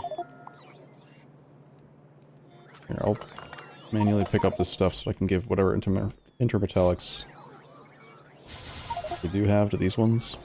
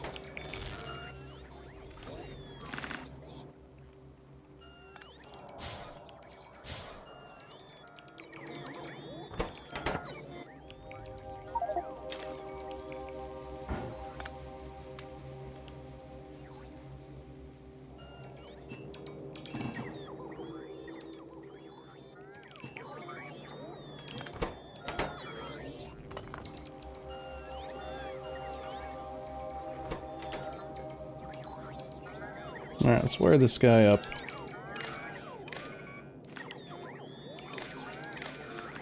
Do the smart thing again. Read robot statistics. We want available logistic spots X. If X is less than 50, and you're allowed to work.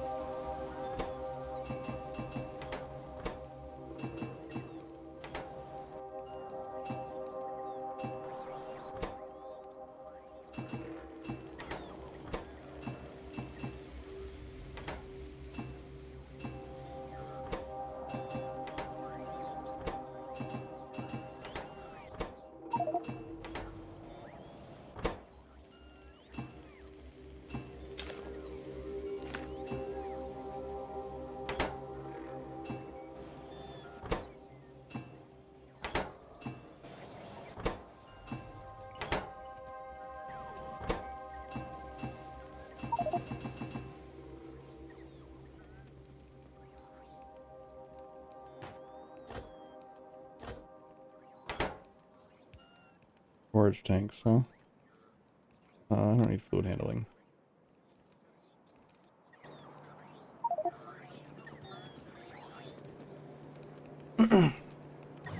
We have some stack inserters production? Really?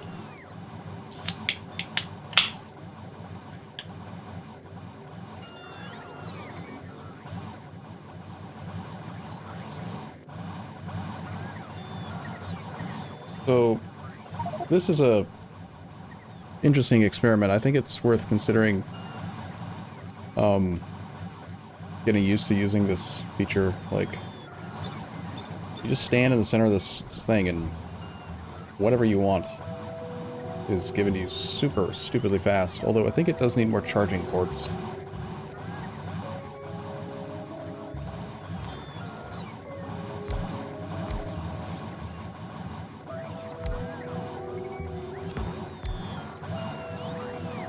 You can't even really tell what they're doing, but they do stuff.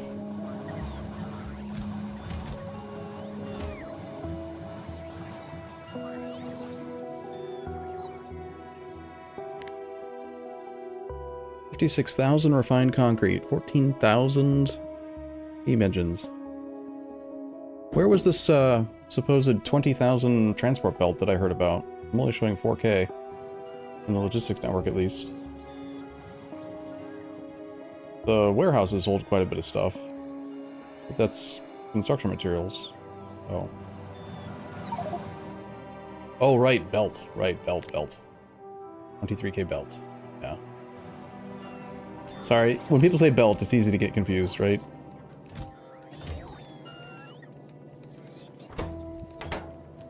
Interesting. Who put...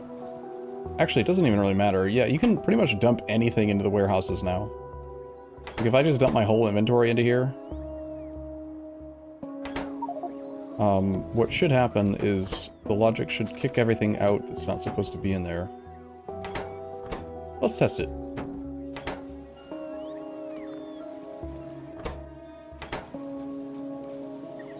You watch it push all this stuff, one item after the next through, and then... That's actually pretty sweet. Look at it go.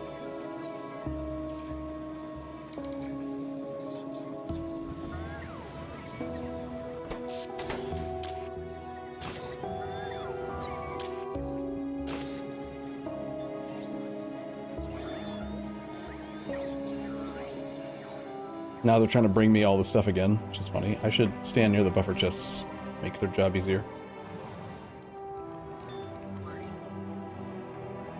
I need to introduce a re-add bots thing.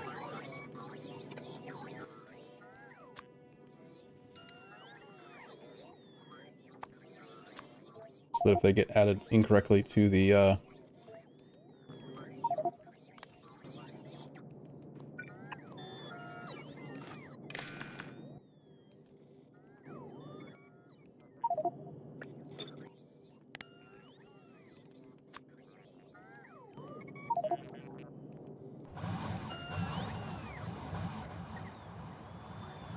stack inserters look weird? Where?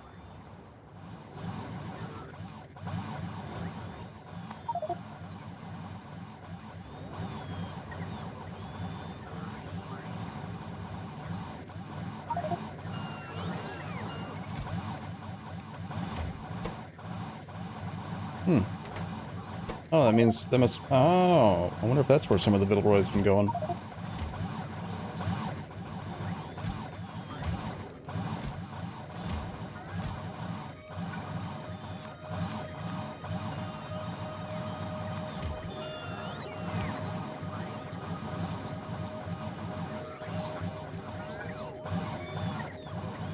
Hand size to 13.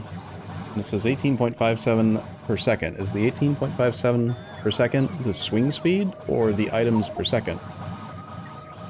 Factoring in hand size.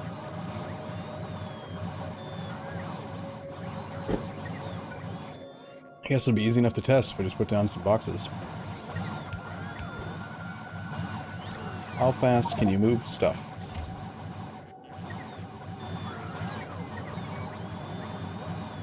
Looks like it's 18.57 items per second, factoring hand size in. Yeah. Which is pretty quick. It will get better. I think we did math on it, and eventually stack inserters are better than cranes. Like, if you were to compare...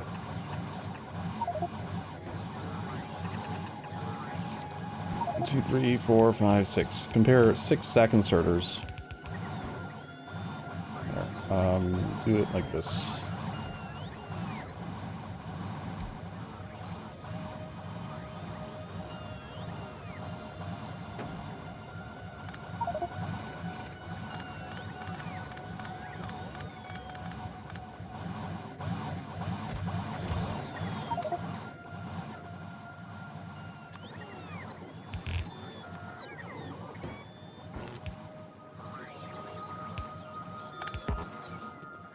Like we can do like 8 stack inserters. So that's 18.57 times 8. 148 items a second versus a crane. 2 short cranes is basically identical to 1 big crane, so you could do...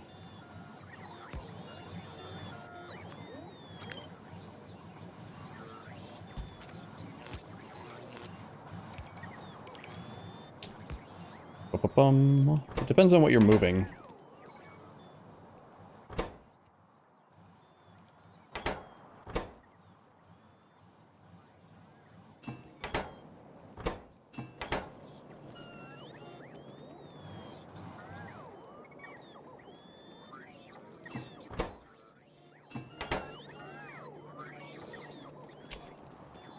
For a lot of entities, I think cranes are still going to be much faster.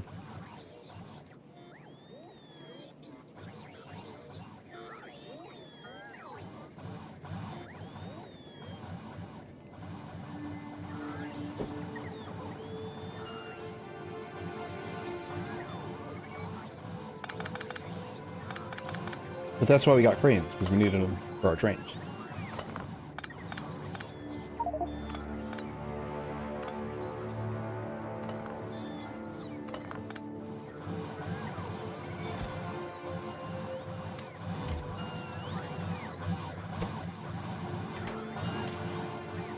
Trying to make up to 200 stack inserters?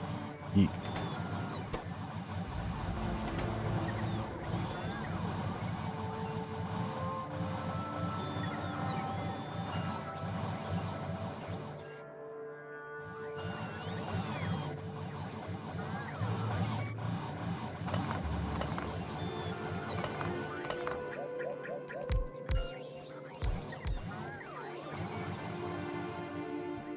Charge elsewhere, you fools.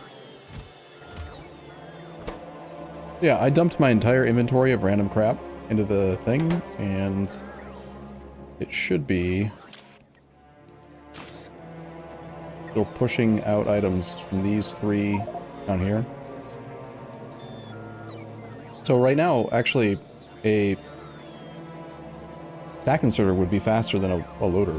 It takes a 1x2 space to do 15 items a second, and the stack loader would be faster.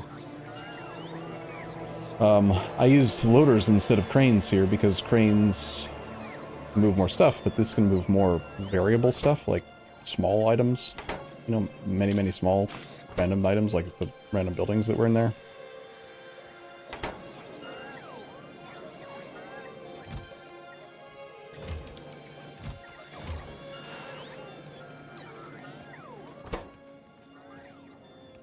Not sure why we had such a huge ash delivery.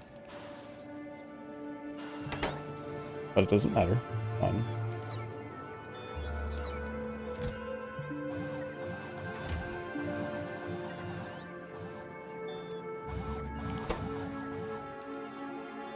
The stuff that wasn't supposed to be in there gets reintroduced to the grid, and then robots bring it to here if it's supposed to be delivered. Because this is a special train stop that picks stuff up out of the bot network that's useful to other places or whatever. Or basically all the byproducts from deconning natural terrain, like trees and big stone rocks and whatever.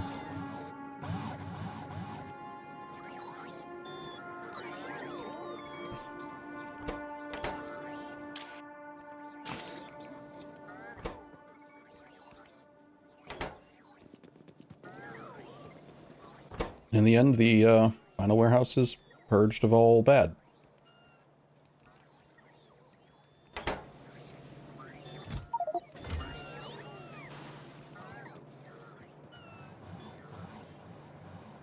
Engine production is limited. The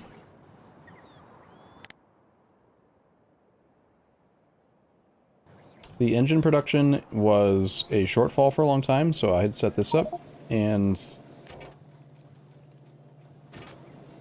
that's probably what's causing it to make extra. We didn't have a dedicated brick to make it, and the limit is checking if there are engine units in just this box. That should probably be updated to be based on logistics availability, not what's in the deposit next to it. Bum, bum.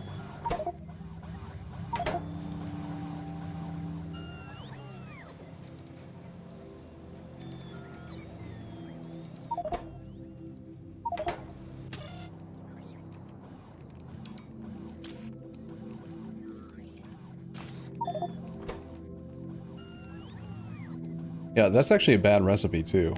That should be this one. Just strictly a better recipe to make 3 engine units at the same time and include belt.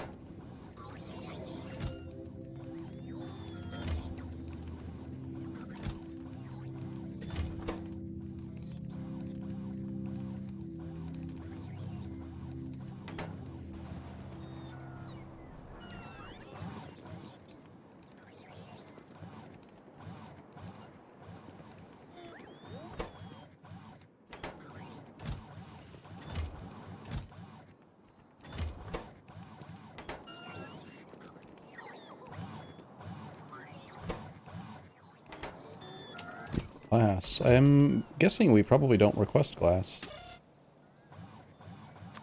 Yeah, we do.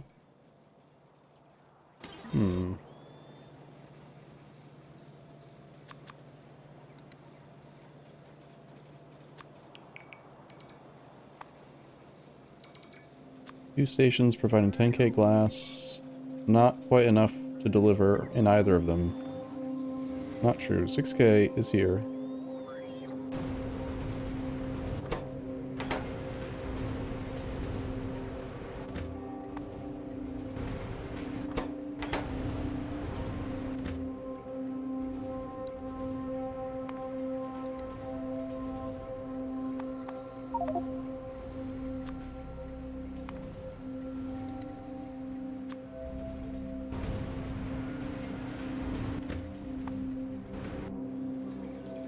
Interesting. We want glass. We're showing no glass, and yet no train bringing glass.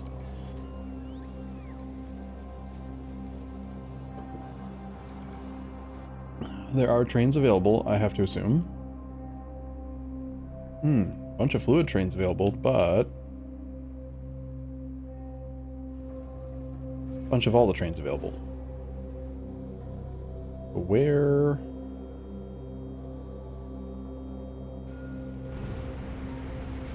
Find out glass.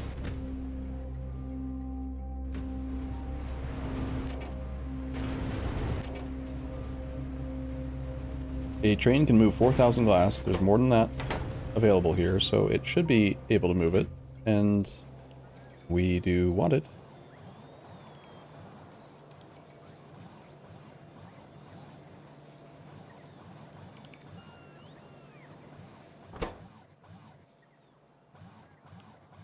There's glass in the warehouses, in the deposits. 480, 250, 250. There's like not enough to demand a delivery of glass, but if that's true, then why isn't my system that's supposed to detect logistic needs pushing glass into logistics? Logistic network shows none glass. This is supposed to see...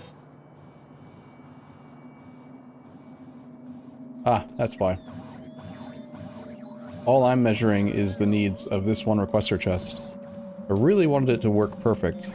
It's kind of silly, but I would want to run a red wire across the requests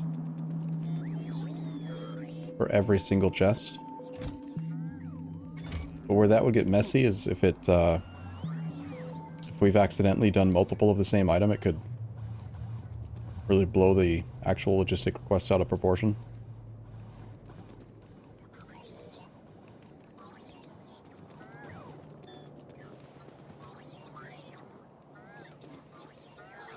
Right, my setup actually only pushes the stuff out into logistics here if...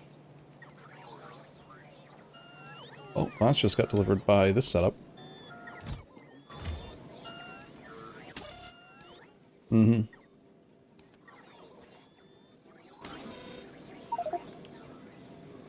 Yeah.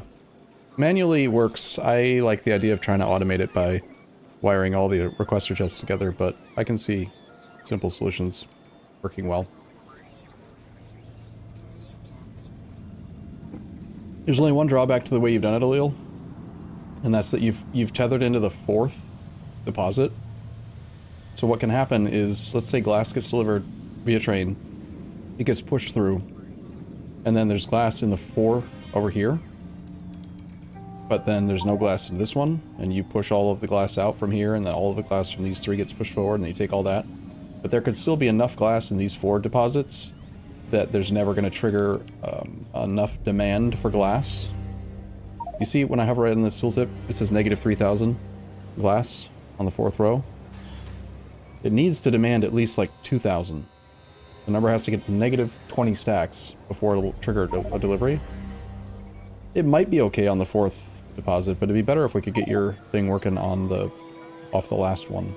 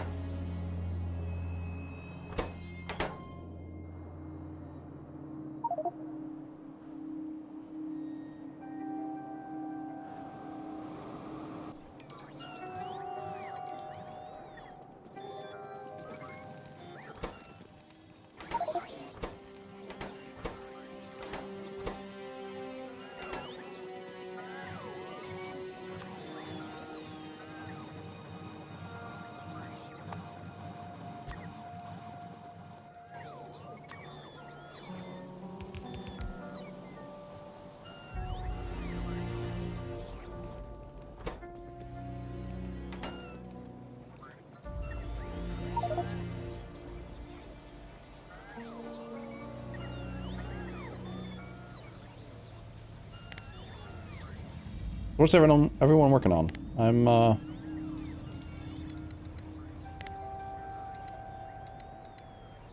pretty much done for the day, but curious.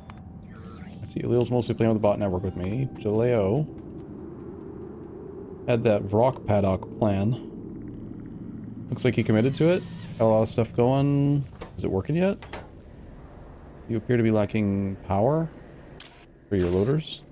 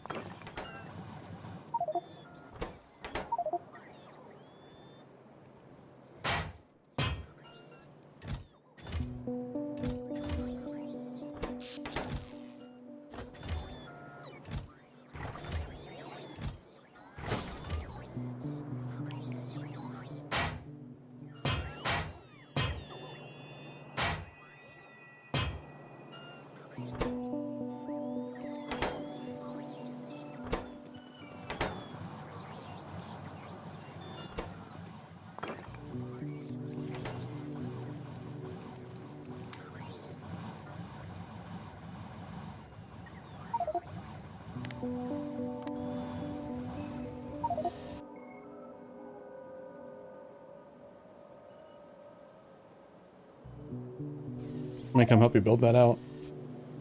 Actually, are these all built already? Shit. They look like they were ghost entities. Hmm. Whoops.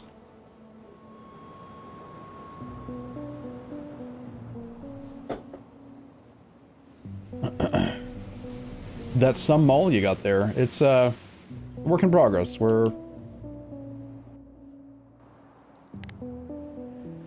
okay. Ooh.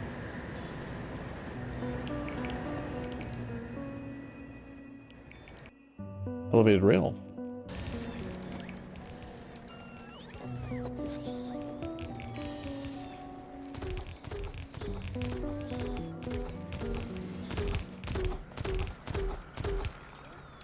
You seem to lack power on the inner thing for your inserters, your outserters.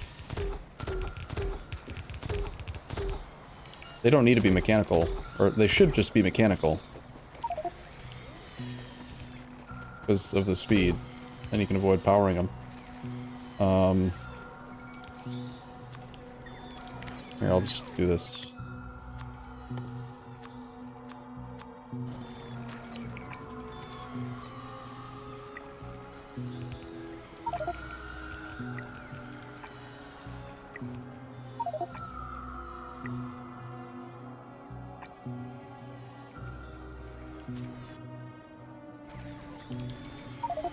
Fixed.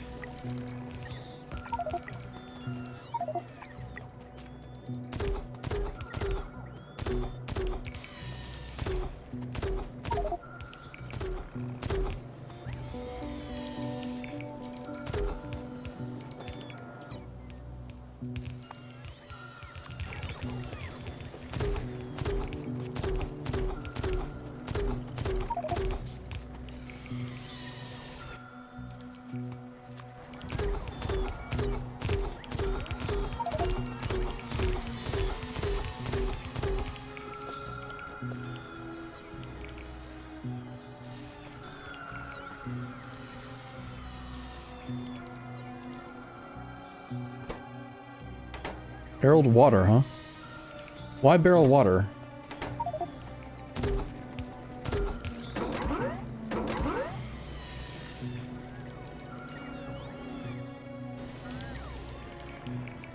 You could always just throw down a pump thing and make the water local.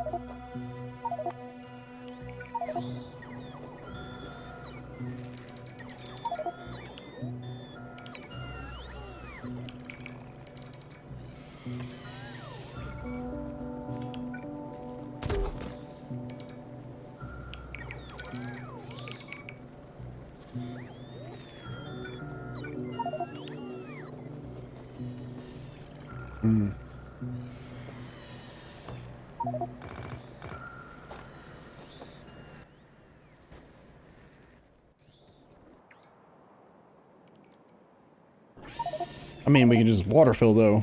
So easy to make water anywhere.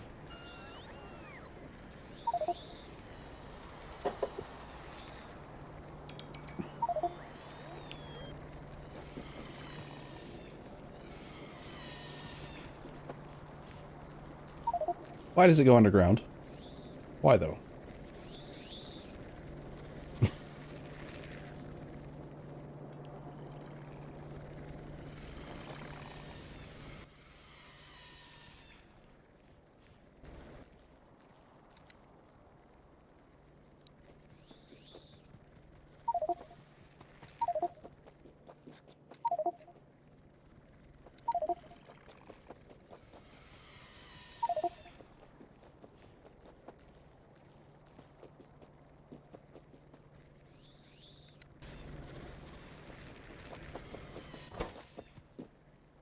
It's sad seeing all of this ready to go, except you don't have barreled water.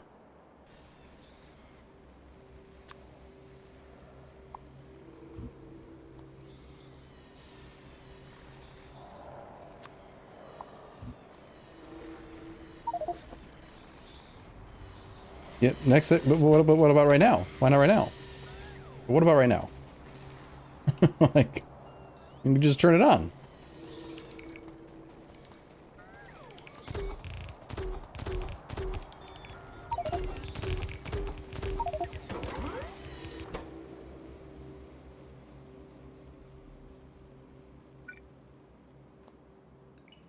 Has a lot of landfill to fill in that brick.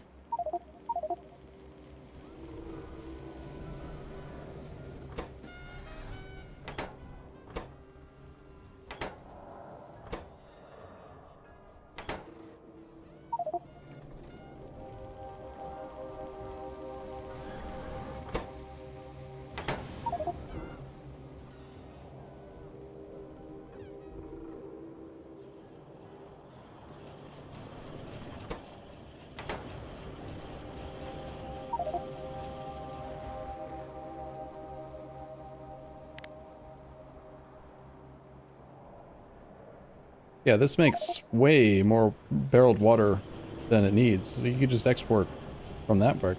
Just hook that up to the output.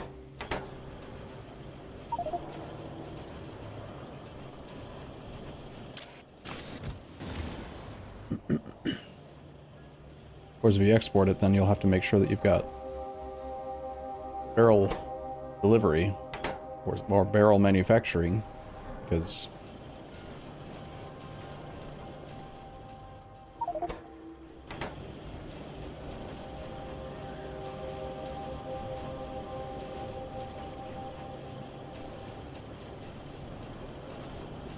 how come that bottom machine only has finished 175 and the one right above it's done 21,000? That last machine seems to have an issue.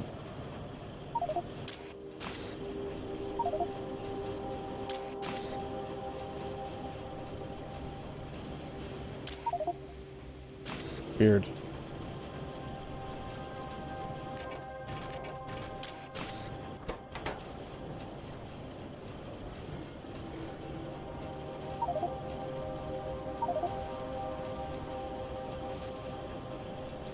It's because you got splitter prioritization, that's all. I see it now. Hard as hell to understand what's going on when you can't see anything behind the damn buildings, but this splitter prioritizes right here, so it explains it. It's weird, though. How come we don't have a full belt of barrels?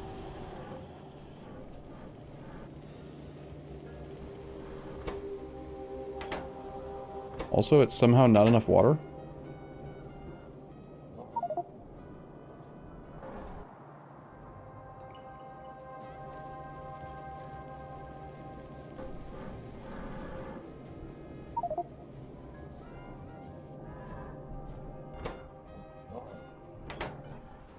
That last machine right there does not get enough water. Neither does one at the very end on the bottom as well. And yet when I rate calculator, it shows that you have plenty of barreled water. You have surplus barreled water. It makes me think you don't have enough barrels in the build. You need to add more barrels overall.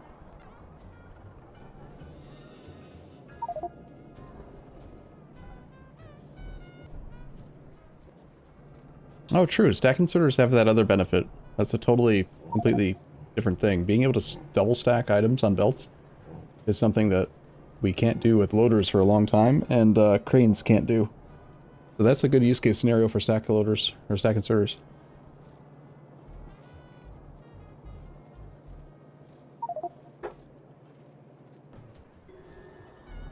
Well, the issue I think that I'm seeing is that the reason why he probably doesn't have more barrels is, if you look closely, he's got empty water barrels and full water barrels on the same line. And if he introduces too many empty barrels, then it could be overloaded. It'll overload the bottom half of the belt, and then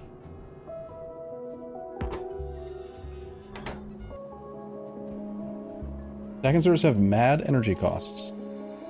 Do they now?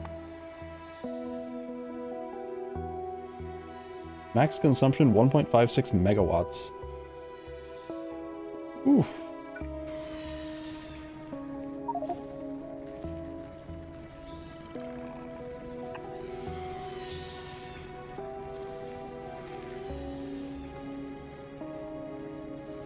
Wow. Yeah, so if you wanted to set up 8 stack inserters, which was my comparison for versus cranes, 8 times 1.56. You're looking at like 12 megawatts just for one row of stack inserters? Damn. That seems weird. Why would they cost so much energy?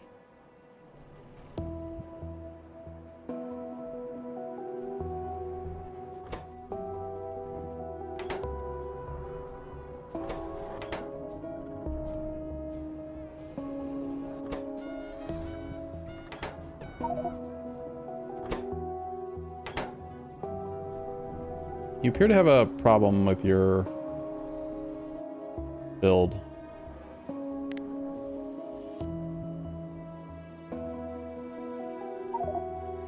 This is consuming... I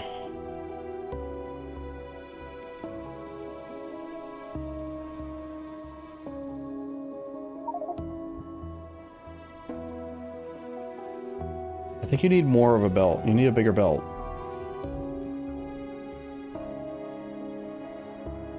You look here, this machine's done 185. This one's done 13, 5, 4, 4, 7. A half belt of rock food is not enough to support this many machines. A half belt is only 7.5 items a second, so it means that the first, like, 5 machines are eating all of it.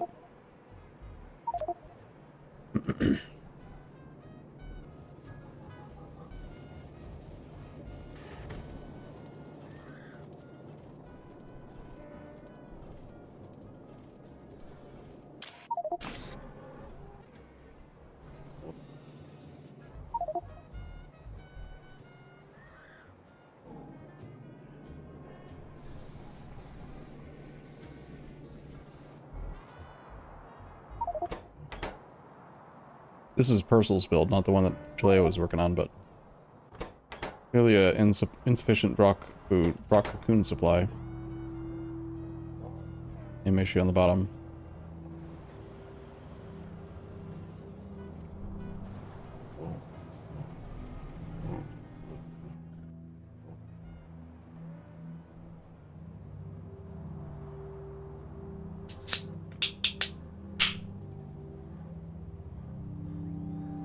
Actually, I want to test that right now. You're saying that if I were to go back to the base and place down stack inserters, that they'll just cost passive... They'll cost 1.5 megawatts always, no matter what?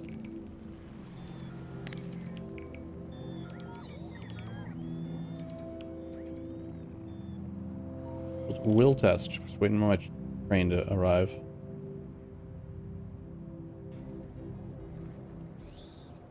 It should be easy to test, because I doubt we have any stack inserters right now. Like, if I look at this, and then look at the last 10 minutes of energy drain.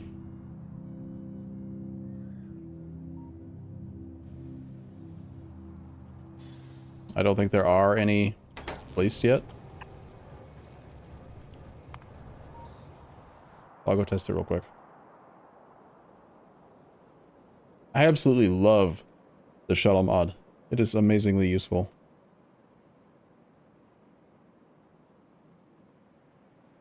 When your base gets this big and you never know where... I always leave my car, my train everywhere.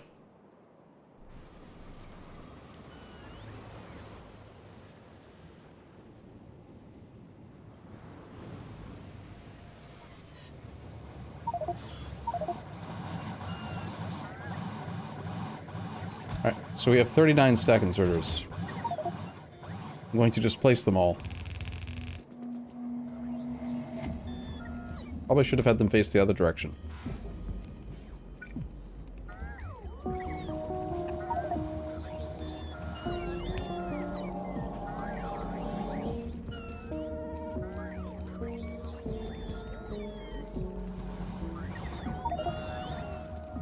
Okay, so in the last minute,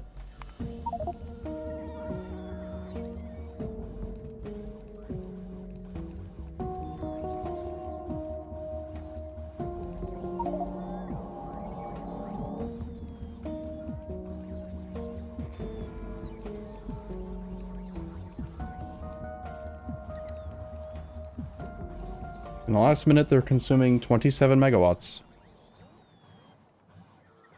Buckmore, he's right. They're doing absolutely nothing, and yet we're spending 32.8 megawatts to run 41. 41 times 1.56 is 63.96.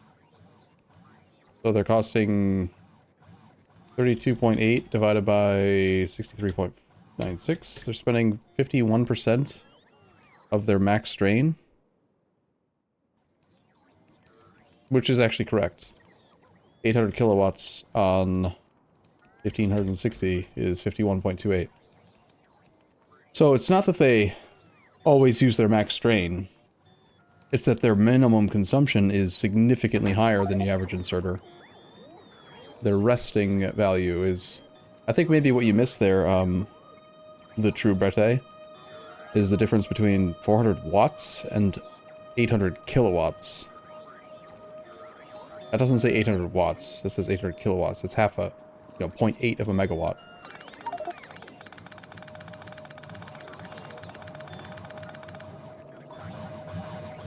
Still really high. Not as bad as you made it sound, but bad. Pretty bad.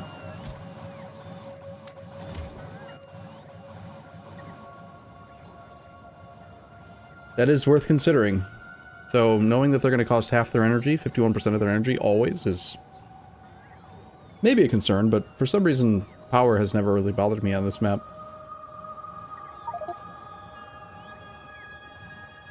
Either someone else has always been taking care of it, or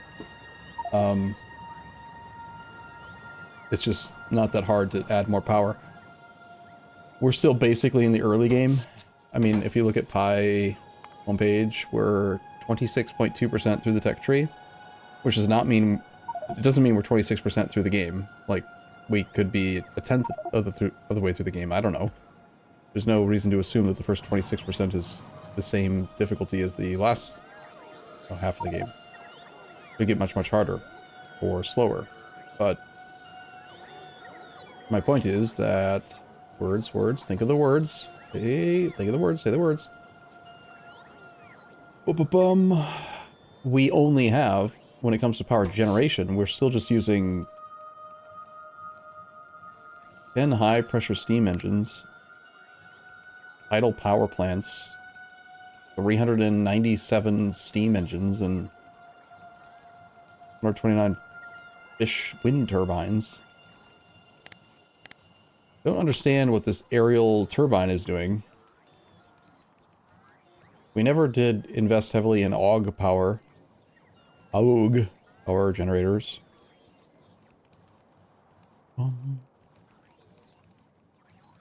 Vought Mark 1, I'm a big fan of your work. Is that a reference to the Vought? Like, the Vought company in The Boys? The TV show The Boys?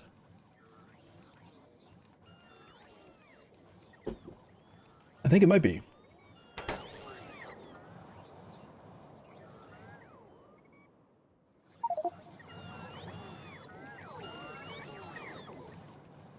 This is CK2 again.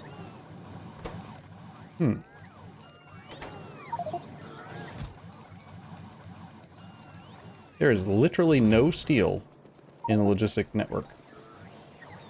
I guess we've got to make sure to add steel here. That's high on my list of things to do. I want to make sure that this is automated. This is a good, simple solution for right now.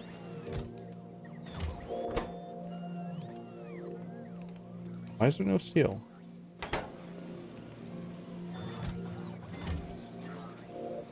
Alright, there's steel. Okay.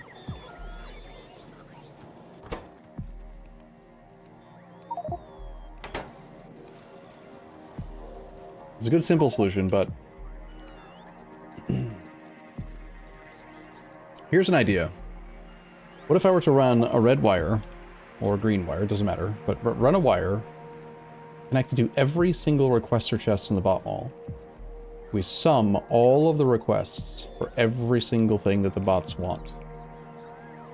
Then we sanitize that signal by flattening it down to 1. Something like each, like there's got to be a way to just, oh, no, it's probably quite simple, isn't it? It's just arithmetic combinator. Combinator. Take each.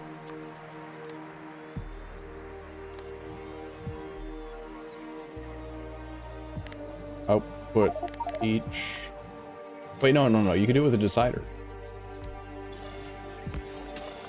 Decider each.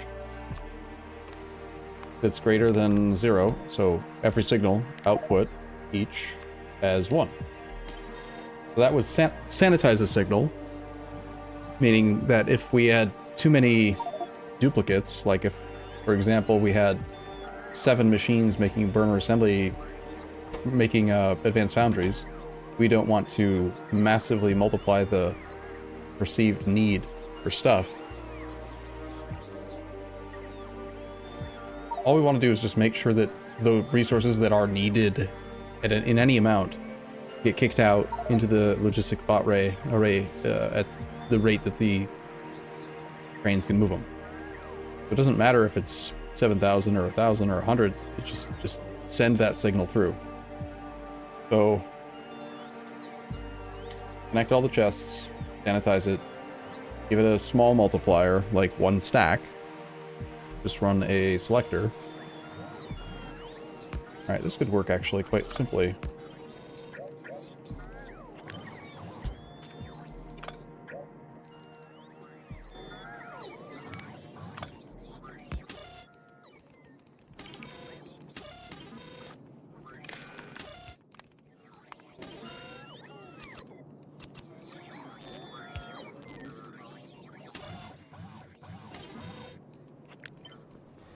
As an example,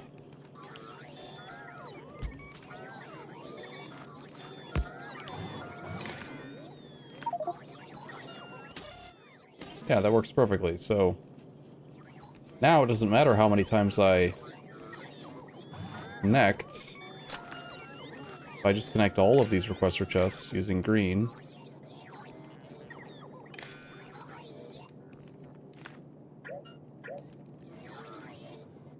green to this, to this, this. I send this here.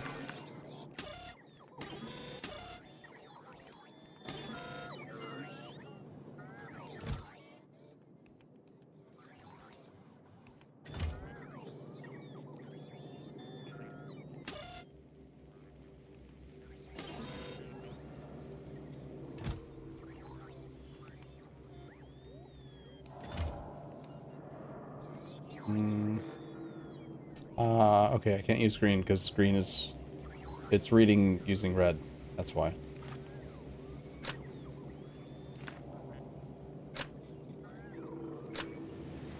That's why, cause.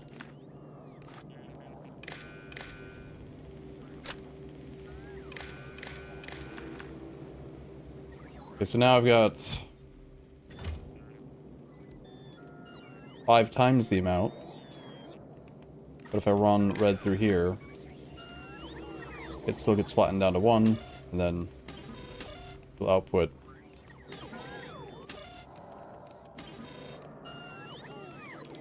the right number. Problem is right now, that just 5x multiplied all of them across each other because that's the way that it is for setting them. But that could work quite well. And then we would not need to do any of this manual business. Not that there's anything wrong with what Allele did, it's just manual is the opposite of the goal of Factorio, right? We want to just be able to plop down machines and have it automatically know that this is now something that needs to get kicked into the logistic network.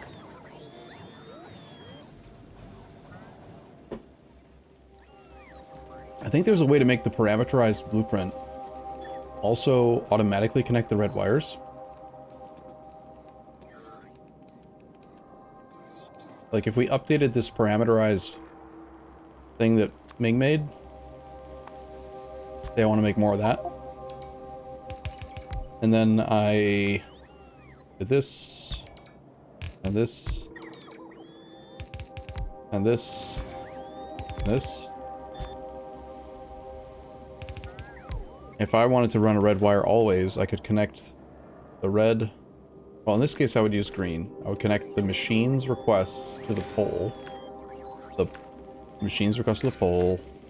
To the pole. To the pole.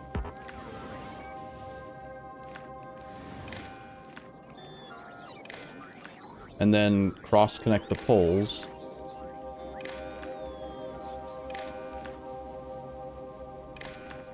And then remove all of the crap on this side.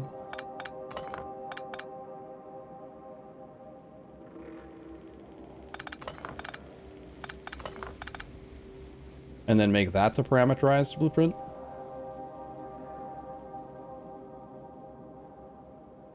I want to test this. This is the actual. I'm gonna make a copy.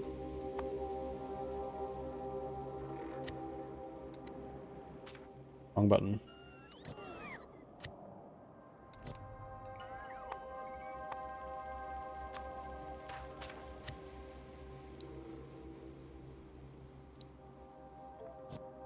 Okay, I want that here. I'm gonna sample this.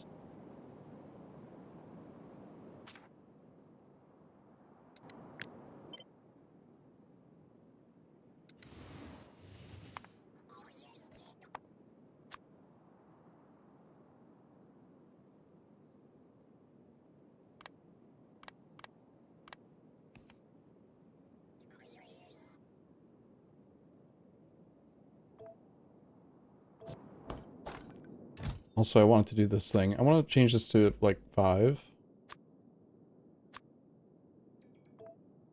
And add in fiber.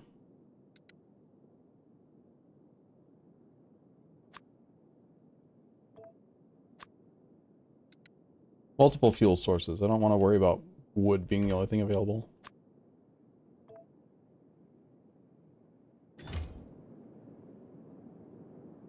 Okay, and then select contents again.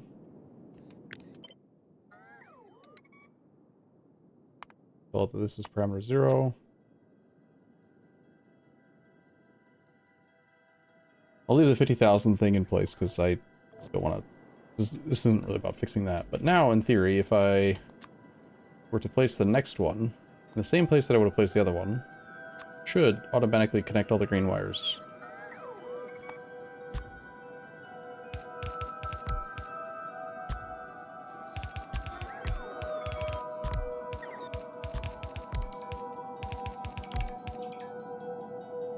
So now I'm summing the requests from every requester chest, or from every... I'm reading the ingredients from everything in the array, which is those. To double check that, let's add some weird items that request fancy shit.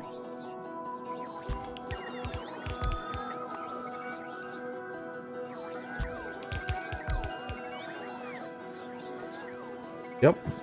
That works, and then pass that signal through the sanitizer. The signal sanitizer.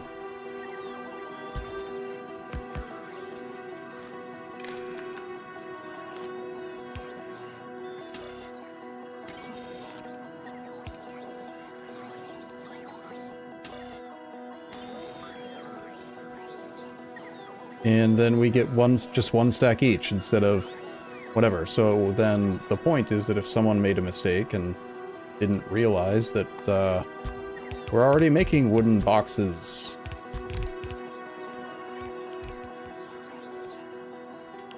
Instead of wanting more and more and more of the stuff, it will always be sanitized. To just show that we need one stack of all of the things that everything wants. And then we push that signal in place of alleles manually set constant combinator. And then just know that no matter what we add to the bot grid, it will dynamically update what gets pushed out. You can read requests from roboports.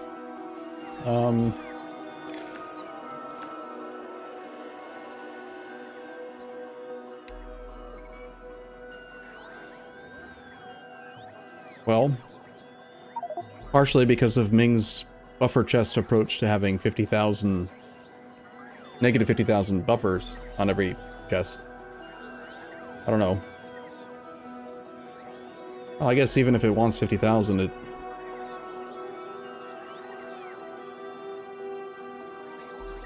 Oh, that was Ming's setup? Not yours? I thought it was yours because you were working on it. And it showed last user. But I guess you just added stuff, huh? My bad. Excusey.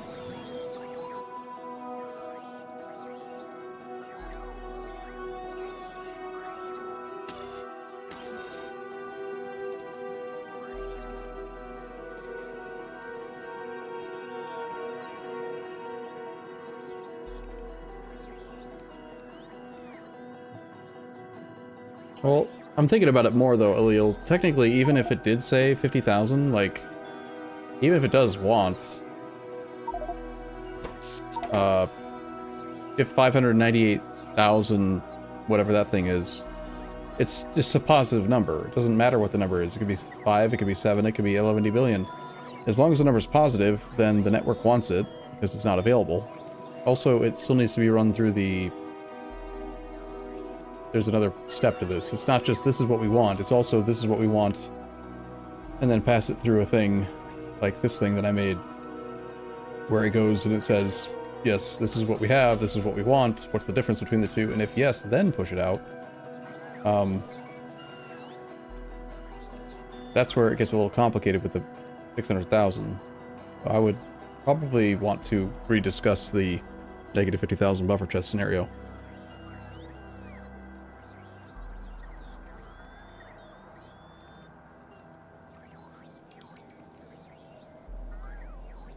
Well, this is a circumstance where what I would consider is,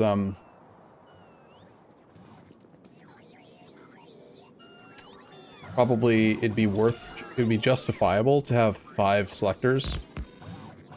You take the sanitized signal, post math to see if we actually need it, run that whole thing through the 5 selectors in an array. This one has select input 0, this one has select input 1, this one has 2,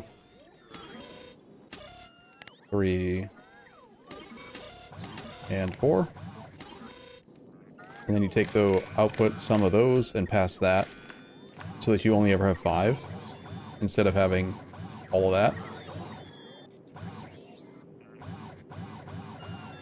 Basically, you're saying they're the things that we need the most, pass those through so that we don't overload the thing.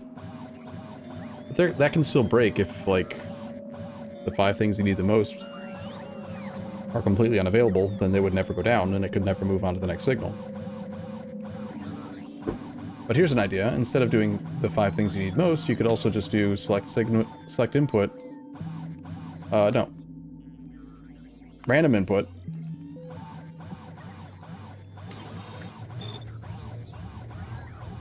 Now it'll cycle through just 5. It'll just constantly try to send through all the shit, but only ever send 5 at once. Instead of sending a constant pulse of... Because if you send a constant pulse, a constant signal of 30 different items, and the order that it decides, like the in-game order of which one is first in the list of things, and those 5 things you don't have any of, then yeah, it'd be the same problem. But this would get by that. 5 selectors set to randomize. Every tick. Maybe for performance we don't want it to be every tick, but we could change it to like once every 60 UPS, but once a second. That'd be a little bit more sane. Sometimes it can apparently randomly select the same signal more than once, which is why it's not always doing 5.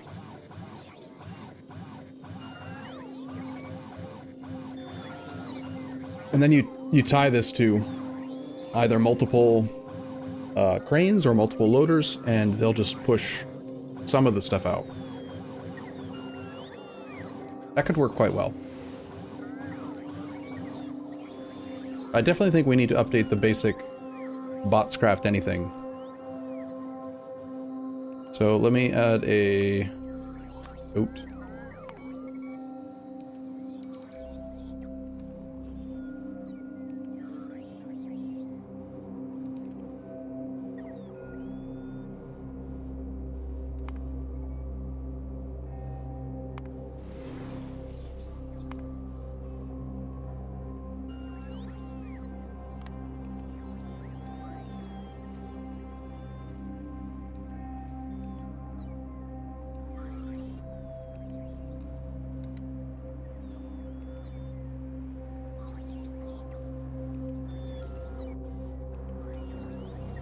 Finally pick last turd?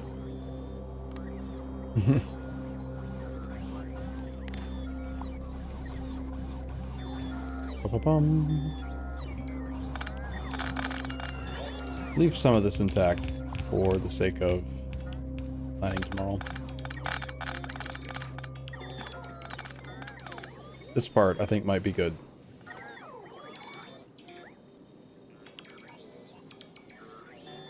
You know, the other thing, though, is that, I mean, if I can run this through a sanitizer, as I'm calling it, like, I could also sanitize the signal from... I could deal with the fact that we've got 600,000 requested gearboxes, or whatever it's called. Just do the same thing we did here.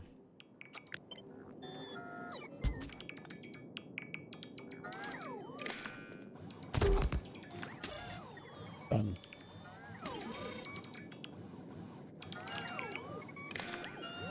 Now we're just requesting one stack. Easy. And then run that through this.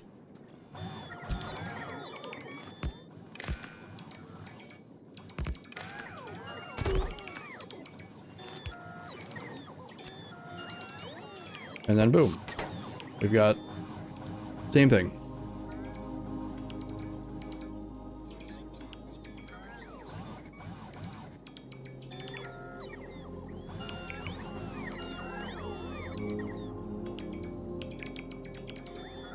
What is this doing again? This is reading logistic network requests. But again, okay, so it would need to not be just logistic network requests. It needs to be logistic network requests minus availability. I might as well finish this task now, because I'm, like, hitting the sweet spot, apparently, mentally. 2 beers in. So I need to read from a different roboport. Can't be from the same one, because they can't have both settings. We have a second roboport that we read from with a red wire. This one's going to tell us what's in the contents. This one's going to tell us what's needed. We run that through the logic I did here. Right here. These two.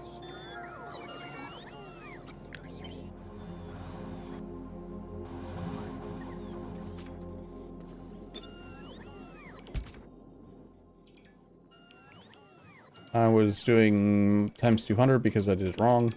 Didn't use a selector. So we're just saying...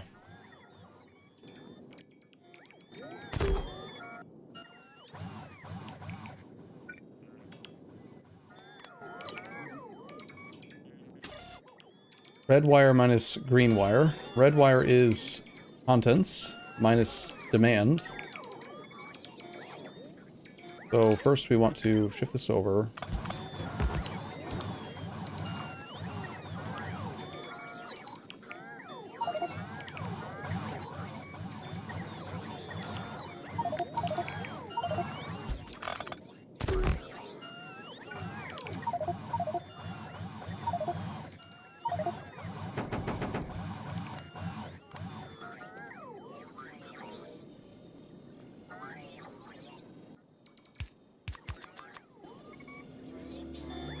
Alright, so this is the sanitized thing from the requests.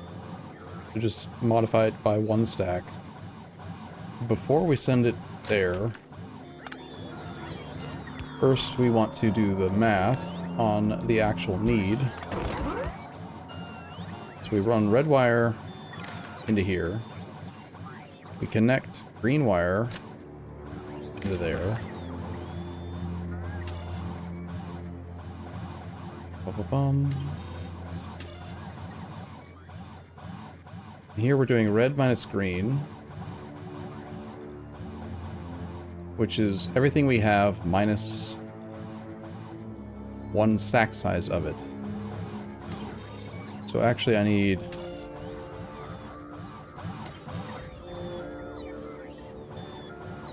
not here. I just need here to here. Now we have everything we have.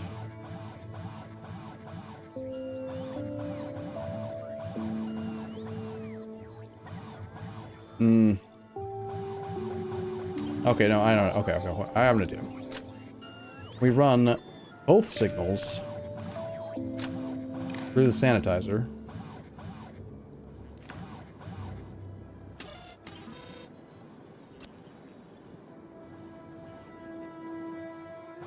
So we want to know... Then both colors through. Anything that's positive, output just one of it. As the color it is. No, I need two of these if I want to keep the signals red and green. Alright, so we want run this one through this machine. This one through this machine.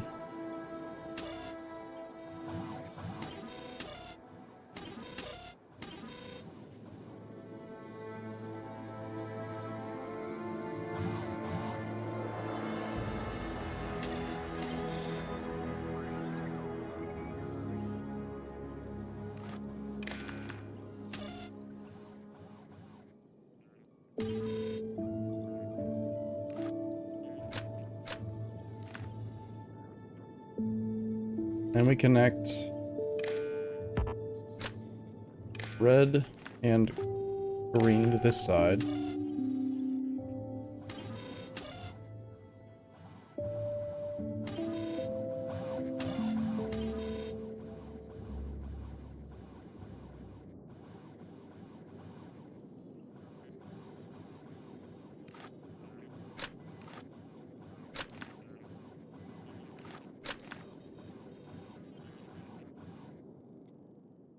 You are reading requests. You are reading contents.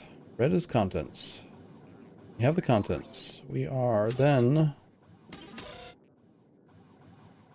using the contents.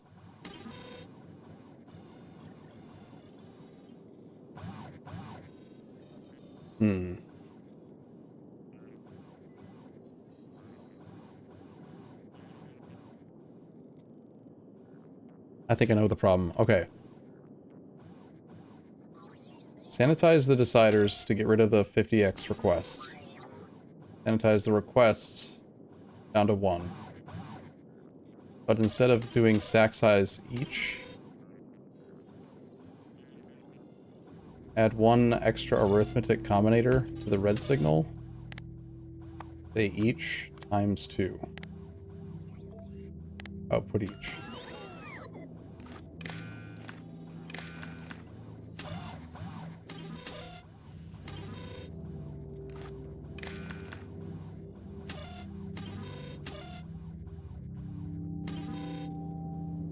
This doesn't go here yet.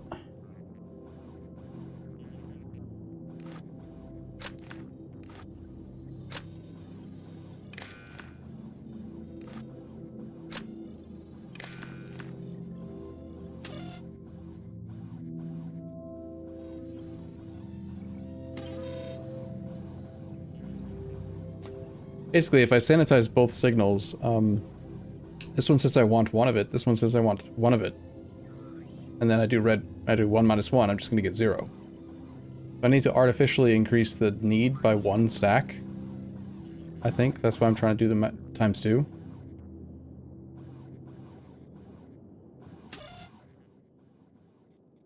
But...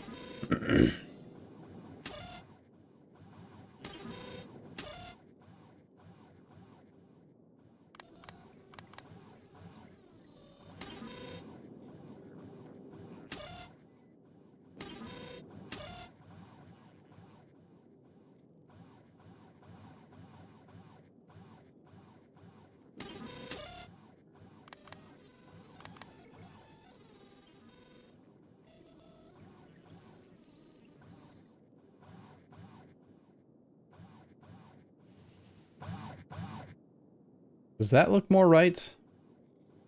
Are these things that we need? Or does this look more right? Are these the things that we need? That we don't have? This, we definitely don't have intermetallics. We definitely don't have, I think it's this one. I think this is the actual stuff we need. Then we run it through a selector to multiply by stack size. Then we connect it to the 5x modifier, and then we get that. I think that's it.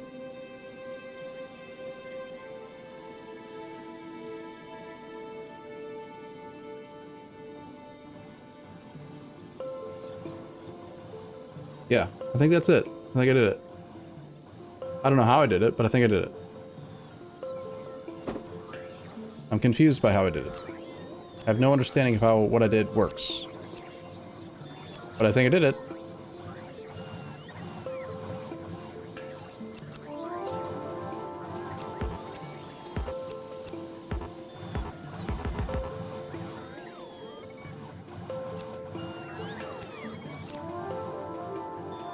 I need to write notes so I don't forget. We are reading contents.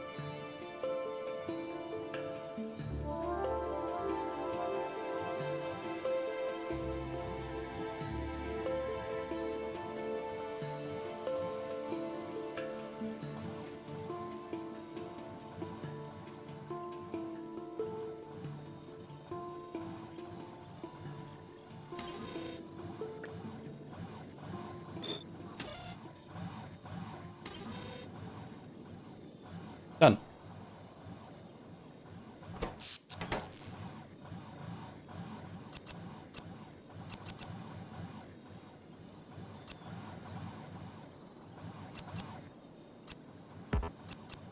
Now, placing the combinators where they should be is pretty important.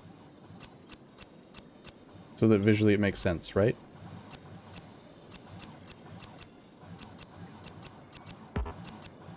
Absolutely love picker dollies for this purpose.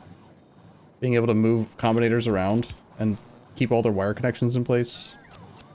I, like, couldn't function without it.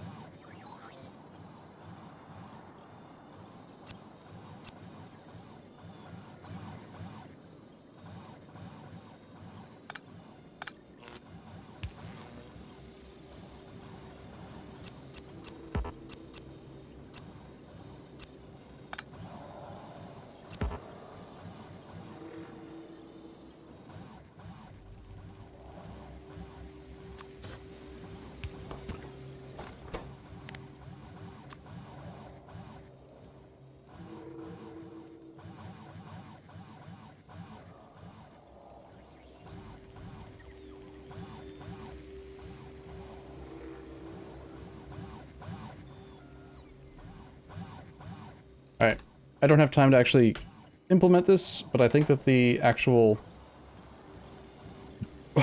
logic looks good.